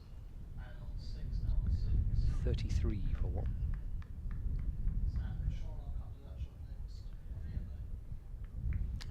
Munsey on strike. It's a breezy all day at Farrington. So the player's shirt's billowing a little in the breeze as Bailey battles it and comes in and bowls. Waits for that angle bat down towards or through backward point. Good piece of field it. Josh Bannon there for Lancashire. And there's no run. Tom Bailey, a man of this this part of the world. The Bale dog, he's a Preston boy. Yeah. I spoke to him actually about a month ago here as they kind of had the official opening of the site. Was he tearful with emotion? He's in a bowling to Munsey. Ken Bannon stops it and there's no run. Can't believe this has happened in my parish. I did ask him actually what if he knew what the ends were called, and he said I'd not got a clue. But maybe Did he give you a look? But maybe Did he give you a look? Say, what on earth you want about? But then said maybe that could be called the Tom Bailey end. I don't know the lad, as you know. I'm a bit of a fan, but I don't know him. I don't think he'd be in for that sort of thing. No, I can't imagine it. 33 for one. Bailey to Munsey, nips through nicely. Get a little extra bounce from Bailey on this occasion. I also put a statue of him up anyway, be at Leicester, following that wonderful one-handed grab, which is it's where my relationship with the Bale dog began. It was your respect and admiration. Yeah, I mean that was such a catch there. Were you there then? Ah, of course I was. Yeah, because Lanky were there, weren't they? Well, you have had the day off every now and then. Am I allowed a day off? 33 for one. One ball left for the ninth.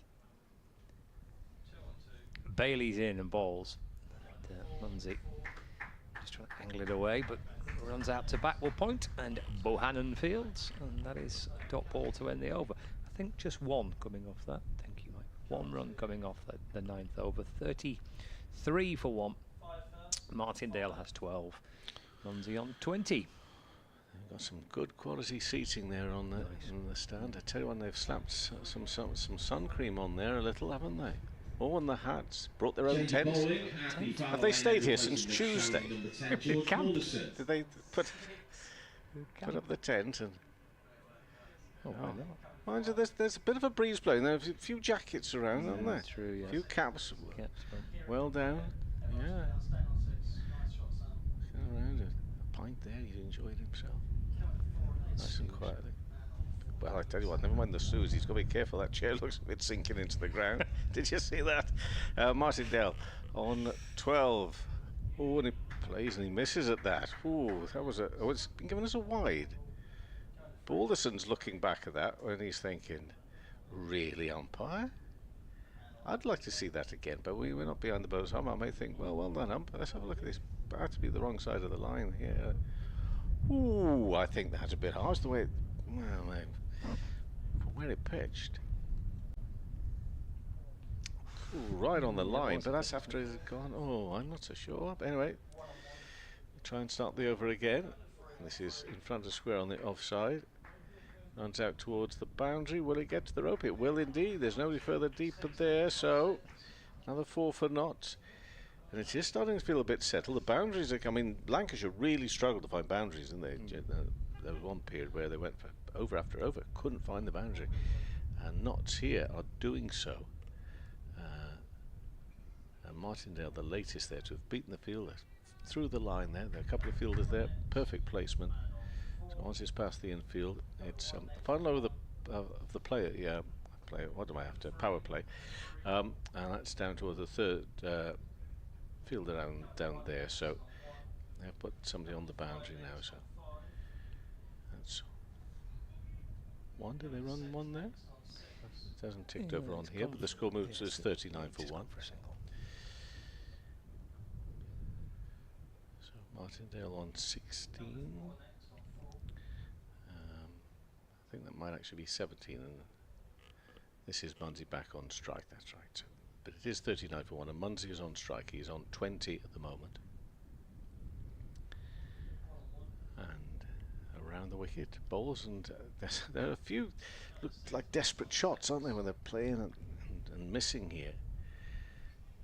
Perhaps there is this real effort, of course, to make the most of the power play overs, but that one maybe, kept a bit low, so variation of height and bounce here,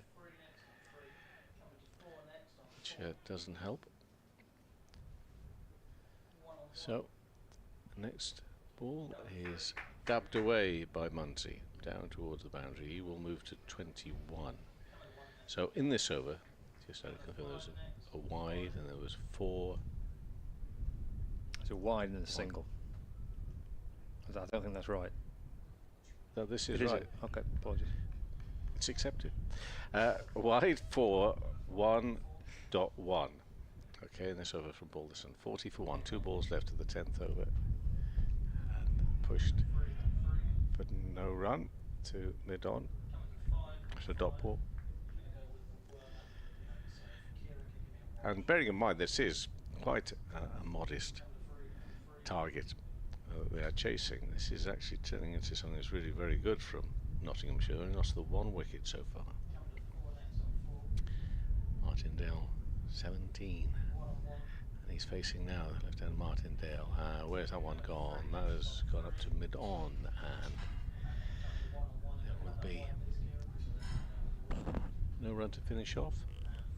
Is he coming back for more? You would have thought his wisdom would have and that he wasn't going to come back and join us again, but fascinated to see what Luke Wells is making of this reply.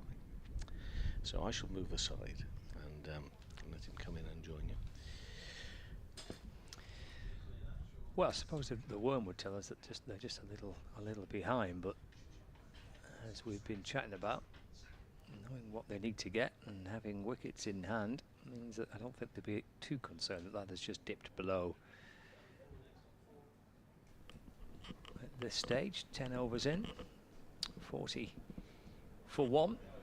Munsey on 21. Martindale is unbeaten on 17. It will be Tom Bailey, so he's going to start his 6th over. He's in from the Lostock Hall end. He's over the wicket and bowling. That's guided way down towards 3rd man, fielded by Mitchell Stanley. Single takes the score to 41 for 1, and Luke Wells is back alongside us in the commentary box here on Lancs TV and Sports Extra 2. And 41 for 1 after 10 overs is a pretty steady, calm start, isn't it? Yeah, solid start from Notts here. I think we sort of bowled pretty well in general. Just looked pretty solid in defence so far. Here's Bailey to Martindale, just leans into it. Pushes to mid off, fielded by Captain George Balderson, and there's no run. Quite interested that Hamid's not opening the batting. So haven't followed Notts in this competition that much, but was expecting him to open the batting. But obviously Munsey, a very talented, skillful player to have in this format for Notts, and they do have a good batting lineup. Bailey around the wicket to Martindale. It's just clipped up towards mid-on, and they've gone through for a very quick and very good single. Excellent by Martindale and by Munsey. Flicked up towards mid-on for 1, 42 for 1. Obviously Tom Bailey's looked the most threatening, really, and I think it was a similar story in the Lancashire batting innings, really. The traditional top of off seam bowlers, Hutton, look the most threatening and economical, and Bailey's doing the same thing here. We just need to keep pushing for wickets from a Lancashire perspective, because you're not going to defend the runs if you don't get the wickets. Bailey to Munsey, that's carved away, beats point and out towards the boundary for 4 runs. It's been scooped up by a young Lancashire fan just over the boundary road, can't be more than 4 or 5 year old. Done a good job there. It's gone for 4 though, 46 for 1. Yeah, just on Amelia, he has been batting at 4 in this competition this season for Notts in the first 3 games. I noticed that Rory Burns was doing something similar for Surrey. He's been batting at 4 for them in this competition. It's angled away by Munsey down to backward point. Bannon, as ever, sharp across the ground to field, and there's no run. Yeah, obviously he's a very good player of spin as well, so might be able to marshal the middle overs, whilst sort of the more naturally aggressive players like Munsey sort of take full advantage of only the two men out in the first 10 overs. So understand the tactics there, and yeah, it's they've got quite a deep batting order as well, really. So it'll be interesting to see how this goes. 46 for 1. Bailey around the wicket. Munsey playing forward in defence. And there is no run. End of the over. 46 for 1 for the 11 overs of this Notts Outlaws reply. And George Munsey's on 26. And Ben Martindale unbeaten on 18. Both batters meeting halfway down the pitch. It must be time for a bit of lunch amongst the spectators. Bring your butty box. A couple of cold drinks being enjoyed as well. So it is a lovely kind of grass bank that surrounds the ground here, so that it is set a little low, the playing area, so that it's good viewing sites all around the ground. As Balderson's in to Martindale, it's just dropped into the offside for a single. See the bar over there in the corner as well, and not sure how many different food options there are, but I think there's enough to keep the crowd happy, as it were. Well refreshed. It absolutely is well refreshed. I was thinking the other day that it's only the maximum of 2,000 in, and they can push it to 5,000 the capacity. As Balderson is into Munsey's playing and missing through to the keeper, and I thought this would be. Imagine this place with 5,000 people in for a T20 match, something like that. I mean, that would be terrific, wouldn't it, if they could put something on like that. And that's bounced as well, so there still is enough in this surface to be able to produce 9 wicket-taking deliveries, and that's I suppose what Lancashire have got to believe here, that there are 9 wicket-taking deliveries out there. Beats Munsey's forward push, he just slides on past the edge of the bat. But yeah, no, it would be great, 5,000 here. I don't know what the public transport is like here or not, to be able to get people in and enjoy a few there's beverages. A train stop not far away, maybe 10 minutes walk, a train station, the nearest one. But yeah, I suppose that is a good factor, isn't it, to weigh up. As Balderson's around the wicket, defended by Munsey. Pushed into the offside for no run. We're at Chesterfield again this season. There was a 4-day game there. On the back of that 4-day game, Derbyshire were playing Yorkshire in a T20 match at Chesterfield a few days later, and that was sold out, 5,000 people. And I could just think you would obviously the bigger venues, Emirates, Old Trafford, that type of thing. You want to be playing your games there as much as you can, but it must be a different feel as a player. Yeah, well. I was speaking about this earlier with Kevin. I think ultimately whatever venue you play in, if it's full, Balderson's into Munsey forward and defends, no run. It creates a fantastic environment, obviously. Sort of a grassy banked enclosed ground like this, 5,000 people with no proper stand, although there's a stand over here I suppose in front of the pavilion, but would really feel like there's a lot here. And equally though, when Emirates Old Trafford is sold out, I mean the atmosphere is incredible. Balderson to Munsey. Defended to point, end of the over, just a single coming off it. Tidy work from the Lancashire captain. 12 gone, 47 for 1. The Notts Outlaws target is 2-2-1. And I think any of these really big ground stadiums, they only feel the environment's only never quite as good as it could be if it's not packed out. Obviously, if you have 1,000 people in a 30,000 seat stadium, it feels quite empty, right? So, but equally, like I was saying, if there's a Roses T20 game packed out at Emirates Old Trafford, it's an environment that's quite hard to replicate, anywhere else really. and it's the only sort of games. And equally when we go to Headingley and the Oval gets great crowds, when these big grounds are sold out, whatever format of cricket you're playing, you know, those big stadiums, it almost feels like what it might feel like to be like a footballer. I remember playing Rose's games and fielding in front of the Western Terrace and thinking to myself, well, this is just par for the course for footballers, I suppose. We only have sort of those occasions very rarely, with the abuse and the adulation that goes with it. More abuse in front of the Western Terrace. Yeah. Depends if you're home or away, I guess, isn't it? Also from multiple sources. Right. Not just one.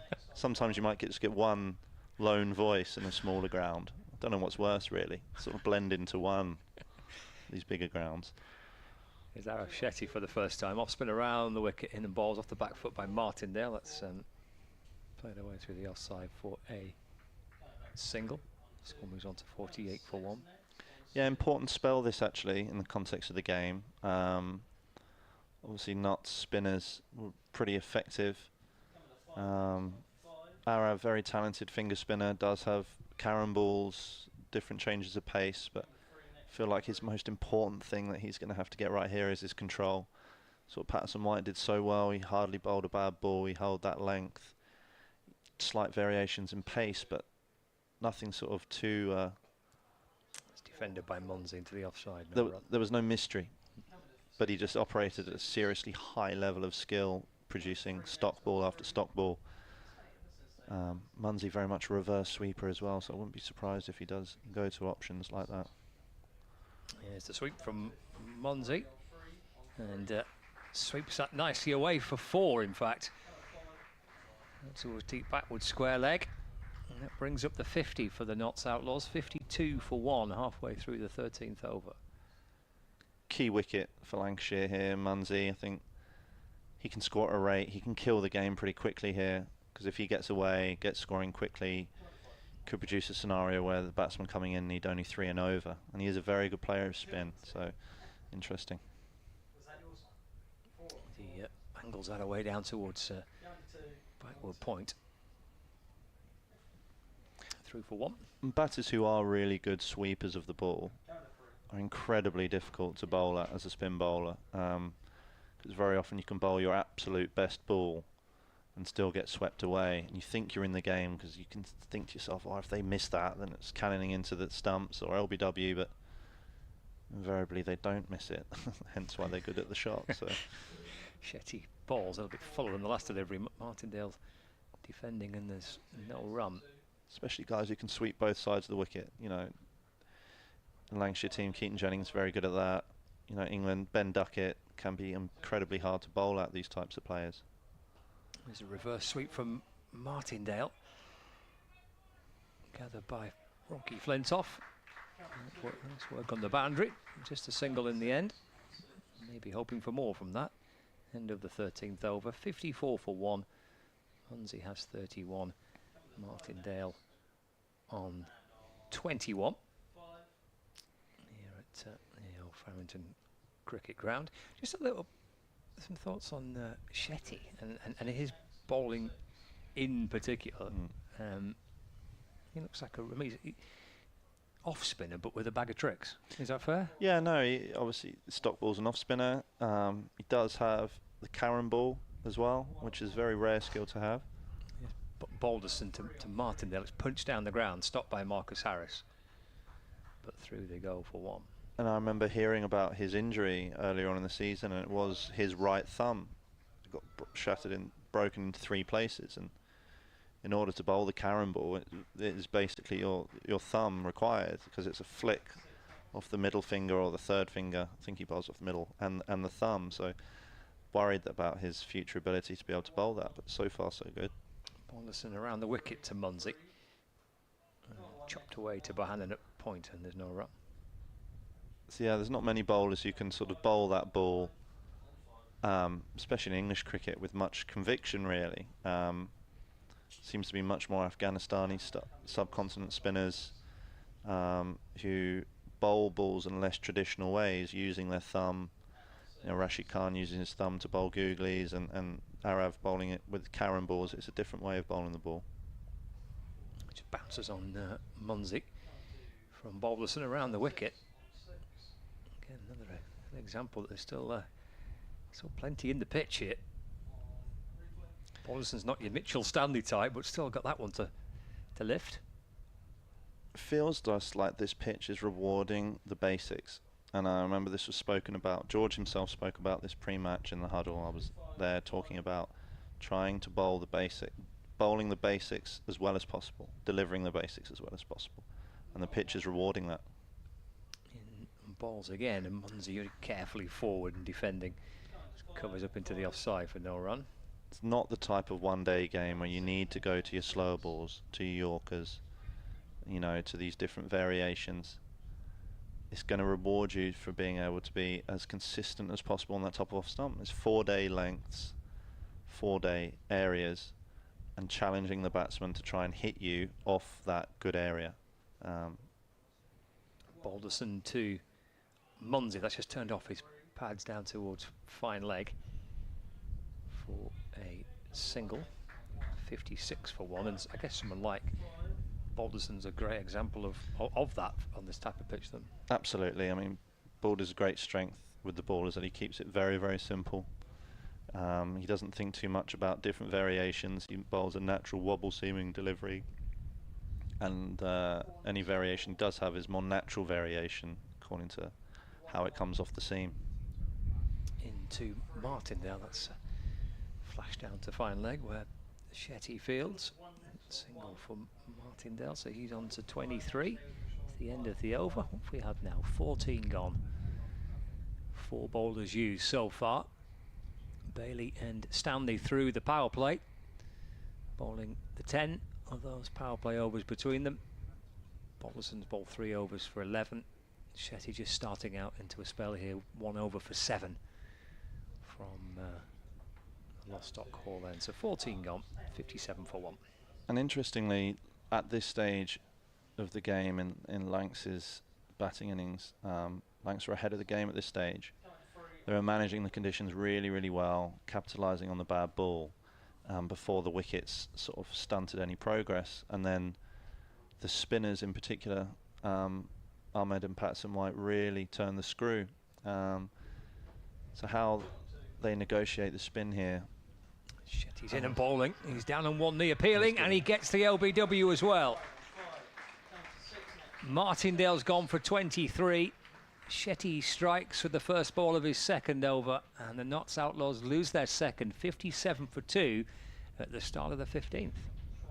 Yeah, really big wicket that from a Lancashire perspective. Not necessarily the danger man per se in Munzi, but nonetheless wickets invaluable at this stage. Lancashire highly unlikely to defend this score if they don't bowl Notts out, so wickets are absolute gold dust here, and Shetty's drifted that in. I think it looks a pretty fair shout. Martindale, obviously batters are never out, as you know, Scott.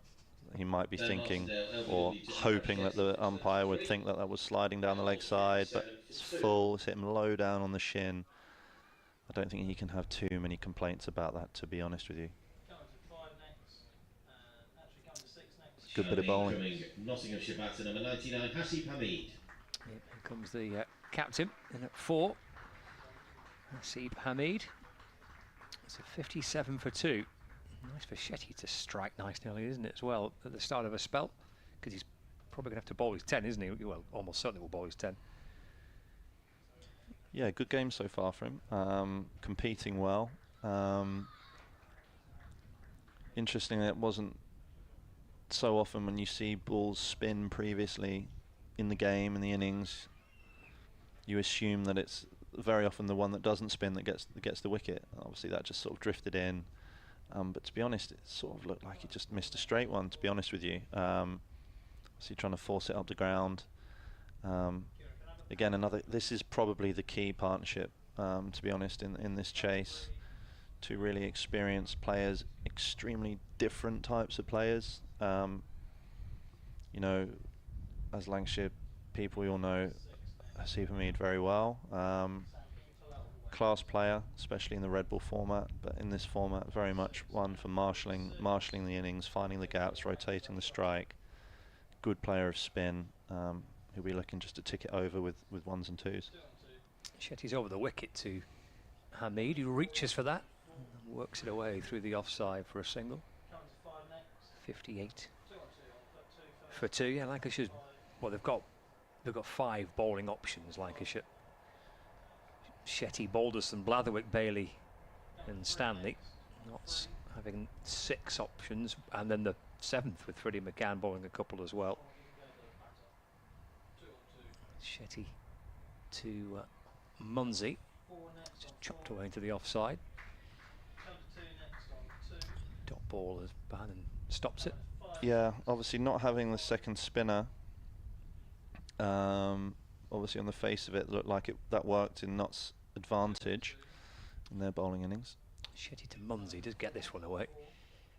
Flintoff comes up from the cover boundary to field. Munsey moves to 33 not out. Notts Outlaws of 59 for 2. Just looking, trying to do the maths, but their spinners 7 wickets between them. The space of 21 overs for not too many runs, so. Munsey goes, Hamid goes back and defends, and there's no run. Which is quite interesting, because when you see the seam bowling, it is still going. There is still enough there, but it seems that spin has been the most effective in the Lancashire batting innings. So, you know, Arab's got his work cut out here to try and replicate that. Shetty to Hamid, that's forced down the ground, leaping away to his right to try and stop it, Shetty, but just beyond his reach. So Hamid gets a single, and he's pinched the strike as well. Yeah, it's the end of the over. 60 for 2, 15 gone. Hamid's on 2. Munsey is 32 not out through the start of this game for the Notts Outlaws.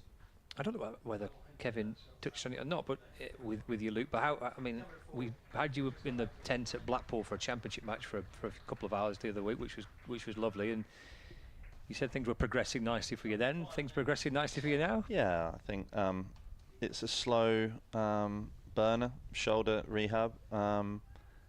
Unfortunately, I won't be making it back this season, which was obviously the timing of the injury was a real shame. Obviously, only 3rd game of the year, means missing the most amount of cricket I've sort of ever missed, really.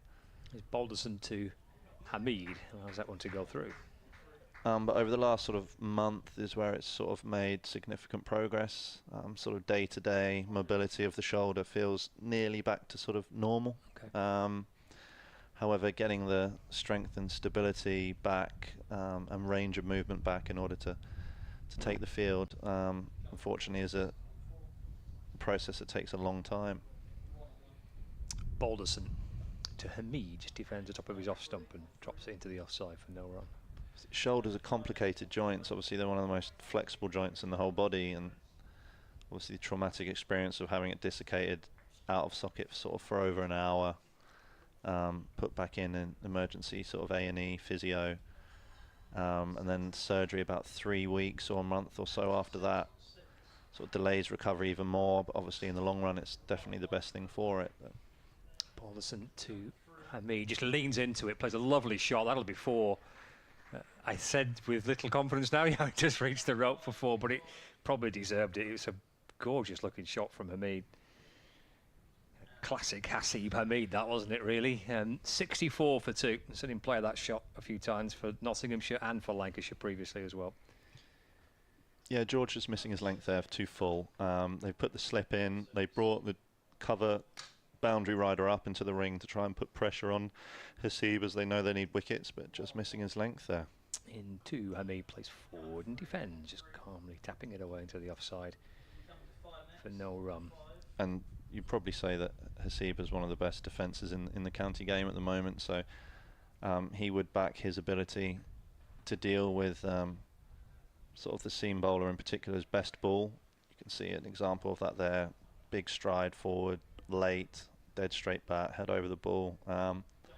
Lancashire perspective, they're hoping a bit of extra bounce might take the edge. Listen to Hamid, that does take the edge, but he's played it softly enough, Hamid. The edge coming down into the ground, bouncing down to slip. You can see their defensive technique again from Haas. He's playing the ball so late there. Like there's no in defence, there's no force going into the ball. He's allowing, it doesn't even get ahead of his front knee. Kane Williamson defending with very much an angled bat. Skill you need at the top of the order.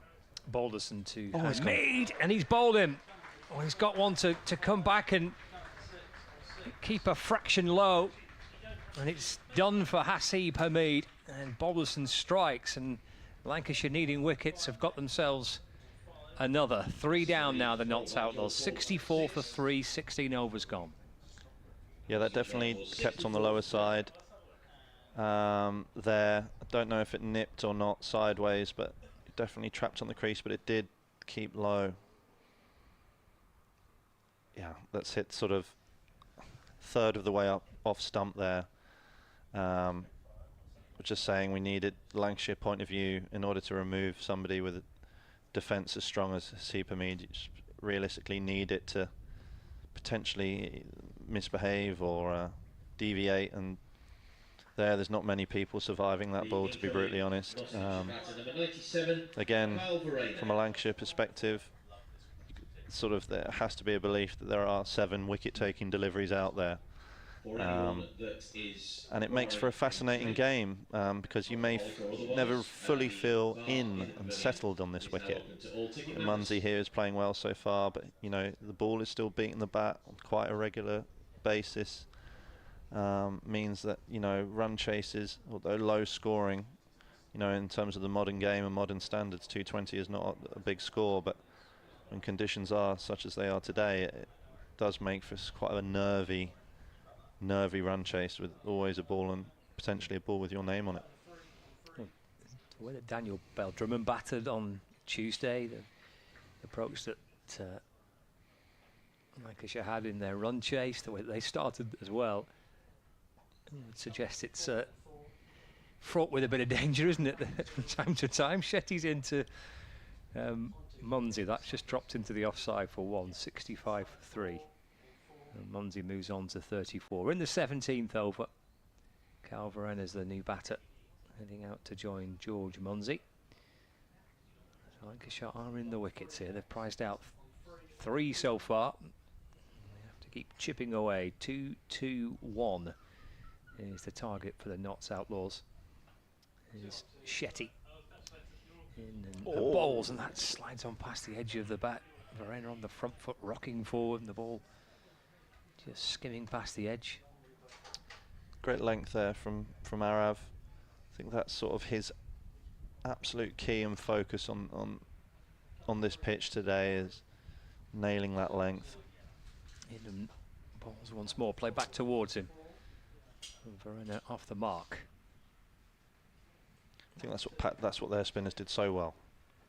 Although we talk about Arav's ability to bowl carrom balls, etc., whilst that's great, especially in conditions that are in the batsman's favour, as he's holding his thumb there and the ball get hit back at him. Conditions like this, the basic stock ball is your most dangerous ball. Shetty balls and Munsey's forward in defence, and there's no run. I mean, his recovery back, and let's hope he's all right here, shaking his hand. But the damage that was done to that thumb, I think it was I think someone told me it was six pins in it. It's Shetty balls to Munsey, and that's defended. There's no run. That kind of had him in your category and Ajit's category, that we might not see him again this season. Yeah, to be honest, when I saw, he showed me the X-ray, and I mean, I'm not a medical expert by any means, but the consensus was this is going to be a long-term injury for sure. Shetty to Munsey, having to wait for it, and then chops the ball away into the offside and through for a single. Moves to 35, end of the over, 67 for 3. Shetty's fascinating here, isn't he? He's absolutely in the game for Lancashire. 67 for 3, 17 gone. Yeah, he just slowed up his pace there, that last delivery. Obviously, we mentioned his sort of mystery deliveries he has, but the basic skill of being able to change your pace with the same sort of bowling action, bowling arm speed. He's got that to release the ball earlier, go up and down, get Munsey trapped on the front foot, have to check his shot, and knock it in the gap for 1. Changing, you have your stock pace, and then slightly quicker, slightly slower. Being able to operate within those different speeds is key here. Good spell this for Lancashire. As Balderson continues. Clipped away down to fine leg where Shetty fields. One more runs, a 68 for 3, but these two bowling very nicely indeed. Balderson from one end and Shetty from the other. 68 for 3. Verona back on strike for Notts Outlaws. Again, we've brought sort of the extra man into the ring here from the offside. Slip back in. Obviously last time, although George missed his length once, he did get the wicket, so he'll be looking to attack here. And balls. Verona on the front foot. Defends to mid-off. And again, we talk about, you know, we've been talking about managing risk and what have you. There'll be so much, sometimes when you're out there in the field, when you're batting, you have what we call the little man on your shoulder, just whispering to you like a little angel on one side, a little devil on the other, telling you, you know, you can definitely run down the wicket here and bunt him over the top. They've just brought the man up, and then, yeah. Balderson to Verona, that's punched in the air but past the bowler down towards the long on boundary, and they come back for 2. I obviously want to come back to you on this. 70 for 3 halfway through the 18th over.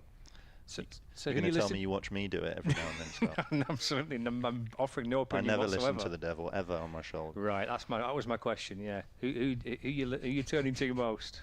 Are you an angel or a devil? I'm not answering that. Plead the fifth.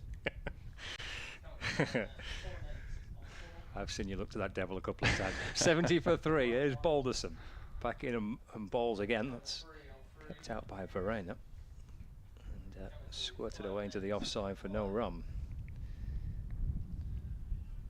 1 for 18 for the Lancashire one-day captain George Balderson.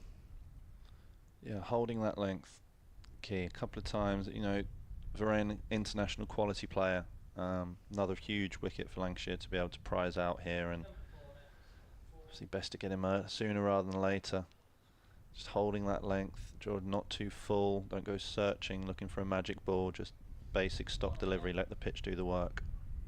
And balls again, just a little bit of movement back in as he defends it on the bounce. Back to Balderson for no run. It's fascinating how it ebbs and flows. Obviously now their run rates sort of drop below 4 and over, but like I said, they won't be worried about the run rate. Modern players, you know, guys practice 6 hitting, boundary hitting all the time. The runs won't be the issue, just the wickets. Final ball of the over. Nice straight drive, but straight enough that hits the stumps at the non-striker's end, and that completes the 18th over. That's the end of Balderson's 5th. So between Balderson and Shetty, 8 overs, 2 for 21 in this little spell together. 18 overs gone, 70 for 3 in total. Target is 221. Munsey and Verena, the 2 batters. Josh Barnum in conversation with George Balderson. He's got a bit of experience out there, hasn't he, to lean on as well? I think they're probably discussing what to do in terms of whether George should keep going here or not. Obviously you mentioned the fact there's only 5 bowling options, so Jack Blatherwick hasn't bowled yet, probably thinking about when to introduce him into the attack. Shetty in, that's Munsey looking to drive. Edge that bounces down towards short third. George's already bowled 5 overs. He's 1 for 18, doing a great job. Suggests potentially going 1 more to try and get another wicket. Shetty to Munsey, sweeps, it's in the air, it'll land safely in front of Jack Blatherwick. I must admit, having played against Munsey at different times, more so in T20 cricket, he really is a strong sweeper of the ball, and I'm actually it's amazing what wickets do and the risk there, because he normally goes to his reverse sweep much earlier than what he's done so far. Shetty to Verena, right off the back foot, and then punches down the ground. There's a pick up and throw, hits the stumps, it deflects away, and they've actually managed to get through for a single. Did all the hard work there, Josh Bohannon. I mean, he's a fantastic mover, Josh. pumps those little legs super quick, like a little Speedy Gonzalez. Manages to stop the single. As we see our support staff there standing at deep fly slip for Arav Shetty. Classic position there. But yeah, Josh did the hard work and then ended up throwing at the stumps, getting the run anyway, so might as well have just left it. But 72 for 3. Shetty for Lancashire. Munsey on strike. Just tempting Munsey into playing a shot. Through into the gloves of Matthew Hurst. Yeah, as I was saying, normally Munsey very much goes to his reverse sweeps. The shot is still on if he wants it, but there's the reverse sweep, and he's gone. Shetty gets his second. Notts Outlaws lose the fourth. Munsey having a little word with the devil on his shoulder and going for the reverse sweep. He's gone for 37. Shetty bowling beautifully here, and this is further emphasising what is a very good period for Lancashire, with Balderson at one end and Shetty at the other. 72 for 4. 1 ball left of the 19th over. Yeah, and like I was saying, that is one of his strongest shots. So he wouldn't consider that necessarily, although it historically has been deemed a really risky shot. Munsey wouldn't consider that a particularly risky shot for him. However, it's very easy to look at that, see him get bowled, he's played the reverse sweep, when you only need 4 and a bit and over, and question it. Easy to criticise after the event. It's very easy from the sidelines to talk about decision making and what shots you should and should not play. But that was I'll give credit to Arav there. Obviously the ball before, slightly slower outside off stump. He's beaten the outside edge a couple of times. Munsey will be thinking, oh, it's spinning and it's bouncing away from me, away from my stumps. It's not that risky, as it's more often than not missing the stumps there outside the off stump. If I turn around, go over the 2-point fielders. But actually Arav there fired it through a lot quicker, a lot flatter, straight at middle stump, and outfoxed him. So another great bit of cricket. Lyndon James, the new batter, heading out to the middle. 1 ball remaining of the 19th over. 2 for 15 for Arav Shetty. And well, Lancashire certainly feeling a lot chipper about things now after a pretty steady start for Notts. Lancashire are fighting back. And unfortunately, as a batter, it's, you know, sometimes you don't take the option that you're thinking about taking, and then you get out that way, defending as well. And then you walk off into the pavilion and go, why did I not take that option? I should have trusted myself, backed myself. It's my shot, it's my strength. Shetty to James with a slip in place. And defended into the offside, and there's no run. 19 overs gone. 72 for 4. So you must have to be, Luke, so I don't know if philosophical is the right word or not, but you must have to be able to not let it affect you, because your judgment's in a blink of an eye, and you can back yourself and it fails, you can back yourself and it succeeds. Exactly, and I think, like I said, so often cricket supporters, fans, whatever, you know, at times in commentary criticise after the event. Like, if it didn't work, then it was the wrong decision. Obviously he's thought about that option. He hasn't played it for a long time. He normally goes to it a lot earlier, and it is one of his strongest shots. You know, you can question the decision making, but he would have thought it through, and he just didn't execute the shot. Here is Balderson to Verena. That's deflected down towards the wicketkeeper, and there's no run. We're into the 20th over. We've got you for a few more deliveries, Luke, and then we're going to have a little double change. Kevin Shine, the Notts bowling coach, is going to come and join Kevin for a little period of time. For 6 overs, I'm told. 6, there we go, got confirmation. Ah, I see. Don't tell Luke there's a fee. 72 for 4. Here's Balderson to Verena. That's worked away off the pads out towards square leg for a single. Score moves on to 73 for 4. It'll be interesting later, you know, the two Kevins are speaking about, you know, how Kevin Shine thinks about the risk and managing that risk as a batter. See, well-renowned fast bowling coach, been around a long time now. Still looking trim, you can see there. There it is. Still looking trim. Balderson to James. plays a forward defensive.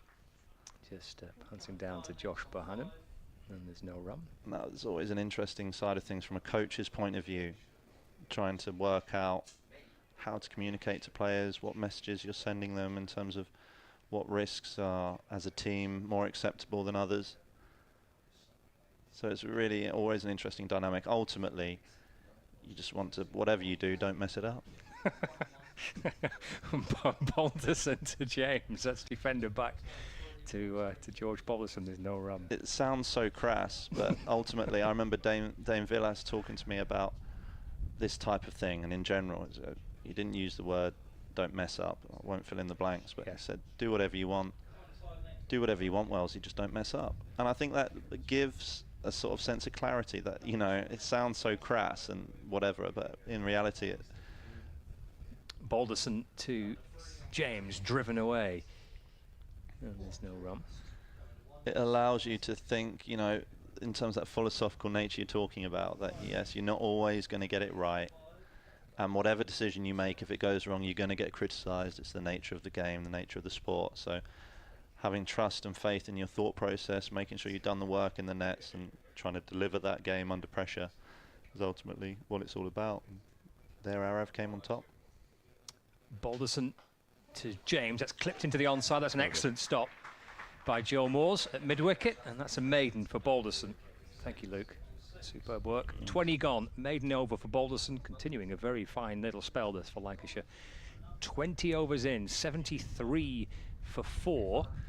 Target is 2-2-1 to win. There'll be a little double change in the commentary box. You're going to hear from Kevin Howells in a moment or two, and he'll be joined by Kevin Shine.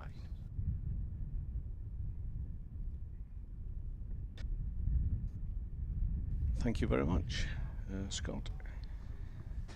Yes, Kevin's going to join us for a few overs, get a bit of a Notts perspective on it all, which at this stage, 4 down, 73 on the board, target of 221. Interesting, to say the least. Verena, well, caress the ball away there on the onside, and he will pick up a single. He moves to 6, and the score moves to 74 for 4 in this 21st over. Oh, the old Wasp, it's dropped down to 24%. It's up there 60 and 70, but it's dropped since I was last on comms. So next ball, bowled, and bowled by Shetty, who's bowling his 5th over. He's taken a couple of wickets, 2 for 16 his figures. So we're into his 5th over, a single and a dot ball so far. So we'll just get through this over and then bring Kevin in. Got 2 or 3 things I'd like to just to tackle with Kevin over a few overs that he's kindly agreed to join us. This one is driven towards the boundary. Another one added with Keaton Jennings doing the fielding, so up to 75 for 4. James and Verena, the not-out pair here at Farrington. Just the second fully competitive men's game being played here by Lancashire. It was Kent the other day. Today it is the visit of Nottinghamshire, the Outlaws, and driven through extra cover for a single, so keeping the board moving along. That's 3 scoring shots off the 4 so far with singles. Finding the boundary. It seemed to be a little bit easier in this second innings than the first at one stage, but we'll get Kevin's view on it as to how, and in fact Luke raised this question, Kevin was coming in and he said it'd be interesting to get Kevin's views on it. The old risk and reward element of how you play it here now. Obviously Kevin, by bowling title, has had bowling next to his name for a great deal of the time, but all the best bowlers, no doubt, can tell the batters how to play as well. As they've often been told themselves. This time is driven through the covers for another single, and that completes that over. So 77 for 4 after 21 overs. James on 2, Verena 7, target 221. Many thanks for joining us, Kevin. But yeah, first, where we are in the game. Oh gosh, sorry, I'm distracted by some lovely ice creams. Yeah, see that. It's very nice.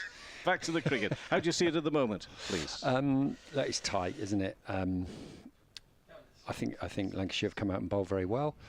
I think the wicket, there are definitely balls in the wicket. It's probably not as. You've got to sort of work out the way I'm saying. It's not as bad as we thought it would be. We could see that they did an awful lot of rolling early on this morning. And yes, there's a little bit of variable bounce, a little bit of seam movement, but we've got no complaints, honestly. 77 for 4 then, and this is Blatherwick who comes to bowl. There was something that was a little strange about it. I thought the bowler was coming in, nobody else really seems ready. Certainly James wasn't ready for that. Look, you're elite professional players, coaches. You expect the very best of conditions, but you also know that change is happening within the game, always has happened within the game, and presumably you're trying to be as generous as you possibly can, and knowing that this is a project which not only Lancashire need to work, but county cricket needs to work as well in using venues like this. I completely agree with you, Kevin. When we turned up this morning, I personally thought it was fantastic. Blatherwick to James in bowls. Oh dear, James has gone, caught a backward point, sat up, carved at it, and he's gone for 2. It's 5 down, 77 for 5, and Blatherwick strikes with his very first ball. Oh, another blow for the Outlaws. Yeah, that's a shame. His Linden's been playing really well for us, and that's a real strength shot of his. So, and it looked like bounced a little bit, but probably didn't quite get over the top of it, and that's a shame. Yeah, so he makes his way off.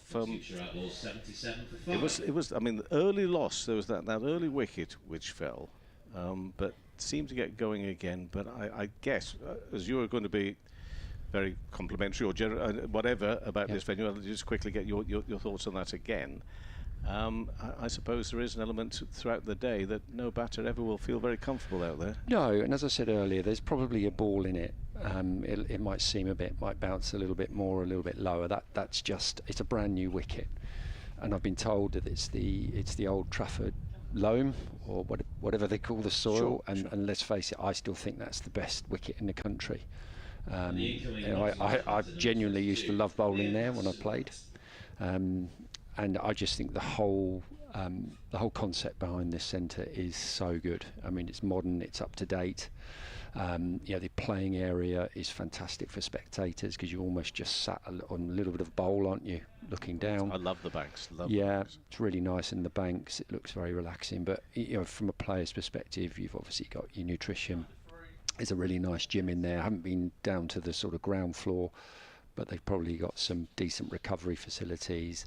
When you consider this is away from Old Trafford, I think it's brilliant. And if every county had something like this, the game would be better for it. Along with the wonderful access.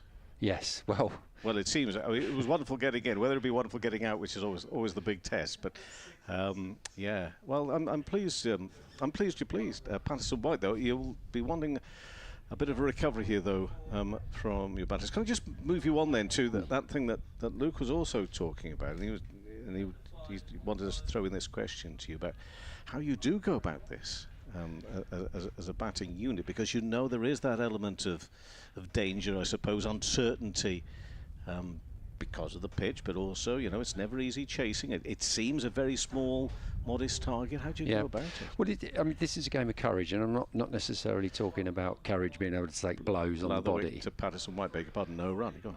It's a game of courage based on you know that you're in for the long haul here. You've got 50 overs to bat, and you might have to dig in really, really hard. You might have to face a really, really strong spell. And that's the bit that you're looking to do. And that flips to the bowlers as well. When we were bowling this morning, we probably didn't quite match our intentions at times. We didn't bowl with as much control as we've had at times. But saying that, we would then try and wrestle that back. Patterson White this time, driven to the fielder, straight to the fielder, no run in the covers. And I think when you play on wickets that are what you would call not quite as normally flat as they are in one-day cricket nowadays, you've got to actually really dig in and maybe play a slightly different game than the modern game at the moment is seeing or tending to promote, where scoring rates are higher. You'll be bowling more bouncers, more variations. It was a lot more about can you hold areas for longer here this morning with the bowlers. Patterson White faces his fourth ball, beg your pardon, still looking for his first run, gets that now. And Chetty, who's fielding here on the boundary, not far in front of us, and they'll go through for a single. And the score moves up to 78 for 5. There's one ball left of what has been a very good over from Blatherwick at the moment, 1 for 1.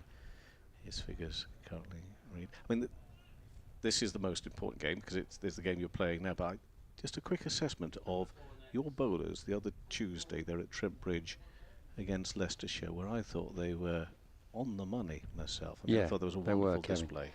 They were next delivery. Cut away behind square on the offside.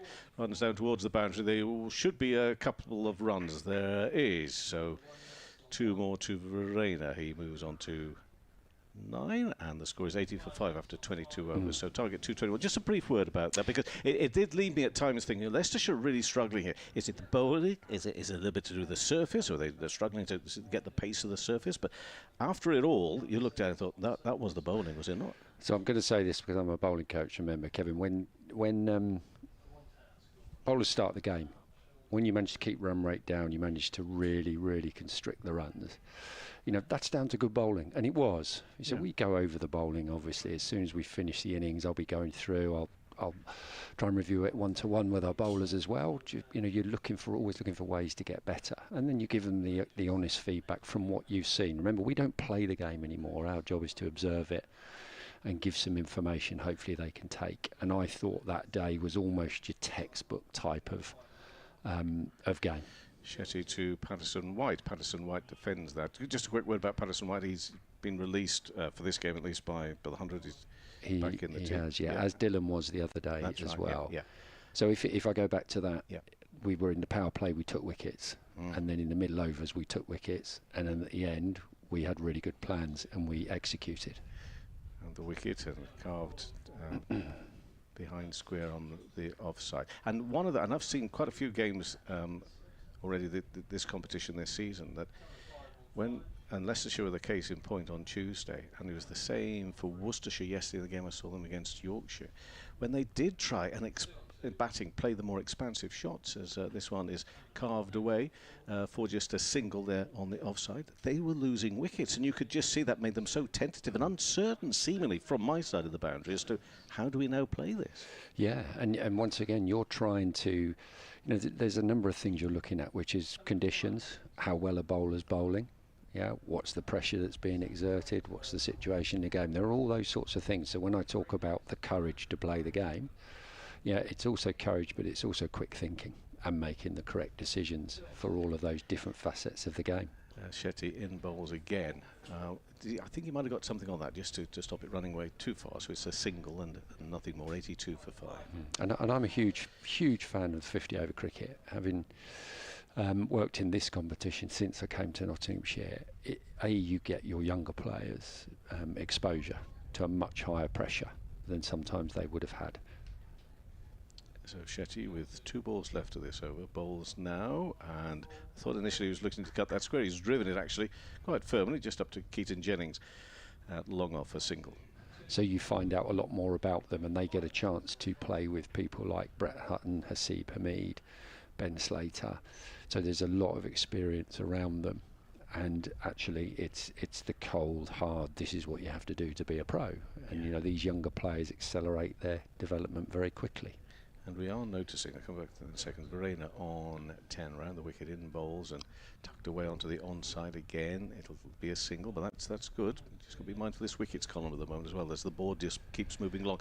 23 overs, 84 for 5. The target is 221. We mentioned it briefly, Kevin, on commentary of the last few games, that these 11s seem to be a little bit more balanced now in terms of senior players and young players. It's wonderful that the young players are getting their opportunities, but we've got a few more senior players who, for whatever reason, aren't involved with the 100, or maybe want to get out there and get some cricket under them, because we've got important championship matches coming up, not too far off as well. But they do seem more experienced, these 11s. They do, and that's a good thing. And you're dead right. The championship is coming with 6 back-to-back games, and okay, we want to win the competition, but you've also got to give them meaningful cricket.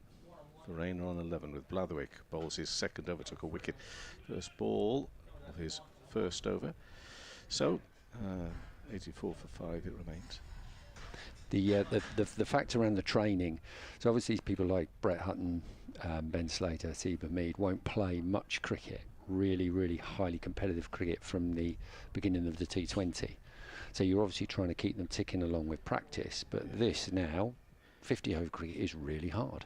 I just wondered whether the schedule actually meant as another sort of contributing factor up onto his toes, but for no run into the offside, as to where some of the senior players may feel, as you say, not that they ever would be turning away from the One Day Cup, but really now the need to play in this competition is quite great. Oh, and because of that gap. They love it. So Yeah. the names I've mentioned, I mean, we've got Kai Verena, a Test match player, out there as well, who was desperate to play it. Yeah. George Munsey was desperate to come and play for us as well. So that's actually really good for the Cup, that it's grown to a position where good players want to play in it.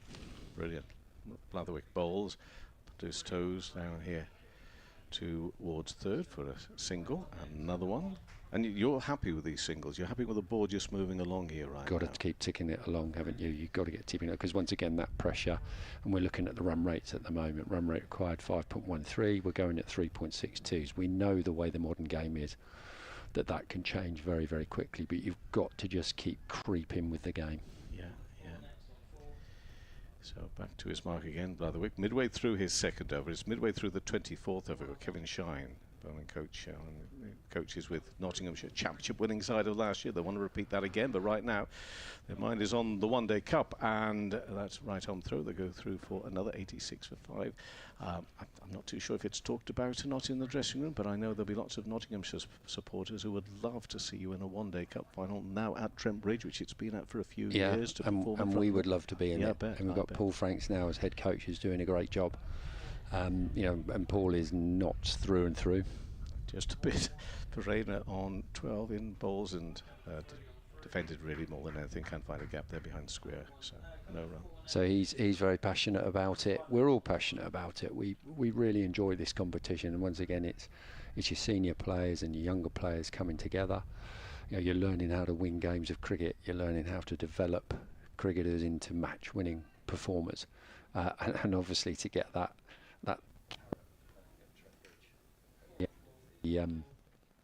at the end of the competition would be fantastic. So Verena's still on 12, dabs it again, but can't get a run there on the offside. So yeah, guess who's over? Yes. Your spinners, by the way, 24 overs, 86 for 5. Patterson White on 4, Verena on 12. They bowl well, they take wickets, but by gum, they rattle through the overs. An important part of limited overs cricket, that? It is. It just keeps the game going, doesn't it? It starts to fly. And when you're looking at, obviously, Farhan and Liam Patterson White, two fantastic bowlers, young bowlers as well. It's just great to see, and you're dead right. They absolutely fly through their overs. I mean, I saw a player who you will know well. He's now at Worcestershire, Fateh Singh, who got himself a 6 for the other day.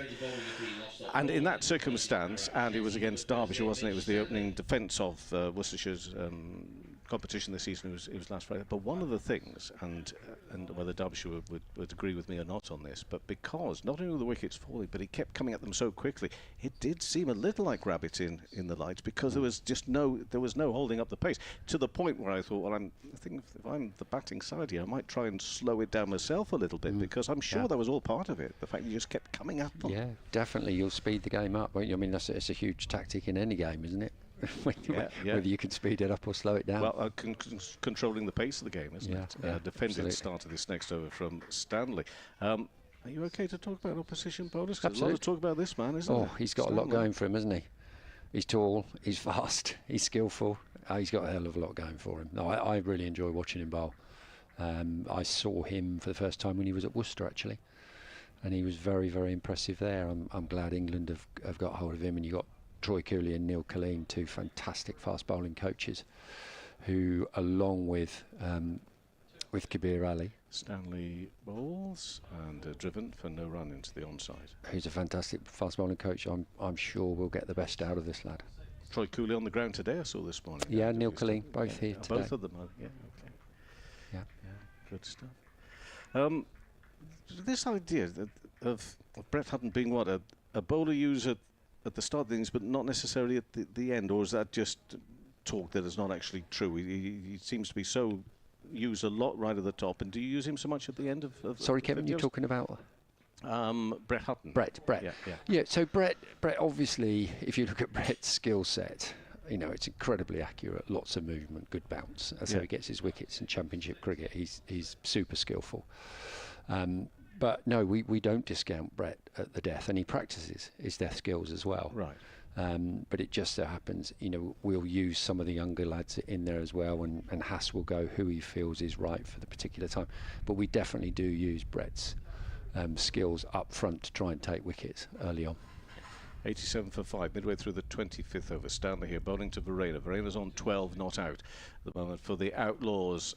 Chopped into the ground, runs for the keeper to have to collect here, but they'll still go through for 1. Did somebody forget to bring Liam's numbers, by the way, and his name for his shirt today? How quickly are the clubs, if you're allowed to tell me, how quickly are you informed? How far in advance can you know where the players are going to be released back to? Yeah, it's pretty quick, right, because you're not sure whether they're playing or not. Are they next in? Are they 2 or 3 down the ranks? So yeah, you pretty much, you might get 24 to 48 hours notice. Not a great deal, no. He's on 5 at the moment, 88 for 5. 2 balls left to the 25th over. Oh, it's in the air. Oh, just how I say, out of the reach. I think he might have got a left-hand, a desperate left hand to try and catch that there away on the onside. But it's not been able to be grabbed and caught hold. So Patterson will move to 7, take knots to 90 for 5. Take a look at this one again. Kevin, I don't know if we'll get a clear shot of how closely get a hand on it. Right, I mean, it was an absolute wonderful catch. That's close, yeah. Yeah, he's done everything he can there. Just not quite able to grab all of it. So a little bit of a heart in the mouth moment for Knotts. And in again, bowls, and to the onside, no run. What about poor old Joe? I mean, top most wicket takers Pocklington this is in the competition. And how much do we know about that? I mean, it got worse on Tuesday, I understand. Yeah, that's what we've heard so far. It has got a little bit worse. So. We've done the right thing, I think, which is to actually now investigate it and find out what's going on. And it's such a shame for Joe. I mean, he obviously came from minor county cricket last year, and he's accelerated so quickly. He's done some great work with Ant Botha, our spin and batting coach, and he's now improved again and again. He's a great lad. He's a real student of the game, very intelligent. And very, very determined. So it's been great to see his development. Hopefully he'll be back in quite soon. In all formats, it's not a bad season, is it? Because you're there right at the top and you're leading again as defending champions in the championship. You will have been disappointed with the exit in the end, but you got through to finals day in the T20 with a quite extraordinary quarter-final. We had a couple of extraordinary quarter-finals. Yours was one of them at Trent Bridge, where again you'll be thinking about your bowlers who... everybody looks at that sorry collapse there at Trent Bridge that Wednesday night, but your bowler's sticking at it. Yeah, I've been delighted with the bowlers, but I think from a team perspective, if you look at what's happened over the last few years, and it's been a very, very sort of well thought out plan. Firstly by Mick and Pete with regards to the players that we bring in and how we look to actually progress our game, and it's tough to try and be strong in all competitions, but if you think in the T20 we lost our first 3 games, that's normally pretty tough to get yourself to finals day after that, which we did really well, and we're very proud of that. And then in the championship is tough at the moment, Kevin. It's quite ridiculous. We're top, but it's tight. It's really, really tight. So how exciting is that going into those 6 back-to-back games? Small matter of Surrey first up on the resumption. We mustn't get ahead of ourselves. It's the One Day Cup, and to this One Day Cup, you talked about the bad start you made in the T20, but turned it around. It's just 8 games to be played, of course, in the group stage, to finish in the top 3 to make sure you qualify. But I look at this and I think, well, to keep that momentum going, when there are so many changes to the team for all sorts of reasons, and you get the injuries, and then you get the younger players, and sometimes you might think, well, they're doing okay, but we might need to give them a game off or something. To keep that momentum going, even if it's only for 8 games, is quite a challenge, isn't it? It is, Kevin. It is, and you do have to plan these things out. That's one of Paul's many strengths, which is planning. Because as you say, it's not just the younger guys; it's the slightly older guys as well. You've got to actually be able to work that out. We go into a huge, but these next few games, we've got a lot of travelling. So we're here. And then we go to Beckenham on Sunday. We come back, then we go to Chesterfield, then we go to Cheltenham, and then straight after Cheltenham we go to the Oval. That is quite, isn't it? And the Oval for the for the championship you're talking No, about? the Oval for our final game. Okay, in so the group there. stages. Okay. Yeah. Next ball, bowled and driven up there to mid-on. Well, that could be interesting. If that's half as interesting that quarter-final was in the T20, that'll be it. I know. But you'll be wanting to have got the majority of the job done by then, won't you? Yes, of course. And we don't really want to, whether it's the 50 over comp or, in the championship. If you remember back to the championship last year, and we effectively had that game against Surrey, which is whoever won that was probably going to be in the box seat. How good was all that? That was the most amazing game I've been involved in, Kevin. Fantastic. I've been around for a bit. Blatherwick to Verena. We'll get a run here away onto the onside. We had a bit of a break there, by the way. I refuse to call them hydration breaks, okay? In cricket, they are drinks breaks. Yes, they are. And we're in the 26th over at 91 for 5. Verena's moved to 14. Yeah, so a lot of travelling involved. Yeah, and that's even though you're in decent coaches and stuff, it's still a coach. You're you're on it for 3, 4, 5 hours sometimes, and you're doing that one coach trip after another. So we have to try and work out how we can keep people as fresh as they can possibly be. And are the players closely informed about these plans? Patterson White on 7, that's tucked away again, so another one to the total. That's all well and good here at the moment for the Outlaws. You try to be as honest as you can, Kevin, but remember all the best laid plans and that. Yeah. Sometimes if you have injuries or if it's desperate that you need a win, sometimes those plans have to change, and they are very understanding with that. Did you ever bowl to a very young Joe Denley? I'm just trying to work. No. Just I've been on Lions tours with young Joe Denley, who's incredibly talented. Oh well, just a little mention for him, if we might, in just a moment, because this next delivery, it's in the air. It's going to be out of the reach there of Jennings. Just for a moment or two there through mid-wicket, but all this safe from a Nottinghamshire point of view. Blatherwick here looking for a second wicket. He's bowling well. 93 for 5, 2 balls left to the 26th over. But just a confirmation read from Kent, but Joe Denley making his final appearance of his 23-year professional career tomorrow at St Lawrence ground. I think Somerset are the visitors there for that game in the Metrobank One Day Cup. That is just a wonderful career coming towards almost at an end there then. Shetty, he will come up off the boundary. Another one for Notts. They move to 94 for 5 in the 26th over. There's a younger one. It's a cousin, not a son, though, isn't it? Jaden, who's making his way in the game as well. But Joe has treated us to some very fine cricket as a player down those many years. What is it, 23 years, it says? Amazing. Cracking cricket. Do you know what, though, Kevin? We saw him in the T20 early on this year, and he looked in unbelievable physical nick. It looks like he could play for another 10 years. Okay. And he must be thinking now is the time. One ball left of this over from Blatherwick. The score will move on to 95.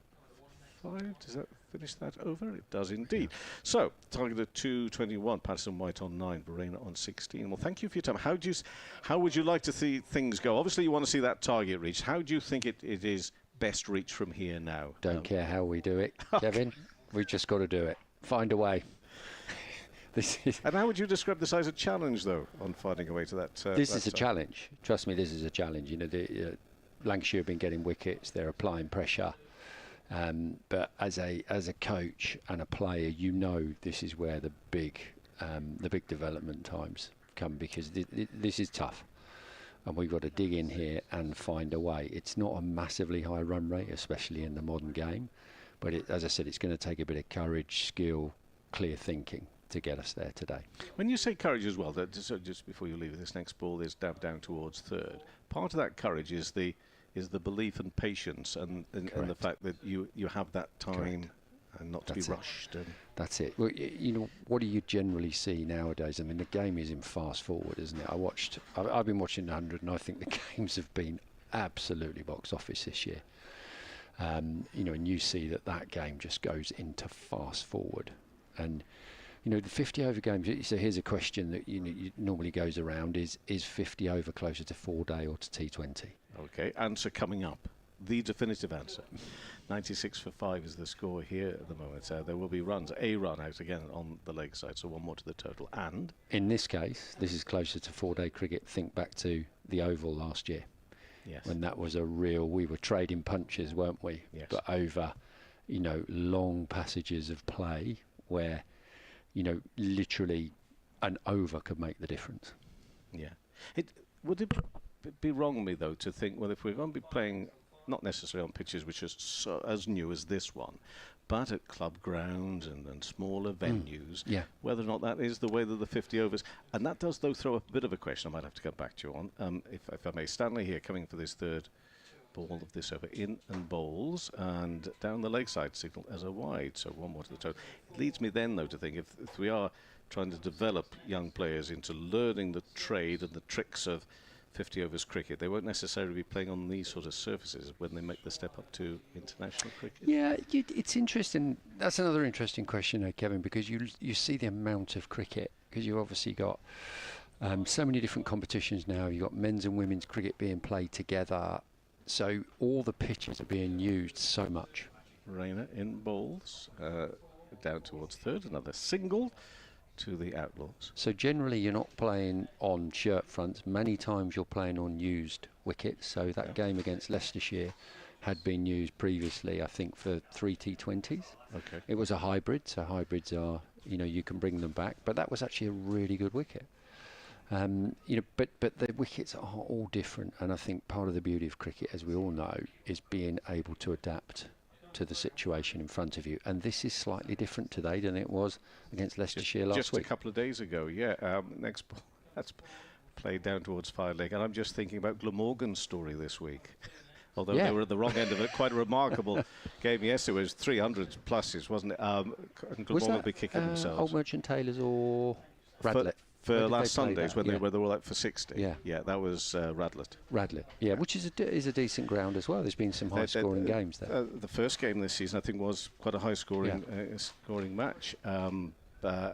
Report has it in the Cricketer that Middlesex may have to be answering some questions about that, which I always feel is a little bit unfair, but I always do, because I always have my sympathies with ground staff, especially. Absolutely. Anyway, that's a dot ball here. But then to go then up to what do they call the South Northumberland? South Northumberland, the cricket ground there to play yesterday, and for Stokes to be out for a first ball duck, having had 2 big scores, and then Will Rhodes it was. But there'd been a hint of what could happen there from Dan Douthwaite, who had struck, 45 off 18 balls for Glamorgan towards the end of their innings as well. So a small ground, as you say, that's another factor to throw in, isn't it? The size of venue. Yeah, absolutely. Clipped away behind square on the leg side. That's why it's so good. Great today having you in and Luke coming in and putting us right on a few things. 101 for 5 after 27 overs. Patterson White on 11. Verena on 19 for the game that never stands still. Absolutely. Keeps moving on, doesn't it?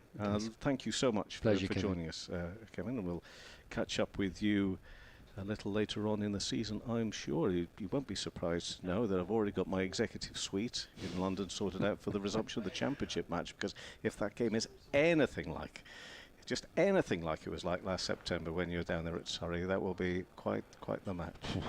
Yeah. You couldn't cope with it, could you? I don't think any of us that was one of the trickier ones to be involved in as a coach. What it set up for you the following week was something that no doubt will stay in your memory as well. Thank you very much to Kevin Shine, pleasure, running coach with Nottinghamshire. Meantime, the game continues and defended into the offside for no run, 101 for 5. Blatherwick, who's bowling well here. We're in the 4th over, 1 for 10. His figures at the moment: Patterson White on 11, Verena on 19 from 30. Listeners will be very grateful for people coming in and actually telling them what's going on. Well, I'm sure it's a lovely natter, though, wasn't it? A very enjoyable conversation. Well, he knows a thing or two. Aye. Certainly does. Verena on 19, and that is behind square on the offside. It can't be cut off, so starting to get that board moving just a little bit more. Momentum coming back, and our old friend, the old Wasp, dropped to 3%, can you believe? And it's shot back up to 21 now. 103 for 5. 28th over, Patterson White on 11, Verena on 21. But interesting to get his views on that. And he wasn't shying away, was Kevin, there, from the fact that this is going to be a challenge, and a very serious one for Notts to get over the line. It may seem just a small target, and they've passed the 100 mark here, but they've got a lot of work to do in these remaining overs. We're in the 28th over at the moment. Blatherwick striking early on. I mean, they're all big, good, strapping lads these days, aren't they? Eh? And Blatherwick's certainly that case. He's back at his mark at the Fowler Lane end. Turns and now comes in past the umpire, bowling to Verena, who's on 21. In the air and safe, out of the reach of the man behind square. Shetty will come round to his right to do the fielding. And the score moves to 104 for 5. Couldn't call it, could you? Could not call this from here. No, I think I couldn't hear what Kevin was saying, but I think Lancashire bowled really well. I think it's been a really impressive little period this from Lancashire with the ball. Backed up nicely from both ends. They've got everything so far, so good. Patterson White on 11 past the off stump through to the keeper. He couldn't answer the question. In fact, I didn't really expect him to, so I did put it directly to him as to why Patterson White has missed out on number and name on his shirt. I don't know where his shirt is, but clearly he wasn't expecting to be here. So I did ask him how quickly or how short notice is it that you find out the players are released for the 100 to come back, and he did say it could be like 24 hours sometimes. Right, okay. But where his shirt is, nobody knows. And what about going the other way? Is that still a thing? Oh yeah, you go back. I mean, hold on. Blatherwick in bowls through to the keeper. No run. Go on. I mean, like. End of the over, 104 for 5 after 28 overs. Go on. So a year or two back, Dane Velas was called up midway through the one-day competition as an injury replacement for a 100 team. Is that something that, even though he wasn't in the squad or wasn't a wild card and all that? Yes, jazz? I guess so, but other squads a bit bigger now, so maybe they can absorb that a little bit more. Right, okay. I think it happened to Keaton Jennings as well. Yes, it did. A couple of years ago, he shot off down to London. He was spirited. He was spirited. He was. Yeah. But I don't know if that can still happen or not. I mean, it's like many questions in life, Scott. Yeah. We'll just have to let somebody else tell us. Well, ask Luke Wells when he comes back. He might know. Well, I bet he will know. He should do, shouldn't he? Yeah. Here's Mitchell Stanley. And balls. That's worked away through the onside. Excellent stop by Jennings. He went spiriting away to his left there to stop the ball at mid-wicket. But the question I did put to him, I don't know how ridiculous it was in the end, but I did ask him whether he bowled to Joe Denley. Sometimes I get confused as to when. I mean, I definitely was working and reporting when Kevin Chine was a bowler. You thought they kind of overlapped. 23 years. Was it 2003? When did he retire?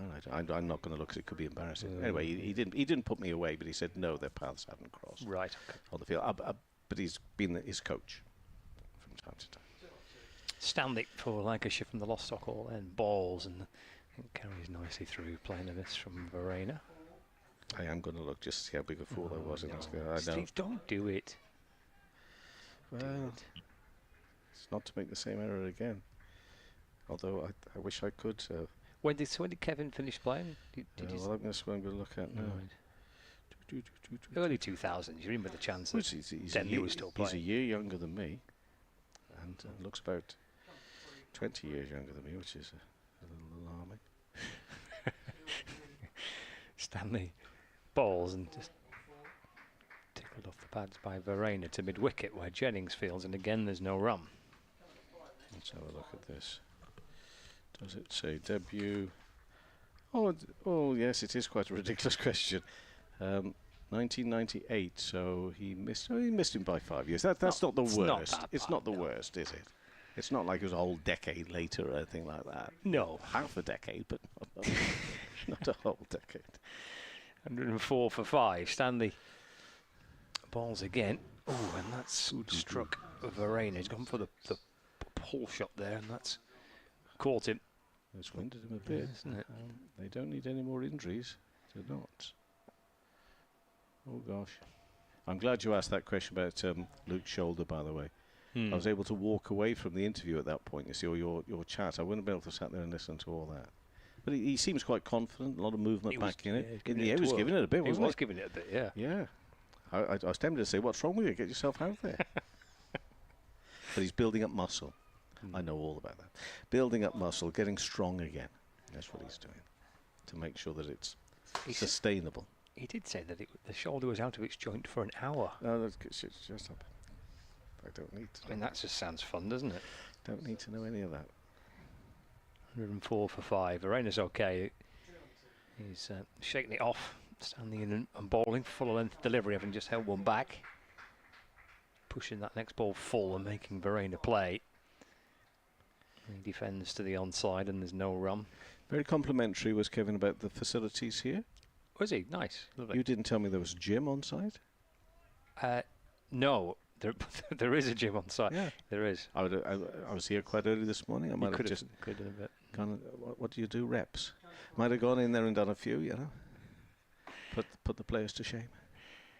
We could do some at the close of play. Yeah, I could do. Stanley to Verena again, full and worked into the onside. Through for 1. They'll turn and come back for 2. By the time that Flintoff scoops it up, end of the over. 29 overs gone. And it's 106 for 5. Also confirmed that Troy Cooley and Neil Colleen from the England camp are on site today looking at the bowlers, and that sort of came to mind with Mitch Stanley. There will be others, no doubt, that they're looking at as well. What was that? There's a couple. Look, a couple of seats just missed at the top. There's nobody sitting on them. I wonder where they've gone. Stretch the legs. Have they left a message with friends there to say, look after our chairs? Come back, somebody else sitting on them. Oi. Oh, it wouldn't be good, that would it? Oh, be very awkward, that would. Would you mind getting out of our seats, please? A bit like when you get on a train and someone sat on your seat, Don't. your reserved seat. Do you mention it? Or Of course you do. Do you? Oh, well, I don't know. when I'm sitting on people's reserved seats, they always seem to mention it to me. Blatherwick bowls. That's past the off stump and through to the keeper. But you do sit on reserved seats because half the time the people don't actually use the seats that they'd booked. They catch a later train or an earlier train or something like that, so they don't actually use the seats. So just do it politely. And I say I'm very sorry. Some people see people sitting on their seats. They get another seat because there are plenty of them, a couple back, and just make it very vocally. You know, you can hear them say, "Somebody's sitting on my seat, 2 in front." Around the wicket in bowls and pulled away through. Square leg. Ooh, diving stop. Now, if that had been on TV, I would love to have seen whether the foot was on the rope when he had got his hand on that. It was a good stop. Umpire. It was a good stop. Let's see if we can see on the replay. Yeah. Well, I want no controversy. No, there's no controversy.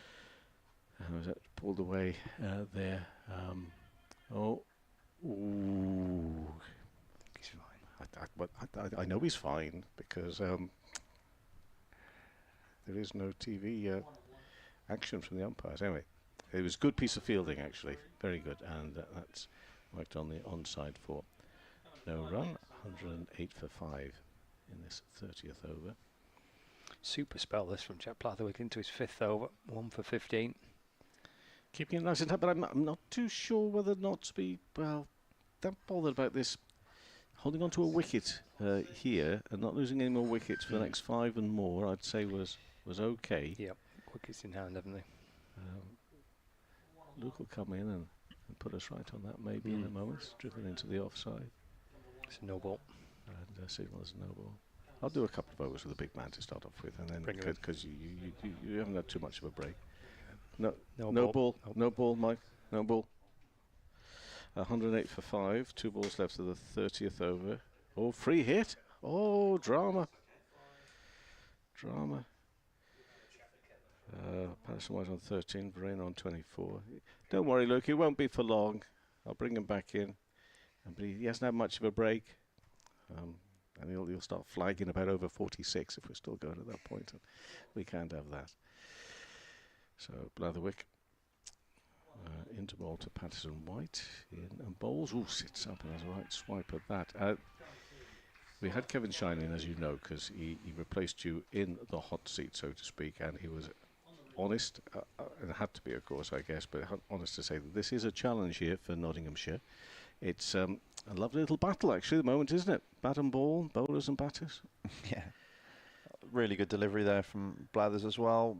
Quite tight on the height there, but obviously that was a free hit, so to get a dot ball off of it.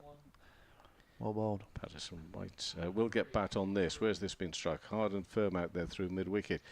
3 go off in pursuit. Whether any of them will get to it, just pulled back inside. Nice stop that from Rocky Flintoff. Good work. That's 2 pieces of good work he's done out there near the rope. We did question whether or not maybe some of the boot was on the rope when he got his hand to it on the last one, but that needed some chasing down, and he got there well, and a well-executed shot actually through that area as well. So good cricket all round. As Nottinghamshire here chase down this 221 to try and win. The context, just to remind anyone just joining us, is the fact that these 2 teams going well in the competition. There's a chance for Lancashire to draw level with Notts on 12 points, or Notts obviously to extend their lead, and another short ball which flies through to the keeper. And here Verena has a look at the umpire, square leg umpire, as if to say, what's going on there, ump? 112 for 5 after 30 overs. This pair trying again to get that all balance right, Luke Wells of Lancashire, of trying to find some boundaries, because they need to, because there's work to be done with the run. How on earth that was wide. Yeah. Yep. You win some and you lose some. Yeah, and Rayner certainly feels he's lost one there. Mind you, at your height, you must feel sometimes as though do you always get a fair bigger target. Yeah.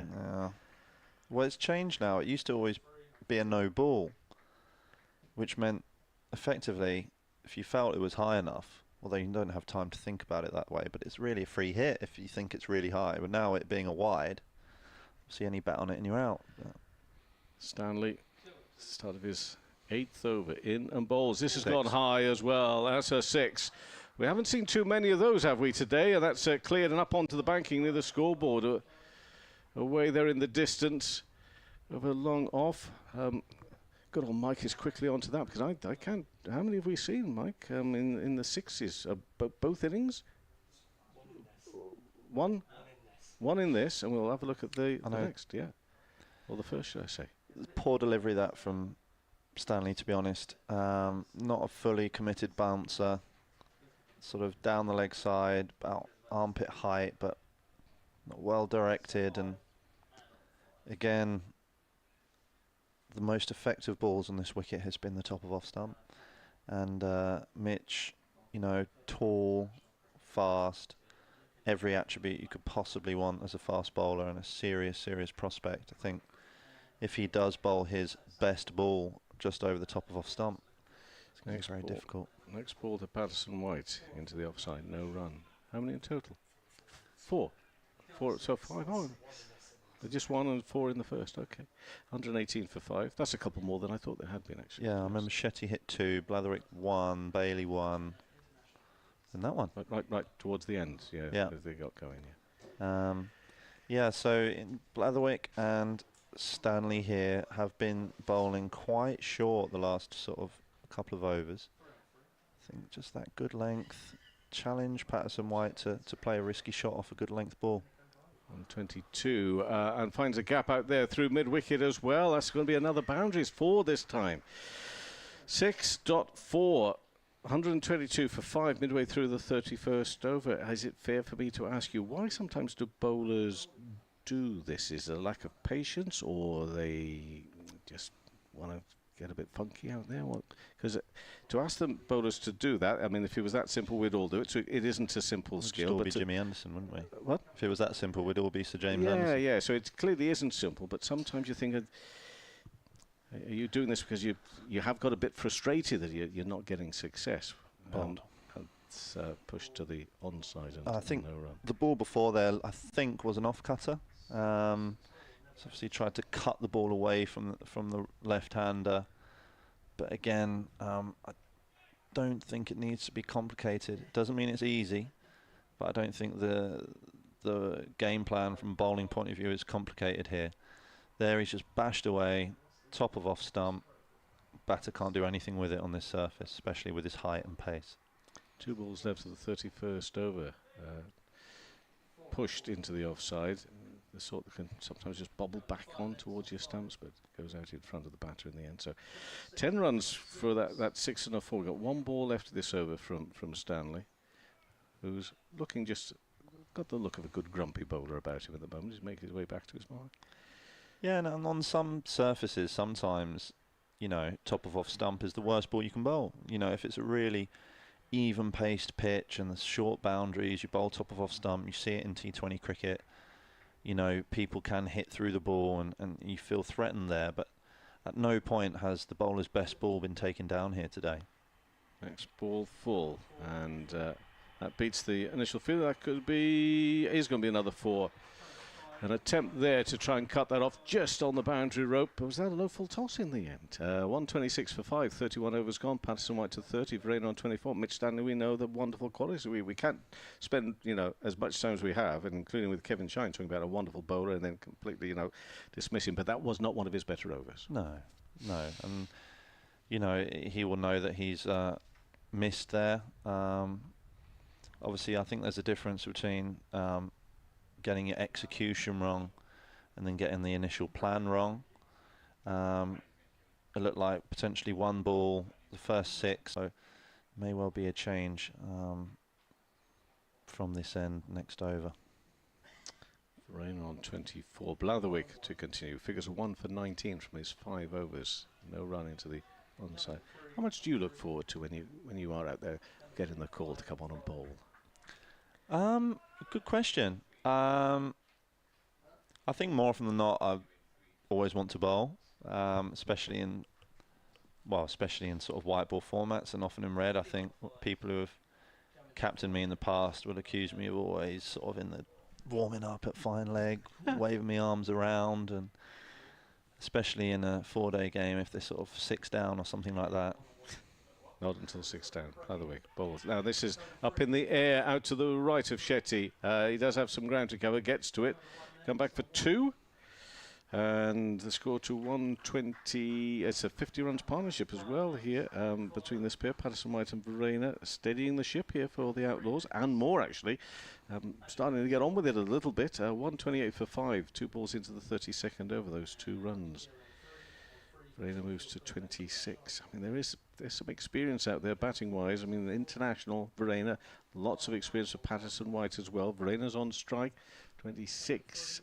That is make it 27, a single square on the offside. So 129 for 5 now, 32nd over. So you're up for it basically. Yeah, definitely. I've loved sort of developing my bowling over the years and becoming sort of more of a key part, especially in the T20 format. Sort of very much always look forward to the opportunity to bowl, and trying to keep that mindset throughout, whether it's going well or badly, is quite key for me. 30 not out to Patterson White. Oh, that's a better ball from Blatherwick. I mean, he is bowling well, but that one's just past the outside edge of the bat. Could he easily have got a little feather through to the keeper there. This is where the run chase is quite an interesting one, because really, if you bowl anything like a good length, there's still enough in the surface. Like, that's just nipped away, you know, and this ball is an older white ball now, Kookaburra white ball. Hold a good length and it nibbles around. Obviously, they've been able to score off short and wide and poor deliveries. So your margin for error is quite big, but you really just got to nail that length. Blatherwick around the wickets, defensively prodded really by Patterson White. And the more you do that, obviously the batsman then starts to think, right, I need to take a risk here. And that's invariably when the wicket comes. It's quite basic cricket. It's not like mastermind tactician style, you know, wide Yorkers, slow balls, like all these different funky fields we see. It's traditional, it's uncomplicated cricket, but it doesn't mean it's simple to execute. No, around the wicket. It should be the final ball of the over. It's square on the offside. They'll go through for a single. 130 for 5, 32 overs, 221 is the target. Then there's the old psychological thing to get over as well. If you're still 5 down and they pass the 150 mark, and get then maybe to under 50 as well, these things can change. Right now, it seems like a very stiff challenge still for the Outlaws. 221. 32 overs, so 18 remain. To get these, the run rate they're going along is 4.06. It's 5.06, so they're run behind that at the moment. But how's Stanley going to come back here now? Mitch Stanley, because that's... Oh, no, Shetty come down. So the way he's going to come back is by being taken out. And Shetty's got 4 overs, 2 for 23. You were talking earlier about the number of wickets that were taken with spin first innings of the match, but Shetty has done a really, look at those figures, done a really good job for Lancashire here. Yeah, and obviously that's why it's quite interesting, this game today.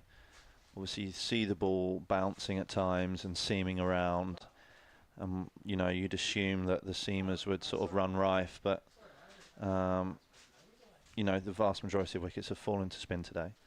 So at the Lancashire's team today, you only got the one spinner, so Arab's done a great job so far from a Lancashire perspective, but we need to keep that going. He's bowling to Patterson White, who was one of the successful contributors earlier with the ball.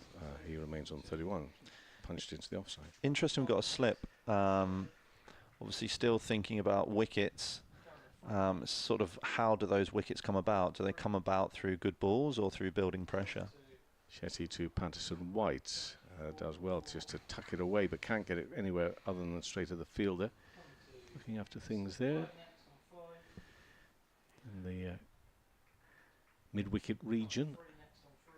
On that leg side, the left-handed Patterson White. Glorious day, by the way. Some big white clouds around, but also lots of blue sky. Into the offside, trying to work it at both sides of the wicket here, but not being able to get past either fielder. Very alert. They need to be agile and alert there, putting pressure on. That's exactly what they're doing.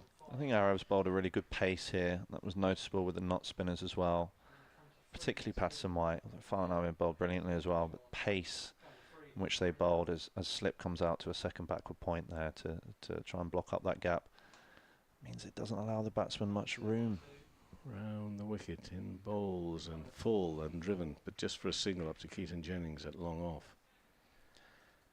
Judging by how Patterson White's played that over so far, he recognises that maybe Shetty represents the biggest threat. You know, he didn't look to sort of take a risk. He was happy to sort of, though he was looking to work a single, he didn't look for the boundary. They might be thinking to themselves that, you know, if we manage our wickets against Shetty, that we'll be able to score more quickly off the others, because the run rate's not an issue. 5 and over is not the issue. It's just the wickets in hand, wickets that are the issue.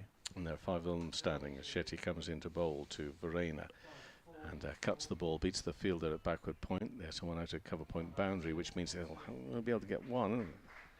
That's Patterson White having to turn around rather sharpish to get back into his ground. Yeah, Joe Moore's out there, lightning in the field. Really fantastic mover, and no chance of 2 there. Good mover, and I've seen some stunning catches he's taken as well. Yeah, I mean, he's just an electric player, isn't he, with a bat hand out with his fielding. 132 for 5, Patterson White on 32. Leans back and drives that away through extra cover for a single. So it's just 3 singles from the last 3 deliveries of that over, 3 dot balls to begin. 33 overs gone, 133 for 5. The target of 221. Bailey 6 overs 1 for 19. Standing 8 overs, no wicket for 46. Expensive last over from him, the 8th over. Balderson 6 overs 1 for 19. Shetty 7 overs 2 for 26. Blatherwick 6 overs 1 for 23. Normally I have to get through those bowling figures when they appear on the screen really quickly, but then I just realised that because I'm actually part of that commentary team, the good people behind will keep it up for me as long as I want it. So thank you very much. I didn't have to rush through them so much. But yeah, there's some bowling options available still. But it's Blatherwick to continue with his 7th over, 133 for 5 after 33. He's going to bowl to Patterson White on 33, not out. Round the wicket in bowls, driven. Oh, a catch is claimed, and it's waiting for the umpire. Bump ball? Well, I wish that Patterson White would just stay where he is or come off, because he's gone a little bit of wandering. It's a bump ball. There were 3 or 4 of them that went up for it there. Just wondering if Lancashire players thought he may have hit that onto his own foot, but at no stage from here did it look like a legitimate chance. Well, we've got a replay of this, although the replay, so back to the live cricket as well, as this ball is now in, and that is pulled away through square leg here for 1 for a single. Well, there were 3 or 4 of them going up there thinking that there was something in that. We won't be able to see necessarily the umpire's head in the way, so you can't quite see. Yeah. So Patterson White trying to make a decision for the umpire, which always riles up. Oh, interesting. Looks it, doesn't it? That may well have come off his boot, you know. It was the fact that so many went up. Yeah, 134 for 5 over the wicket in and bowls, and turned away to square leg, and there will be a single. And that feeds what I'm also seeing of Patterson White's body language. because I couldn't be certain. So I was looking to see, well, was that a bump ball or not? Slow this down. You take a look at that replay. I'll keep an eye on what's going on out in the middle. Let's have a look. Yeah, straight off his boot. I don't know. There is a bit of grass that pops up. It's really difficult. Really difficult decision to make. I think. All right then. But I thought for a moment that Patterson White looks as if he may have been turning to walk, and that is into the offside, and no run. Because I'm looking at, was that a bump ball or not? So I'm looking at the batter and what's their reaction, and he left me undecided as well. Yeah, well, he did shake his head, but I think if you can't quite tell on slow motion replay, I think you've probably got to give the benefit of the doubt. But interesting. Again, it's building up nicely, this chase. Crunch time is on its way, I think. 2 balls from the end of the 34th, when there will be a ball change. Or not a ball change, this one is driven back to the bowler. There'll be a selection of balls, and Blatherwick does well in that over, where he may well feel aggrieved that he's got 1 ball left of it, that he hasn't got a wicket, but it's still only 2 singles to come from it so far, and 3 dots along the way. 135 for 5. There is 1 more still to come. Mentioned selection of balls. After 34 overs.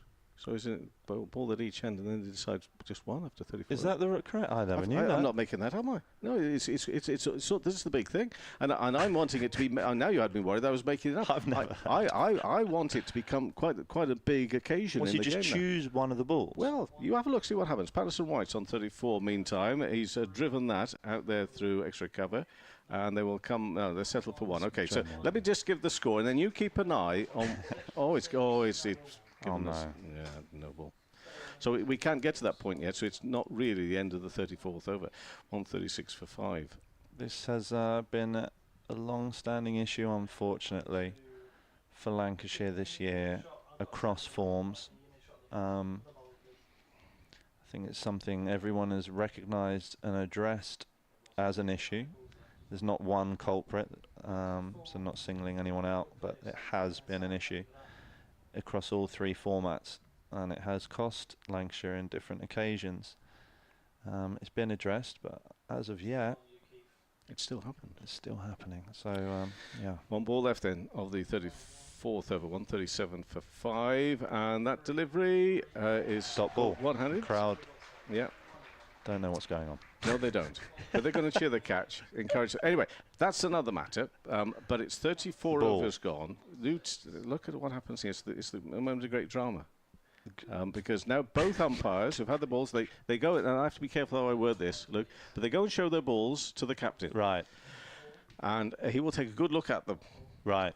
That is dramatic. It is quite dramatic. Sometimes bowlers chip in. I'm not sure as they're supposed to. And who decides then? Well, who decides which ball? Oh, the captain decides which ball to use. And the winner loses. And look, that's Sam. Sam's the umpire who's won that, yeah. And the other umpire, he looks a bit miffed. I'm not surprised. What's wrong with my ball? His ball wasn't chosen? Yeah. What's wrong with mine? Oh, yeah. Anyway, so there's your 1 school lesson of the day. But you had me worried thinking I was making it up. 137 for 5 after 34 overs. Patterson White on 35. Rayner on 29. Here's something you learned. Interesting. How long has that been? Well, I didn't know this. This season. Poor from me. No, not really. You've had other matters to contend with. Painful matters. As Shetty comes into bowl around the wicket with the chosen one. And he's driven to Keaton Jennings for a single. So I'll do 1 more over, and then after 35, Scott can come in and join in as well. But Shetty bowling his 8th over. Wickets needed here from Shetty, you'd imagine, because he has been very effective. He's taken 2. Some of the quicker bowlers have been given just a little bit of treatment in recent overs. That's full and driven. Will eventually get up to Keaton Jennings on the long on boundary. Would be very interesting to see. Probably don't have the stats here. I know the analyst will be able to put this together at the end of the game. Sort of, you can look at runs scored at different lengths. Be really interested to see the run rate on a good length today. I reckon it'd be incredibly low, like incredibly low. Next delivery, driven, and a tumbling stop and attempted to stop. He doesn't. Again, it eventually gets up to Jennings for a single. You know, that sort of analysis and all that. I mean, some detail is that. Some coaches presumably will be quite keen to get that information back out to the bowlers and the team quickly, or they'll always be put on the back burner for 24, 48 hours or just ahead of the next game. Yeah, it's not something you do live in the game because it's quite obvious, really. Midway through the 35th and driven back up to the bowler, no run. They're more the sort of things you do in preparation for Right. certain batters. You look at sort of their strike rates at certain lengths and areas, especially in the T20 format. Just seems today a good length just doesn't go anywhere. Next delivery, that's guided down towards short third.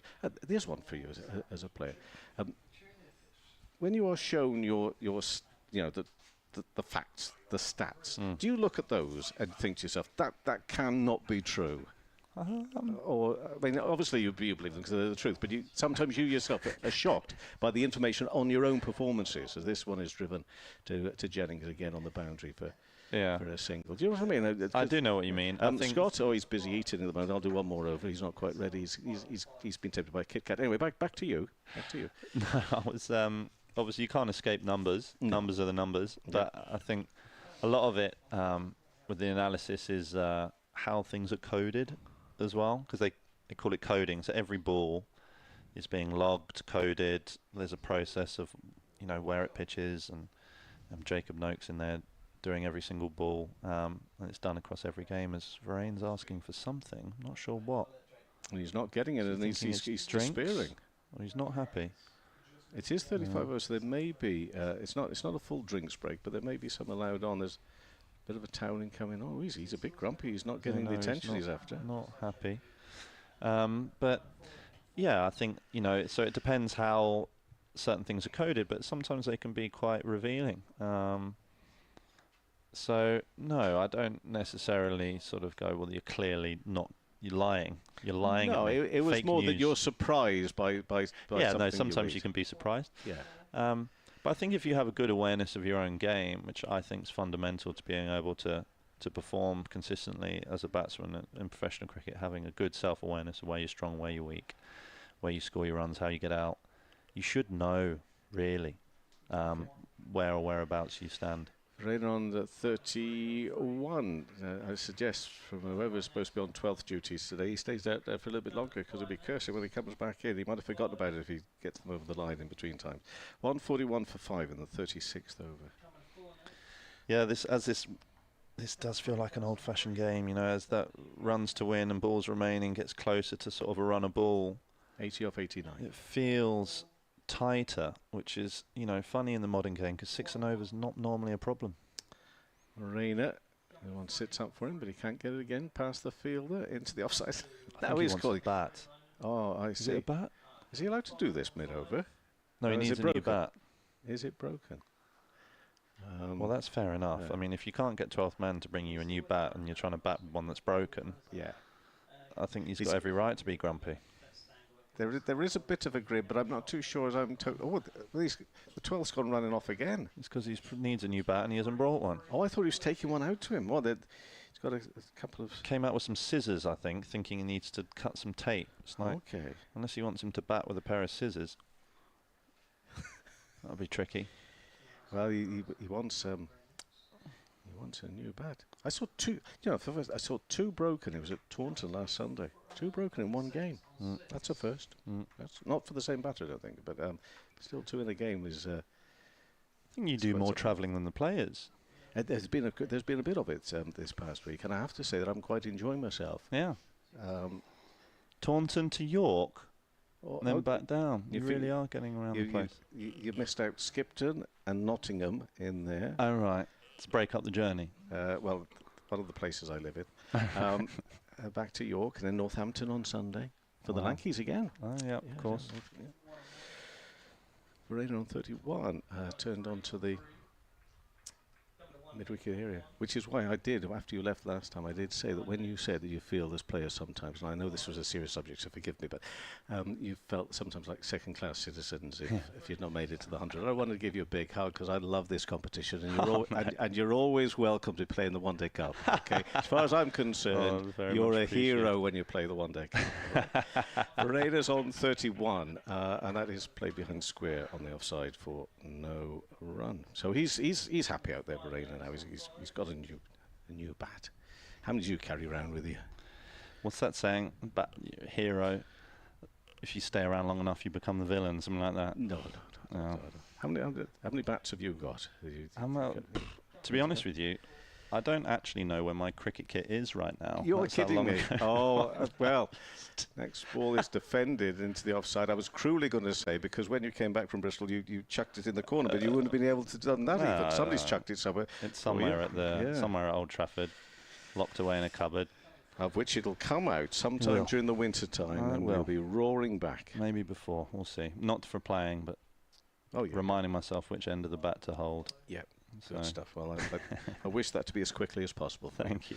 One ball left of this over, in, and worked away to the leg side. Oohs and ahs for an appeal. Maiden. We can't really see. Maiden, yeah.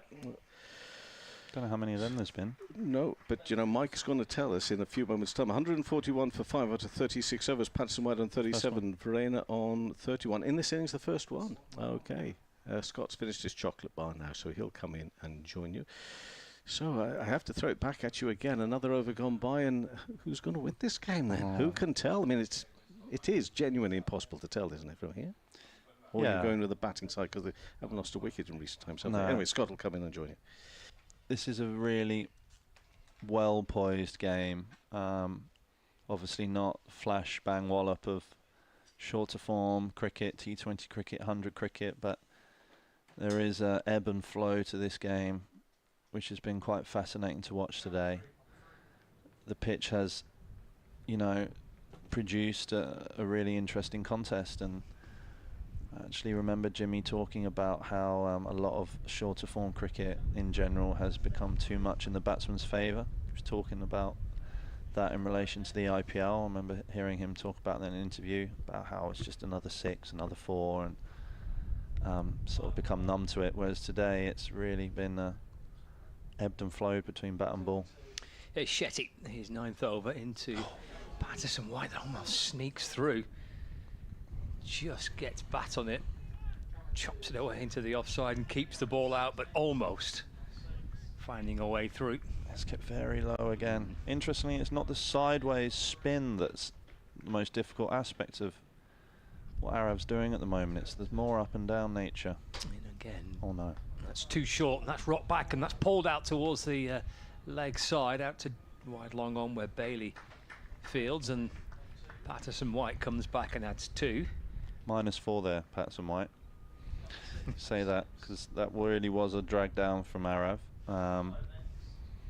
But because he's been bowling so well previous to that, potentially Patterson White wasn't quite expecting it and didn't manage to take full advantage. Bowles plays forward in defence. His next delivery right back on it, Shetty.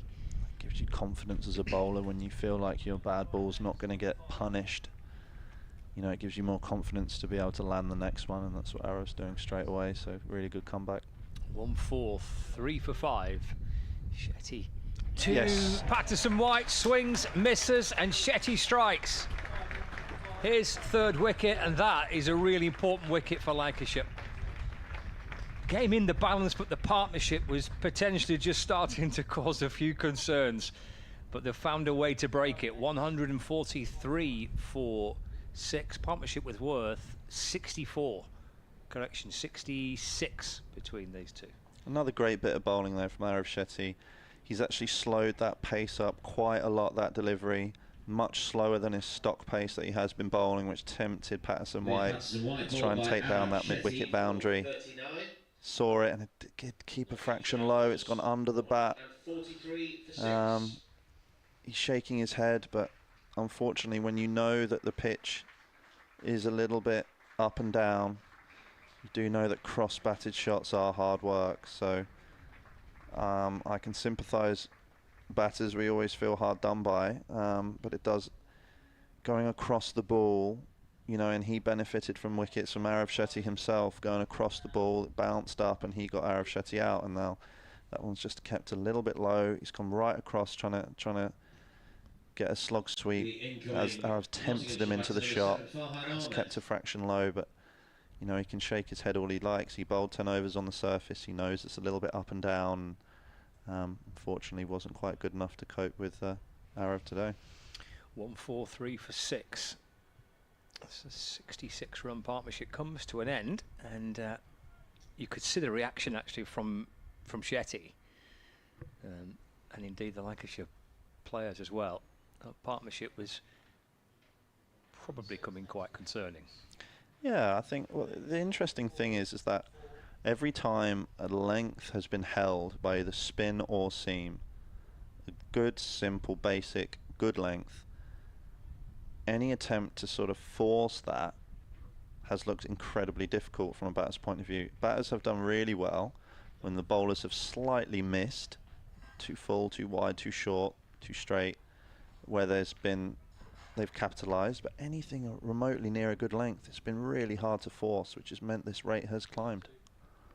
Shetty to Ahmed, the new batter, plays on the front foot and defends, dropping it away to Marcus Harris at backward point, and there's no run. Again, Arav having a fantastic individual performance today so far. Whatever happens in this game, he should be very proud of his efforts to this point. Fires that one in quicker and fuller, squirted away off the bottom edge down towards short third man, but sharp work from Balderson, pick up and throw, denying any possibility of a run. Excellent stuff from Shetty. Now 3 for 32 for Arav Shetty from 9 overs, 143 for 6, 37 overs gone. So it's 78 to win, 78 balls remaining, 4 wickets in hand. It is beautifully balanced. Yeah, and Arav getting his wickets to go alongside his really important 50. Really having a fantastic game so far, and again George Balderson the other end, keeping it so simple. He spoke about it pre-match, and he's delivering it, about delivering the basics for as long as possible. You know, 1 for 19 of 7 overs, bowling top of off, nothing fancy. In again and bowls, and Verona just works it off his hip towards the onside, and this time it's Joe Moores. It challenges the batter to take a risk. You know, take a risk on that good length. You know, mid on and mid off are up inside the circle. George Balderson, a highly skillful bowler, he doesn't have the pace and bounce of, say, a Mitch Stanley necessarily, but what he does have is accuracy, and he keeps it simple. But you know, he's challenging their decision making here. Balderson into Verena, just tries to work it out towards the side. And there's no run, back-to-back dot balls. And now the fact that they're 6 down, you know, crucial time for a wicket there from a Lancashire point of view, because, you know, like I said, the run rate as it stands isn't necessarily the most important thing at this stage. They would want to take it as deep as possible and try and capitalise at the back end. Balderson in, hit back over his head by Verena, one bounce and out towards the long off boundary. And a welcome for the Notts Outlaws. 147 for 6. Yeah, as I mentioned, mid on and mid off are up. So, you know, I think you've got to take your hat off to the batsman there. Slightly full of a length, but it's a type of risk you're willing to let the batsman have. It wasn't a particularly bad ball. Could have easily bounced a little bit, but batsman produced the full face of the bat and good shot. First boundary for 7 overs, huh? Really? Chopped away into the offside, fielded inside the circle. There's no run. And if the batsman, Verane or Ahmed, if Nottinghamshire end up chasing this score, and they do it on the back of really good shots to the best balls in the surface, then you take your hat off to them. I think where Lancashire will be disappointed if they end up losing this game is if they've ended up, you know, not executing wide, short, etc. Balderson in. Oh, that's muscled out by Verena. It's in the air. It'll land safely. It's Jack Blatherwick Out on the leg side boundary. Just a single. Verena moves to 36 not out. Knots a 148 for 6. Delivery to go of the 38th over. Ahmed taking guard as he faces Balderson for the first time. Verena's going to need some support here. He won't be able to chase these on his own, so he's going to need Ahmed and the tail to wag, as it were. Balderson to Ahmed. That's eased away into the onside. Moores with a pick up and throw. Scampered through for a quick single to complete the over. 38 overs gone. There's a sharp single, just turned to mid-wicket. They both set off. Throw comes in. And he's okay. Even with a direct hit. Running well, those two there. 149 for 6. 38 overs gone. Target is 221 to win. Shaping up to be a bit of a nail-biter, this. Yeah, and interestingly, their score at this stage, 145 for 6. You know, it just shows what was possible at the death with the bat. You know, the ability for guys to hit sixes at the back end is quite incredible. So let's see how this goes. Shetty, he's having a good day. This is his final over. And Ahmed will just push him down through mid-on for a single. And that brings up the 150 for the Notts Outlaws. 150 for 6. Looking at the scorecard of Jack Blatherwick came in at 8, got 31 of 29. Bailey, no, in fact 9 and 10. They got their runs there. Shetty in to Verena off the back foot, played back to Shetty. So obviously you've got your number 9 and number 10 getting, you know, 48 runs between them in not many balls, hitting a couple of sixes. That really did change the momentum. And Notts' tail is going to have to produce something similar here. Shetty to Verena on the reverse sweep. The ball scooped up by George Balderson. Just be one more for the Outlaws. Move to 151 for 6. 3 balls remaining for Arif Shetty, who has had a starring role today with the bat to begin with, and then backed up with the ball. 3 for 34. Enjoying his day out at Farrington. Down the pitch comes Ahmed, strikes it cleanly enough, but Joe Moores with extra cover fields, no run. Interesting how we're using our spinner differently. Obviously they had the benefit of having 2 spinners plus McCann as a 3rd spinning option. Patterson White bowled through to the death. We obviously won't be able to do that. Shetty or bowled to Ahmed, works it through point. Blatherwick fields. Ahmed moves to 3. 152 for 6. And Shetty has 1 delivery remaining. It's been a terrific 10th and final over. It's been a terrific 10 overs.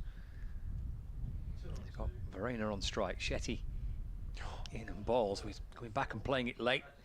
Down towards Balderson at short third. Fielded by the Lancashire captain. End of the over. End of Shetty. 10 overs. 3 for 35. Shetty finishing with figures of 10 overs. Yeah, no, fantastic effort there from Shetty. He's had a brilliant game so far. With the bat, with the ball. Really put Lancashire in it. I have to say, probably favourites to win this game at this stage. No, Carl Verheyen, fantastic player. He's only hit 1 boundary so far in his 63 balls that he's faced. And it doesn't look the easiest necessarily to rotate the strike either. So that means, even though by modern day standards a run rate of around 6-7 over ordinarily doesn't sound like much, these conditions today, sort of throwing it back to 20 plus years ago, where it's, you know, when the run rate gets above 6 and over, it starts to get tricky, because every time, apart from a couple of death overs that we had as a Lancashire supporter, player, it doesn't feel like that easy to force the pace here. Tom Bailey returns, and Ahmed defends to mid-wicket, and there's no run. So I mentioned this before, he's been Captain George Balderson has got 5 bowling options. He's gone through 1 with Shetty, so his spinning options are done for this match. And his seam options here, Bailey's got 4 left. starting one of those 4 now. Stanley's got 2 left. Balderson has 2 left. And Jack Blatherwick has got 3 left. Bailey to Ahmed. Has he nibbled that on? No, he hasn't. Slides on past the edge and through to the keeper. Yeah, a good ball from Tom Bailey, again hitting that top of off stump. It'll be interesting how George Balderson uses Tom Bailey here. He's obviously got 4 overs left. I don't think he would necessarily want him to bowl 4 through here. He may well do if he takes a couple of wickets and just think maybe go for the kill, but at this point I'd probably suspect it might go 2 and 2. Bailey balls clipped in the air, but safe enough. Way to square leg. Blatherwick fields 1 for Ahmed. He moves to 4, 1-5-3 for 6. I think he's brought him back on here. Obviously we just got a wicket, try and get another one now. But you may want to keep him for the back end. It'll be interesting to see how it goes, because it's nice to have his experience. Again, length balls have been the most difficult to hit, and that is what Tom Bailey does so well. If we're going to finish at the death with, you know, potentially Mitch Stanley and Jack Blatherwick, it'll be an interesting chase. Bailey to Varane. That's worked into the onside where Moores fields and there's no run. Blatherwick bowls 7 overs. They were on the spin, I think, weren't they? I think he bowled 7 on the bounce from the Fowler Lane end. 7 overs, 1 for 27. It's a terrific spell from Jack Blatherwick. So he's had a breather for a little while, but that was 7 on the spin for him. Bailey's obviously had a bit of a break since the power play, the first 10 overs, and he returns now. 1 for 20 for Tom Bailey.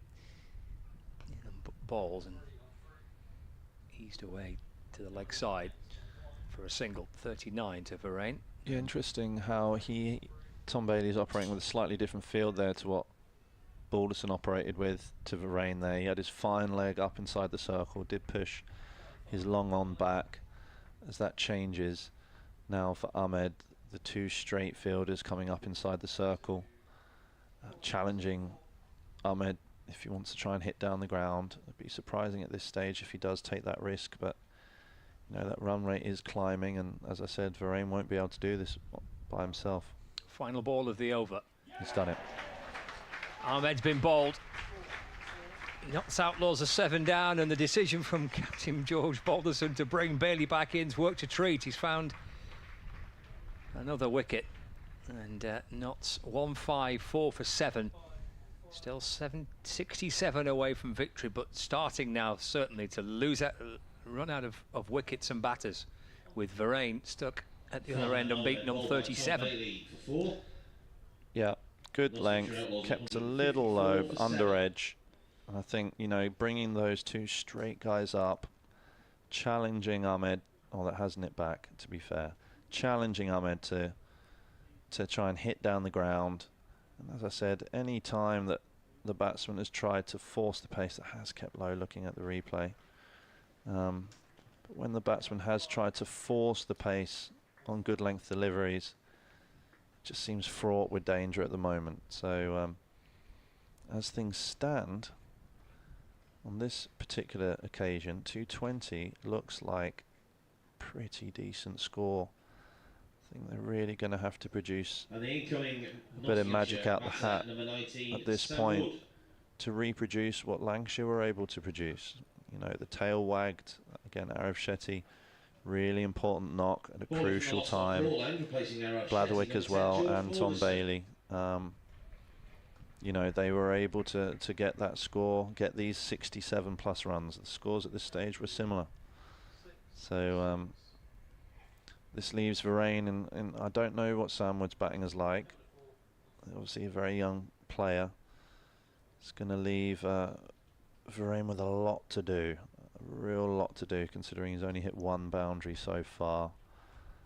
He'll be thinking, what's the best way of me going about this, rotating the strike, or maybe he might have to pick his bowler that he thinks he's got the best chance against and really try and take somebody down. But Balderson switching ends here again. Both Balderson and Bailey, the good red ball bowlers, first-class bowlers, hitting top of off stump. Challenging decision making.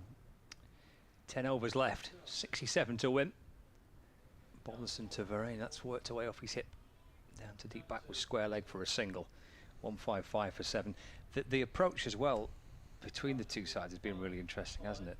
As you've been explaining, the way that Notts looked at it, and they've got more bowling options than what Lancashire have got for this game, and spin heavy in the way that they went about it. Contrast that to Lancashire's approach. It's been quite interesting. I think there's different ways to skin a cat. You know, I'm just thinking about how best to approach a run chase such as this, and it is tricky. You know, on the one hand, you think wickets in hand, you know, accelerate at the back end. At the other, there's an argument to get ahead of the rate. Balderson around the wicket. Wood drops it into the offside. Sometimes when you're trying to break the back of a chase in limited overs cricket, you think, do the bulk of the work early. Sometimes. Again, we spoke about it. There's different ways to skin a cat, but sometimes you can think to yourself, right, if I get ahead of the rate here, with a slight cameo, score at a rate, it means that even if I get out. Balderson in, driven by Wood, away through extra cover. Bahanan and Flintoff both chasing after it. It's Bahanan that gets there just ahead. Yeah, sorry, I was saying, so you can break the back of the chase, get ahead of the run rate early is another way of doing it. Yes, that's fraught with risk. Can get out, can backfire, but if you do come off with those only 2 fielders out, get a substantial chunk of ahead of the game, suddenly you lose a wicket, you'd only need 3 and over. Balderson to Wood. It's a good stop by Moores. Whereas so far it's been sort of being on the lower end of risk, pressure sort of building, an attempted risk being taken, losing the wicket, and then it compounding later on to the point where they find themselves now. Balderson around the wicket, balls, it's full and it's punched to mid-off. Bahanan fields, another dot ball. And again, you'll get criticised either way if it doesn't work. So I think when you're approaching chases like this, obviously the conditions haven't been incredibly conducive for batting, but you can come up with a plan to one of them. Munsey, for example, his ability to strike the cricket ball, get ahead of the rate. Worked into the onside where Jennings feels it's another dot ball, 3 of them to end the over and just 3 runs coming off it. Terrific work from George Balderson, and an awful lot of pressure here on Kyle Varane to try and see this through for the Notts Outlaws. He needs a bit of help, doesn't he? But there's plenty of weight on his shoulders if the Outlaws are going to get these runs. 157 for 7, 64 to win, 54 balls remaining, 3 wickets in hand. Set for a good finish. Yeah. Again, because if you don't get ahead of the run rate early, then if you don't see the game through completely, you can find yourself in a situation when you get out and then suddenly the batsmen coming in need a higher run rate than what was required originally, and they might not be as competent, say the back end of the innings or whatever. So Bailey into Varane, that's tapped into the onside. The nearest person to it is Bailey, but ball slows up as it reaches the edge of the fielding circle, and they've come back for 2 anyway.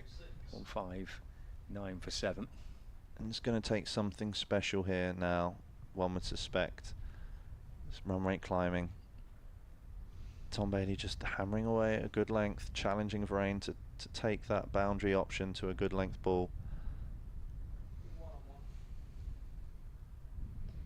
And balls again just worked into the onside. Feels set back on the leg side. Nobody inside the circle. Long on, there's a deep mid wicket and a deep square leg. Maybe just trying to tap it out towards the edge of the circle and come back for 2, but in the end, Moores was onto it pretty quickly. So just 160 for 7. Brings Wood on strike. Change of line here for Bailey to Wood. Run rate just gone above 7 and over now. keeps climbing. Varane is going to try and... Don't think they'll be able to do this in 1s and 2s now. It's Bailey from around the wicket, balls flashed away. It's in the air. Dropped. Oh, and it's been put down.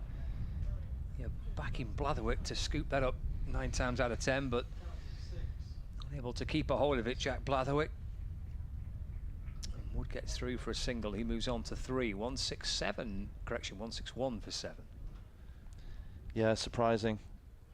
If he's looking into the sun a little bit completely, don't know. But crowd really engaged here in this game, aren't they? You could hear the oohs and ahs there.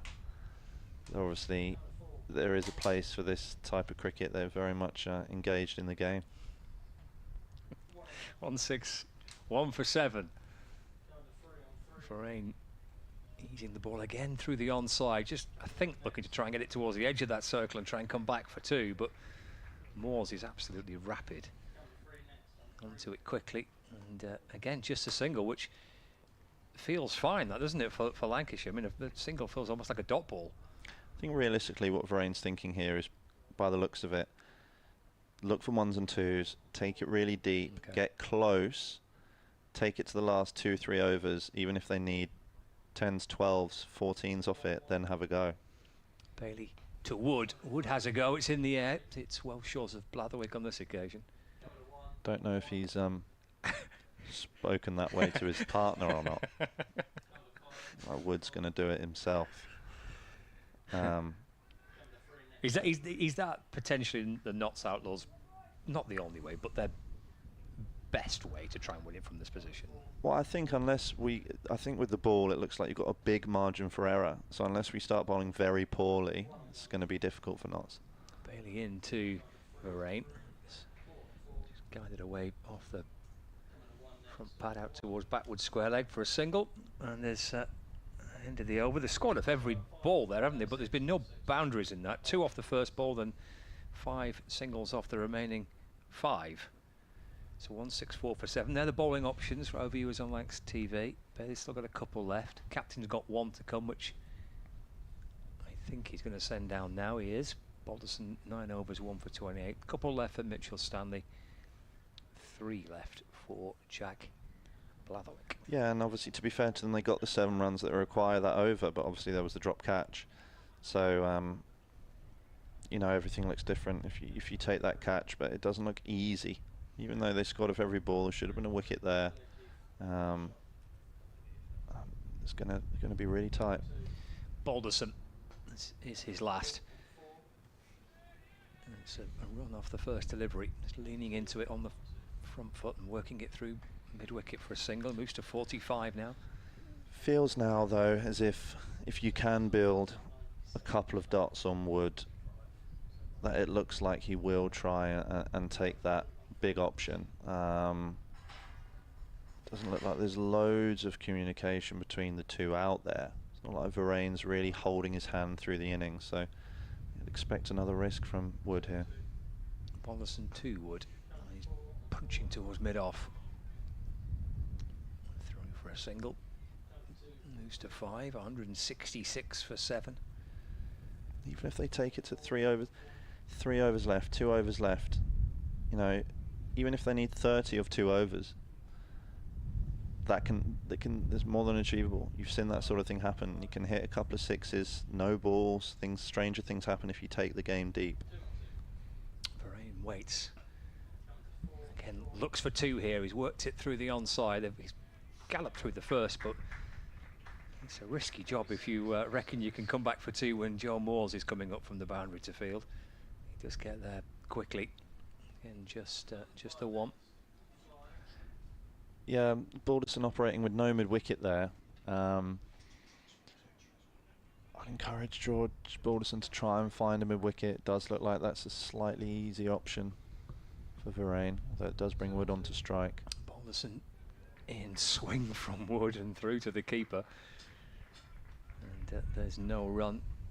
Welcoming listeners and viewers from various platforms that may well just be joining us, Sports Extra listeners, viewers across Lancs TV, maybe just settling into this this game right at the back end of the fixture. It's 54 to win, 44 deliveries remaining for the Notts Outlaws. They're 167 for 7.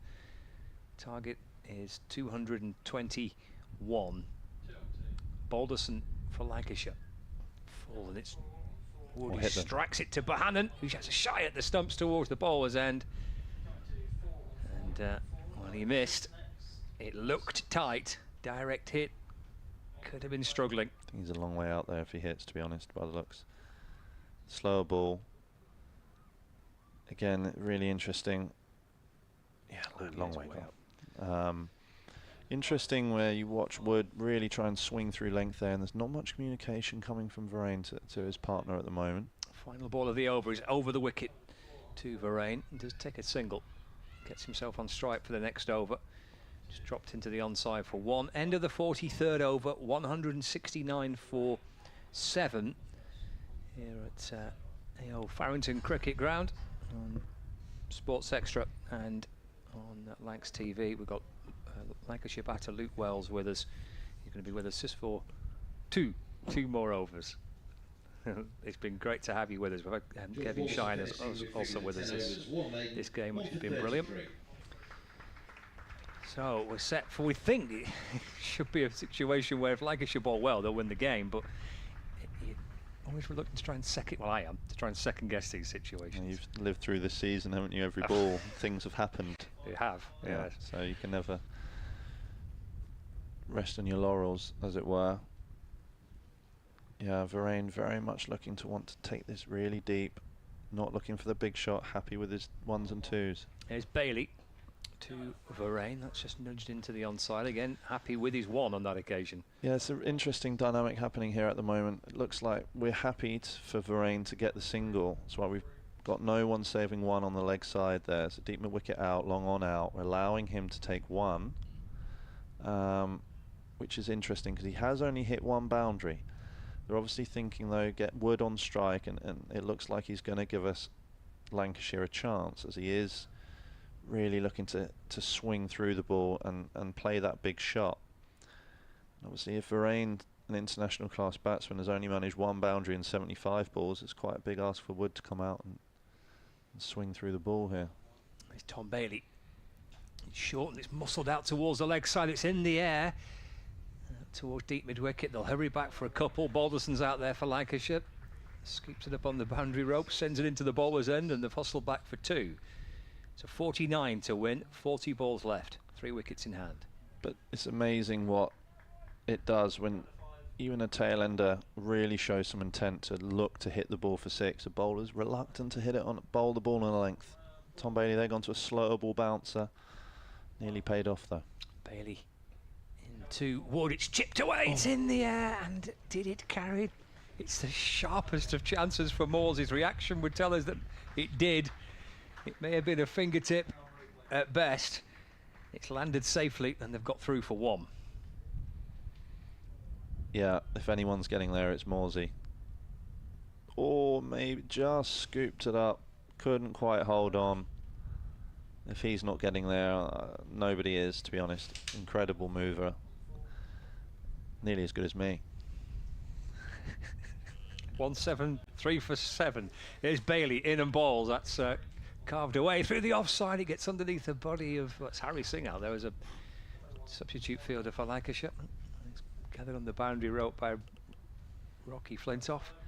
They've got 1 for it. The Notts Outlaws are 174 for 7. So 47 to win, 38 deliveries left. Must admit, part of me cringes every time I see somebody dive now, especially full stretch. Just assume a shoulder's going to pop out at any moment. Dear Luke. Blimey. Where's Lancashire's psychologist? Where is he? Wait. 174 for 7. There's Bailey around the wicket. Balls again. Oh, it's gone through Wood. It's gone past his inside edge, past his leg stump, and taken by the keeper. 47 to win off 37 deliveries. We all right, Luke? We okay? Post-traumatic stress. I don't want you having flashbacks. Oh dear. Yeah, Luke Wells. For viewers and listeners who are maybe just joining the back end of this game, Luke, thankfully on the mend and recovering, but missing for the remainder of the season after a dislocated shoulder in Bristol, but that's it. I won't say it again. 174 for 7. Final ball for Bailey. He's 9th over this. In and balls. Another swing and another miss from Wood, and taken again by Matthew Hurst. That's the end of the 44th over. 47 required to win. 36 balls left. And they're 7 down, the Notts Outlaws, and it's all on Verena. He's 49 not out, but it's taken some getting. It's come off 76 deliveries. 47 to win, 36 balls to go. Yeah, Tom Bailey holding his nerve well there, recognising again that length is the most difficult to hit, challenging Wood to really try and play those big shots from that good length delivery. And you know, Wood has really swung the bat a lot, most deliveries. He's only got 9 or 14 balls, which is, you know, obviously is a lower order player, but as I said, Vereine's only hit 1 boundary. Not easy to force the pace. Vereine's obviously made up his mind. He's going to try and knock 1s and 2s. Again, we've left the mid-wicket gap open. There's a lot of space out there on the leg side. I expect him to try and hit 1s and 2s out there as Mitch Stanley comes in. Stanley's got 2 overs left, and here's the first of them. And bowling to back of a length of Verein. That's worked away to the leg side. Just kind of flicked off his back foot about hip height to mid-wicket. Sharp pick up and throw, but Verein gets through for 1, and that brings him 50 as well. It's been a battle, but he's got to a half-century here for his side. 77 deliveries, and just that 1 boundary still, just that 1-4. It's leaving a lot to do for his partner. Obviously, he needs support, of course. But he's sort of, they need to work out their game plan here, because at the moment, Verein is knocking 1 or 2. Wood's coming in, swinging the bat unsuccessfully at the moment. Obviously, a drop chance earlier as well. Stanley in balls. Gives himself a bit of space there. Works it away through the offside for a single. Wood moves to 10. 176 for 7. Brings Verein back on strike. It's a beautiful sunny early evening in Farrington in central Lancashire at this new venue for Lancashire cricket, the AO Farrington Cricket Ground, playing its 2nd match, just its 2nd match since its construction. It's chipped away. That's going to bounce safely. Flicked back on the rope by Rocky Flintoff, and the throw comes in from Harry Singh. And they've come back for 2 in the process. 178 for 7. Verein keeping a cool head here. Obviously, international player, high quality, skilled player. He's keeping a cool head. He's staying calm. He's not panicking. So far, he hasn't played a rash shot, hasn't played a shot in anger yet.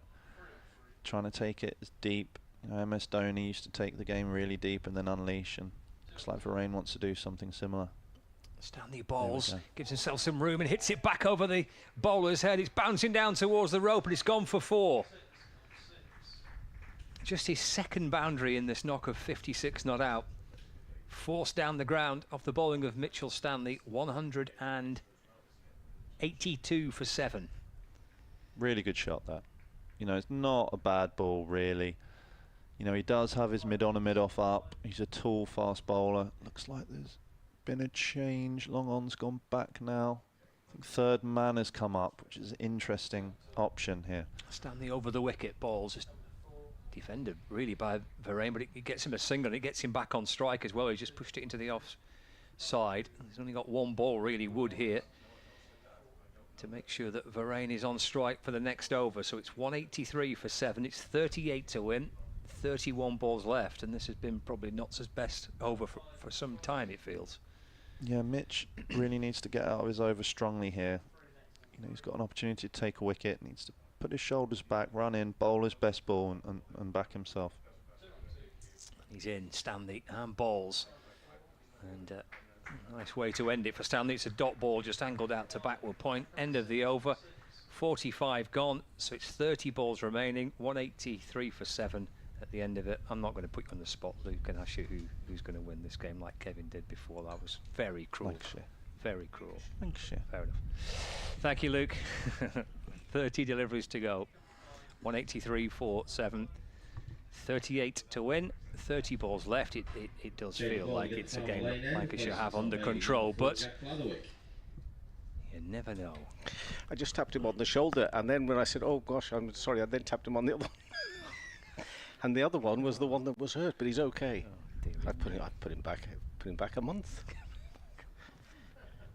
I was concerned every time he sees someone diving. Is he having flashbacks? No, he's not having flashbacks. He's I mean, I told you earlier, I remember the commentary, it wasn't nice. He's not having flashbacks, he's just imagining, you know, and hoping that it doesn't happen to somebody else. Absolutely, yeah. Jack Blatherwick returns, 3 balls, 7 overs on the spin from the Fowler Lane end, and he's in to bowl at least 1, if not 3 more on the bounce here. In and balls to Varane. That's flicked away off his hip now towards the leg side for 1. Well, he's keeping the Notts Outlaws in the game. Kyle Varane, he's again happy to take a single off the first ball. But the odds are stacking up against him at 37 to win off 29 deliveries. 184 for 7. A cheeky look on your face there. Outlaws are going to win it. Cheeky. Is Blatherwick. He comes muscling his way in and bowls back of a length and muscle down the ground and bouncing in front of Shetty. He's done well to stop that. Looked like maybe it might carry for a catch, and then maybe it might bounce and spin away to his right or left for a boundary. In the end, he's got something behind it to stop it, just a 1 run. Again, for any recent joiners, welcome. You're all welcome. Everyone's You're all welcome to the beautiful heavenly world of Farrington and the beautiful heavenly world of the Metro Bank One Day Cup. And I shall tell you the context of the result either way here in a moment. As Blatherwick is in, balls pushed a little bit full this time, and Varane works it through the onside. Again, just for 1, it's Bailey who's quickly up to field. 186 for 7, 35 to win off 27. Kevin. And it is this, that in this group, Nottinghamshire Outlaws have played 3 and they've won 3, they're on 12 points. Lancashire have dropped a game along the way, but obviously a win today would take them level with them at the top of the group. We were approaching midway of the group stage. If you finish top of your respective group, you get straight through a home semi-final. Blatherwick. Balls played back towards him, Woods gone, caught and bowled by Jack Blatherwick. And the odds now further increasing on the Lancashire win. 186 for 8. Wood caught and bowled by Jack Blatherwick for 11. Do you remember the last time you and I were on air at the fall of an 8th wicket in a limited overs game? No. Oh, how can you have forgotten, you sausage? Leeds. Yorkshire versus Somerset. In the T20 Blast, yes. Yeah, and by the way, word got round that Yorkshire announced at the fall of the 8th wicket. I heard about this. It wasn't Yorkshire who announced it, because it's an ECB run game. It was the ECB announcer that announced it. And he's good, he's a lovely man. But it wasn't Yorkshire, so it was all the narrative, oh, typical Yorkshire doing it. And it wasn't Yorkshire. Okay, it was but they weren't doing the stadium announcing. It might have been a Yorkshire. It wasn't Yorkshire. Anyway, oh, how people love telling that tale. Oh, how they love. I heard it, and you know the little golf buggy that you have to get to go back to the car park at Headingley? Yeah. The guy driving the golf buggy told me about it, and that was only straight after the game. But it wasn't a Yorkshire announcement, okay? It was an announcement by the stadium announcer. It was not the Yorkshire announcer. Okay, thank you. Anyway, back to this. So, don't you be calling the game at 8 wickets down? I've not called anything. After, oh, I was the one that called it. Yeah, you were actually. Because who knows what might happen here? But 35 off 26. He's Brett Hutton, Jamie Overton. No, he's Brett Hutton. 35 to win, 26 balls left. Blatherwick's bowled very, very nicely today. 2 for 30. 2 balls remaining of his 8th over.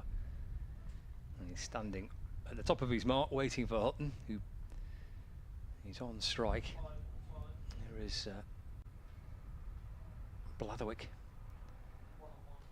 He comes over the wicket and bowls to Hutton, and he's bowled him.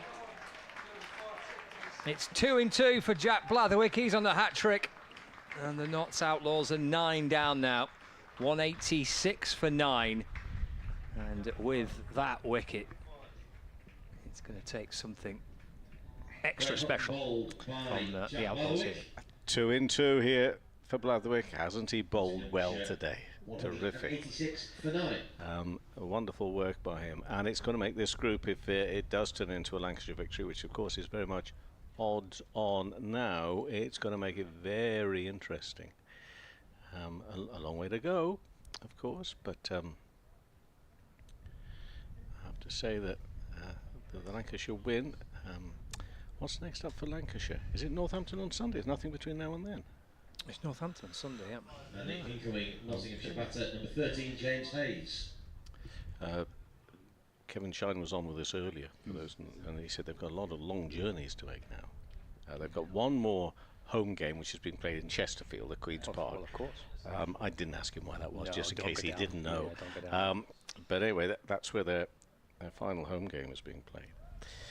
But they've got long journeys to make within the competition. But they have made a very good start, but it may come a little unstuck here now. With 1 wicket in hand, Hayes is the batter. And they need 35 runs, Scott Rees. 35 of 25 with 1 wicket intact only. Yeah, and this is a hat-trick ball for Jack Blatherwick as well. 186 for 9. Final ball of the over. Chance to polish it off with a hat-trick. Blatherwick in balls and just pushed away into the offside, fielded by Bohannon at backward point. And there's no run, but 2 in the over for Blatherwick. He's picked up 3 in total. Yeah, 3 for 30. Shetty 3 for 35. Bailey 2 for 33. Stanley wicketless so far, but he's going to have another one. Another over, it'll be his 10th and final one. And Boverson 10 overs, 1 for 33. And Varane, who's tried to hold the whole thing together here for the Notts Outlaws. He's 59 not out of 82 deliveries, but has almost run out of partners.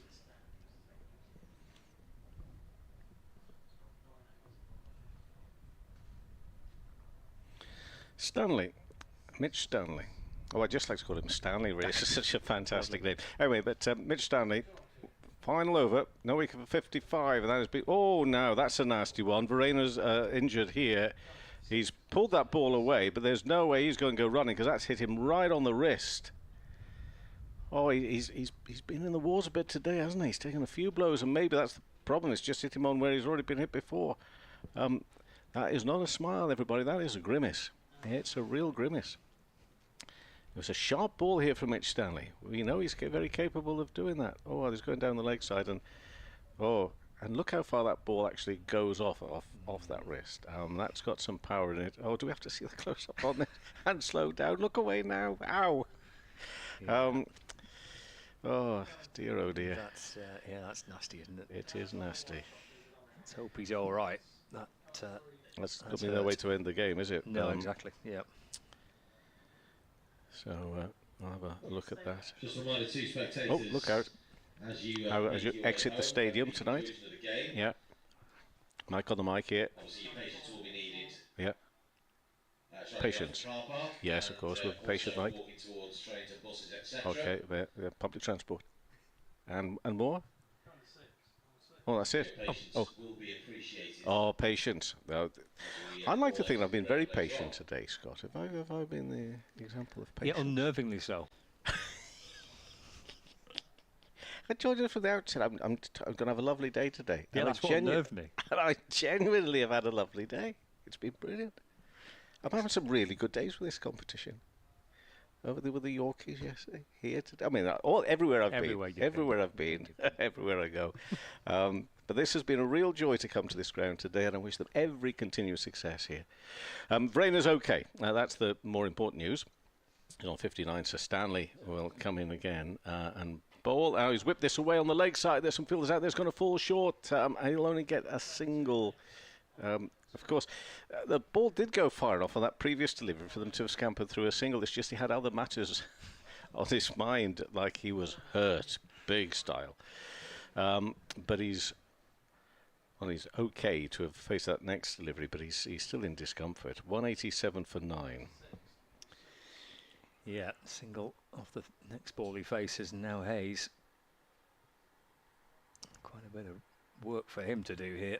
Varane is in danger here, isn't he? Being left stranded and beaten on a good score at the other end. In fact, on what would be the biggest score in the game on the other end. Top score in Lancashire was Shetty's 53. Well, Kevin Chan was asking for courage, and Varane has certainly showed that. But what can Hayes offer in support here? This delivery from Stanley. Oh, right off the toes. I'll go through for one and just have to settle for one, obviously, because Varane wants to face the strike. So well done, Hayes. He keeps it out. He didn't look if he enjoyed particularly keeping it out, but it's a leg by, and who can blame him? This Mitch Stanley can bowl at a pace, can't he? But yeah, Kevin Shine was asking for courage from the bat, and that comes in various forms. And just to go back to Mike on the mic, it refers also to patience from the performers out there in the batters. That's a little unnerving, isn't it? That suggests it might take a while to get out of the ground if he's asking for patience already. We'll be fine.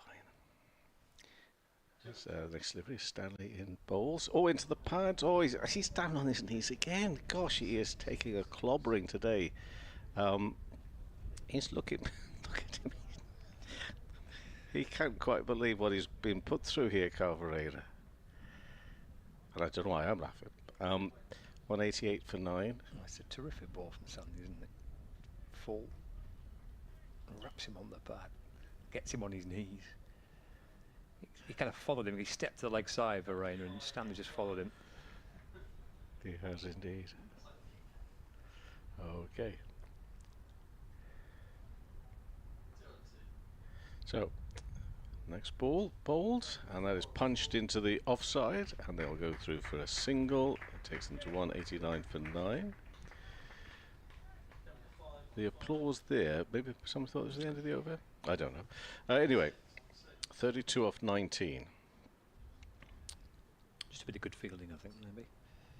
Quite right. Everyone likes a good piece of fielding, don't they? We all do. We thrive on it. Hayes, his third ball, he's going to face, and he definitely needs a bit of courage here.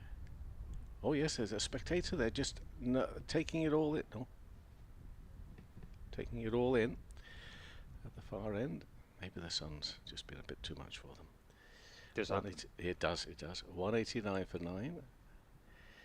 And this is Stanley now to Hayes in, and bowls, goes back and defends, pushes back up to Stanley.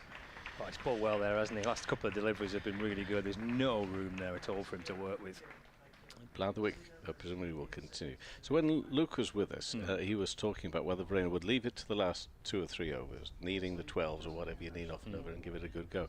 I think in his mind he might have had another few wickets still of support. I think he was saying that with the kind of with the team at kind of, I think Notts were maybe 7 wickets down at that stage, something like that, and I think he was of the view that, you know, Varane was thinking try and get it to the last 3 overs, 2 or 3 overs with 7 down, and then you try and play catch up. But there's so much stacked against against Varane here. It's going to have to be. We mentioned Overton in that T20 quarter-final at Yorkshire. It's going to have to be.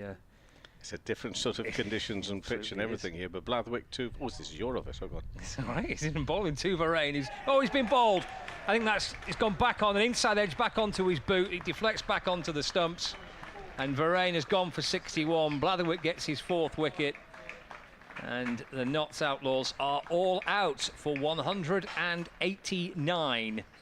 Carl Varane, bowled by Jack Varane has gone for 61. It's a valiant effort from Kyle Varane. He's actually got the top score in the match. But on a losing side, he's done his bit.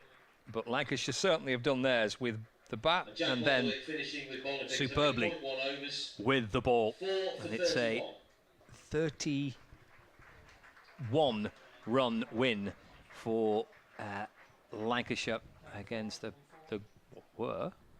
group leaders, the Notts Outlaws, all out for 189. 31-run victory for Lancashire, and that ends the Notts Outlaws winning sequence. It does indeed. So they have played for the 1-3. Oh, thanks, Mike. this week. Yeah, so Notts have played 4, they've won 3, so they're on 12 points now with 1 defeat. Lancashire moved to 12 points with 4 games played, so the same number of games, with 3 wins and a defeat, so that's one and the same thing. I'm looking at the net run rate, and it doesn't suggest to me that Lancashire will have overtaken that, so I think the Outlaws are still going to be ahead on that. Leaving behind them on 8 points, Somerset, Surrey and Leicestershire, with Gloucestershire, the Steelbacks, Warwickshire and Kent all on 4 points. Tight. What a game. It is very tight in Group A. And in terms of those fixtures, if I can just bring this up quickly enough. The fixtures tomorrow, Friday's games, Derbyshire versus Glamorgan, Essex, Hampshire, Worcestershire Rapids versus Middlesex. That's a biggie. Middlesex been going well. Worcestershire Rapids lost their first game in the defence of the trophy yesterday at York, so they want to come back. And we wish them all the best tomorrow. Josh Baker Day tomorrow, where people go, they buy the blue shirts and they raise money for the foundation. Over the weekend, they're in the county of Worcestershire, and the game generally in that part of the world. We hope they have a very successful day tomorrow and over the weekend with that. Yorkshire Durham tomorrow as well. Kent Somerset, Steelbacks Leicestershire and Gloucestershire versus Surrey. No matches on Saturday, so then to Sunday, just confirmation that Lancashire's next game, we'll see them away at the Steelbacks, and you can follow that on BBC Sounds as well. We will have that game covered for you, Northants Steelbacks versus Lancashire. And in terms of the Outlaws, they're off to Beckenham, where they play Kent on Sunday. The other games, well, I'll run through them. Derbyshire, Sussex, Essex, Worcestershire, Hampshire, Durham, Leicestershire, Somerset, Warwickshire, Gloucestershire. So busy couple of days, Friday and Sunday in the competition. But as we say, it's ever so tight. Highlights of the day for you there in that game? Well, I guess from the summary there, we're looking at the Shetty 53 was excellent. The contributions from Blatherwick at the back end making 31. I thought Ahmed's sparely bowled 10 overs on the spin, didn't he? 3 for 26. And they felt like the game was definitely was in the balance then. 220, was it going to be enough? Well, Luke Wells said that Lancashire will have to bowl Notts out if they're going to win this match. Well, that's exactly what they did. Blatherwick's 4 for 30 was terrific, and then Varane 61, the top score for Notts, and indeed the top score in the match. And you might just pick up. Can you? Mike on the mic's gone. We'll turn up the effect. Mind you, is that dangerous? No, is it all clean? It's all clean. All clean family all entertainment. Clean. Yeah, are you sure? Have you checked the words of this? Okay, right. So this is what a team does. For those that don't know, they're ever so precious about their bats. Have you noticed when they're out there playing with them, and then they come in having won a game and they smash them on the floor with some ferocity, like they're doing right now, and elsewhere as well, in victory. They enjoy the wins, don't they, these teams? I suppose you've got to, haven't you? Work hard for them. Yes, that's quite right. Played 2, undefeated AO Farrington Cricket Ground. Played 2, won 2. Yeah, what a fortress. It was a fortress. At the FCG. At the FCG. It's quite the thing. Have we taken this seriously enough? I do hope so. Have. Anyway, but for the Notts Outlaws, we genuinely, in conversation with Kevin Shine earlier, we said it is so difficult when you have so many changes in the team as well, and the quick turnarounds from one match to the next, to maintain that momentum of winning throughout is quite difficult. I mean, even Gloucestershire, if you recall last year, I think they won the first 6 in the group, which is some momentum gained. Then they lost the last 2 group games, and then they got knocked out in the knockout phase. So to keep that run of form going, to slip up, it's probably best you slip up around match 3, 4 and 5, and then get going again to make sure you get through in the top 3 and have the momentum going into the knockout phase, which comes back quite quickly. Playoffs immediately followed by the semi-final. So a defeat, nobody looks for them. You're always looking for the wins, but I'm not too sure as the Outlaws will be desperately disturbed by that defeat. But Lancashire will be delighted to have joined them on the same number of points up there at the top of the group with a victory by 31 runs. Yes, a lot of fun. Well done to everybody. 2 days, and I know there's a lot of nerves coming into this. Is it going to work? Is it not going to work at Farrington? I would say it's a big tick, wouldn't you, finally, on that? It's a big tick. It is. It's gone down well so far, and I'm sure, well, certainly the women's side of playing here before the end of the season. I think the men's team not going to play again here this season, but I think there's some women's Metrobank fixtures being played here this season, and then I'm sure the boys will be back next year as well. Okay, thanks very much, and many thanks to Mike as well, doing all the scoring and working the scoreboard brilliantly, and also keeping us up to date. Okay, we're back with you for the One Day Cup again tomorrow morning. I'm popping back over the other side again to York for the visit of Ben Stokes and Durham to Yorkshire tomorrow. That'll be our main feature game, but all the scores and stories coming from all the other games as well around the country. But right now, we will say our goodbyes on Sports Extra 2, but on Sports Extra, we will hand you for more commentary now from the 100. And I think on Lancs TV, we'll wrap up as well with Lancashire winning by 31 runs here at the A.O. Farrington Cricket Ground, and we will catch you again next time.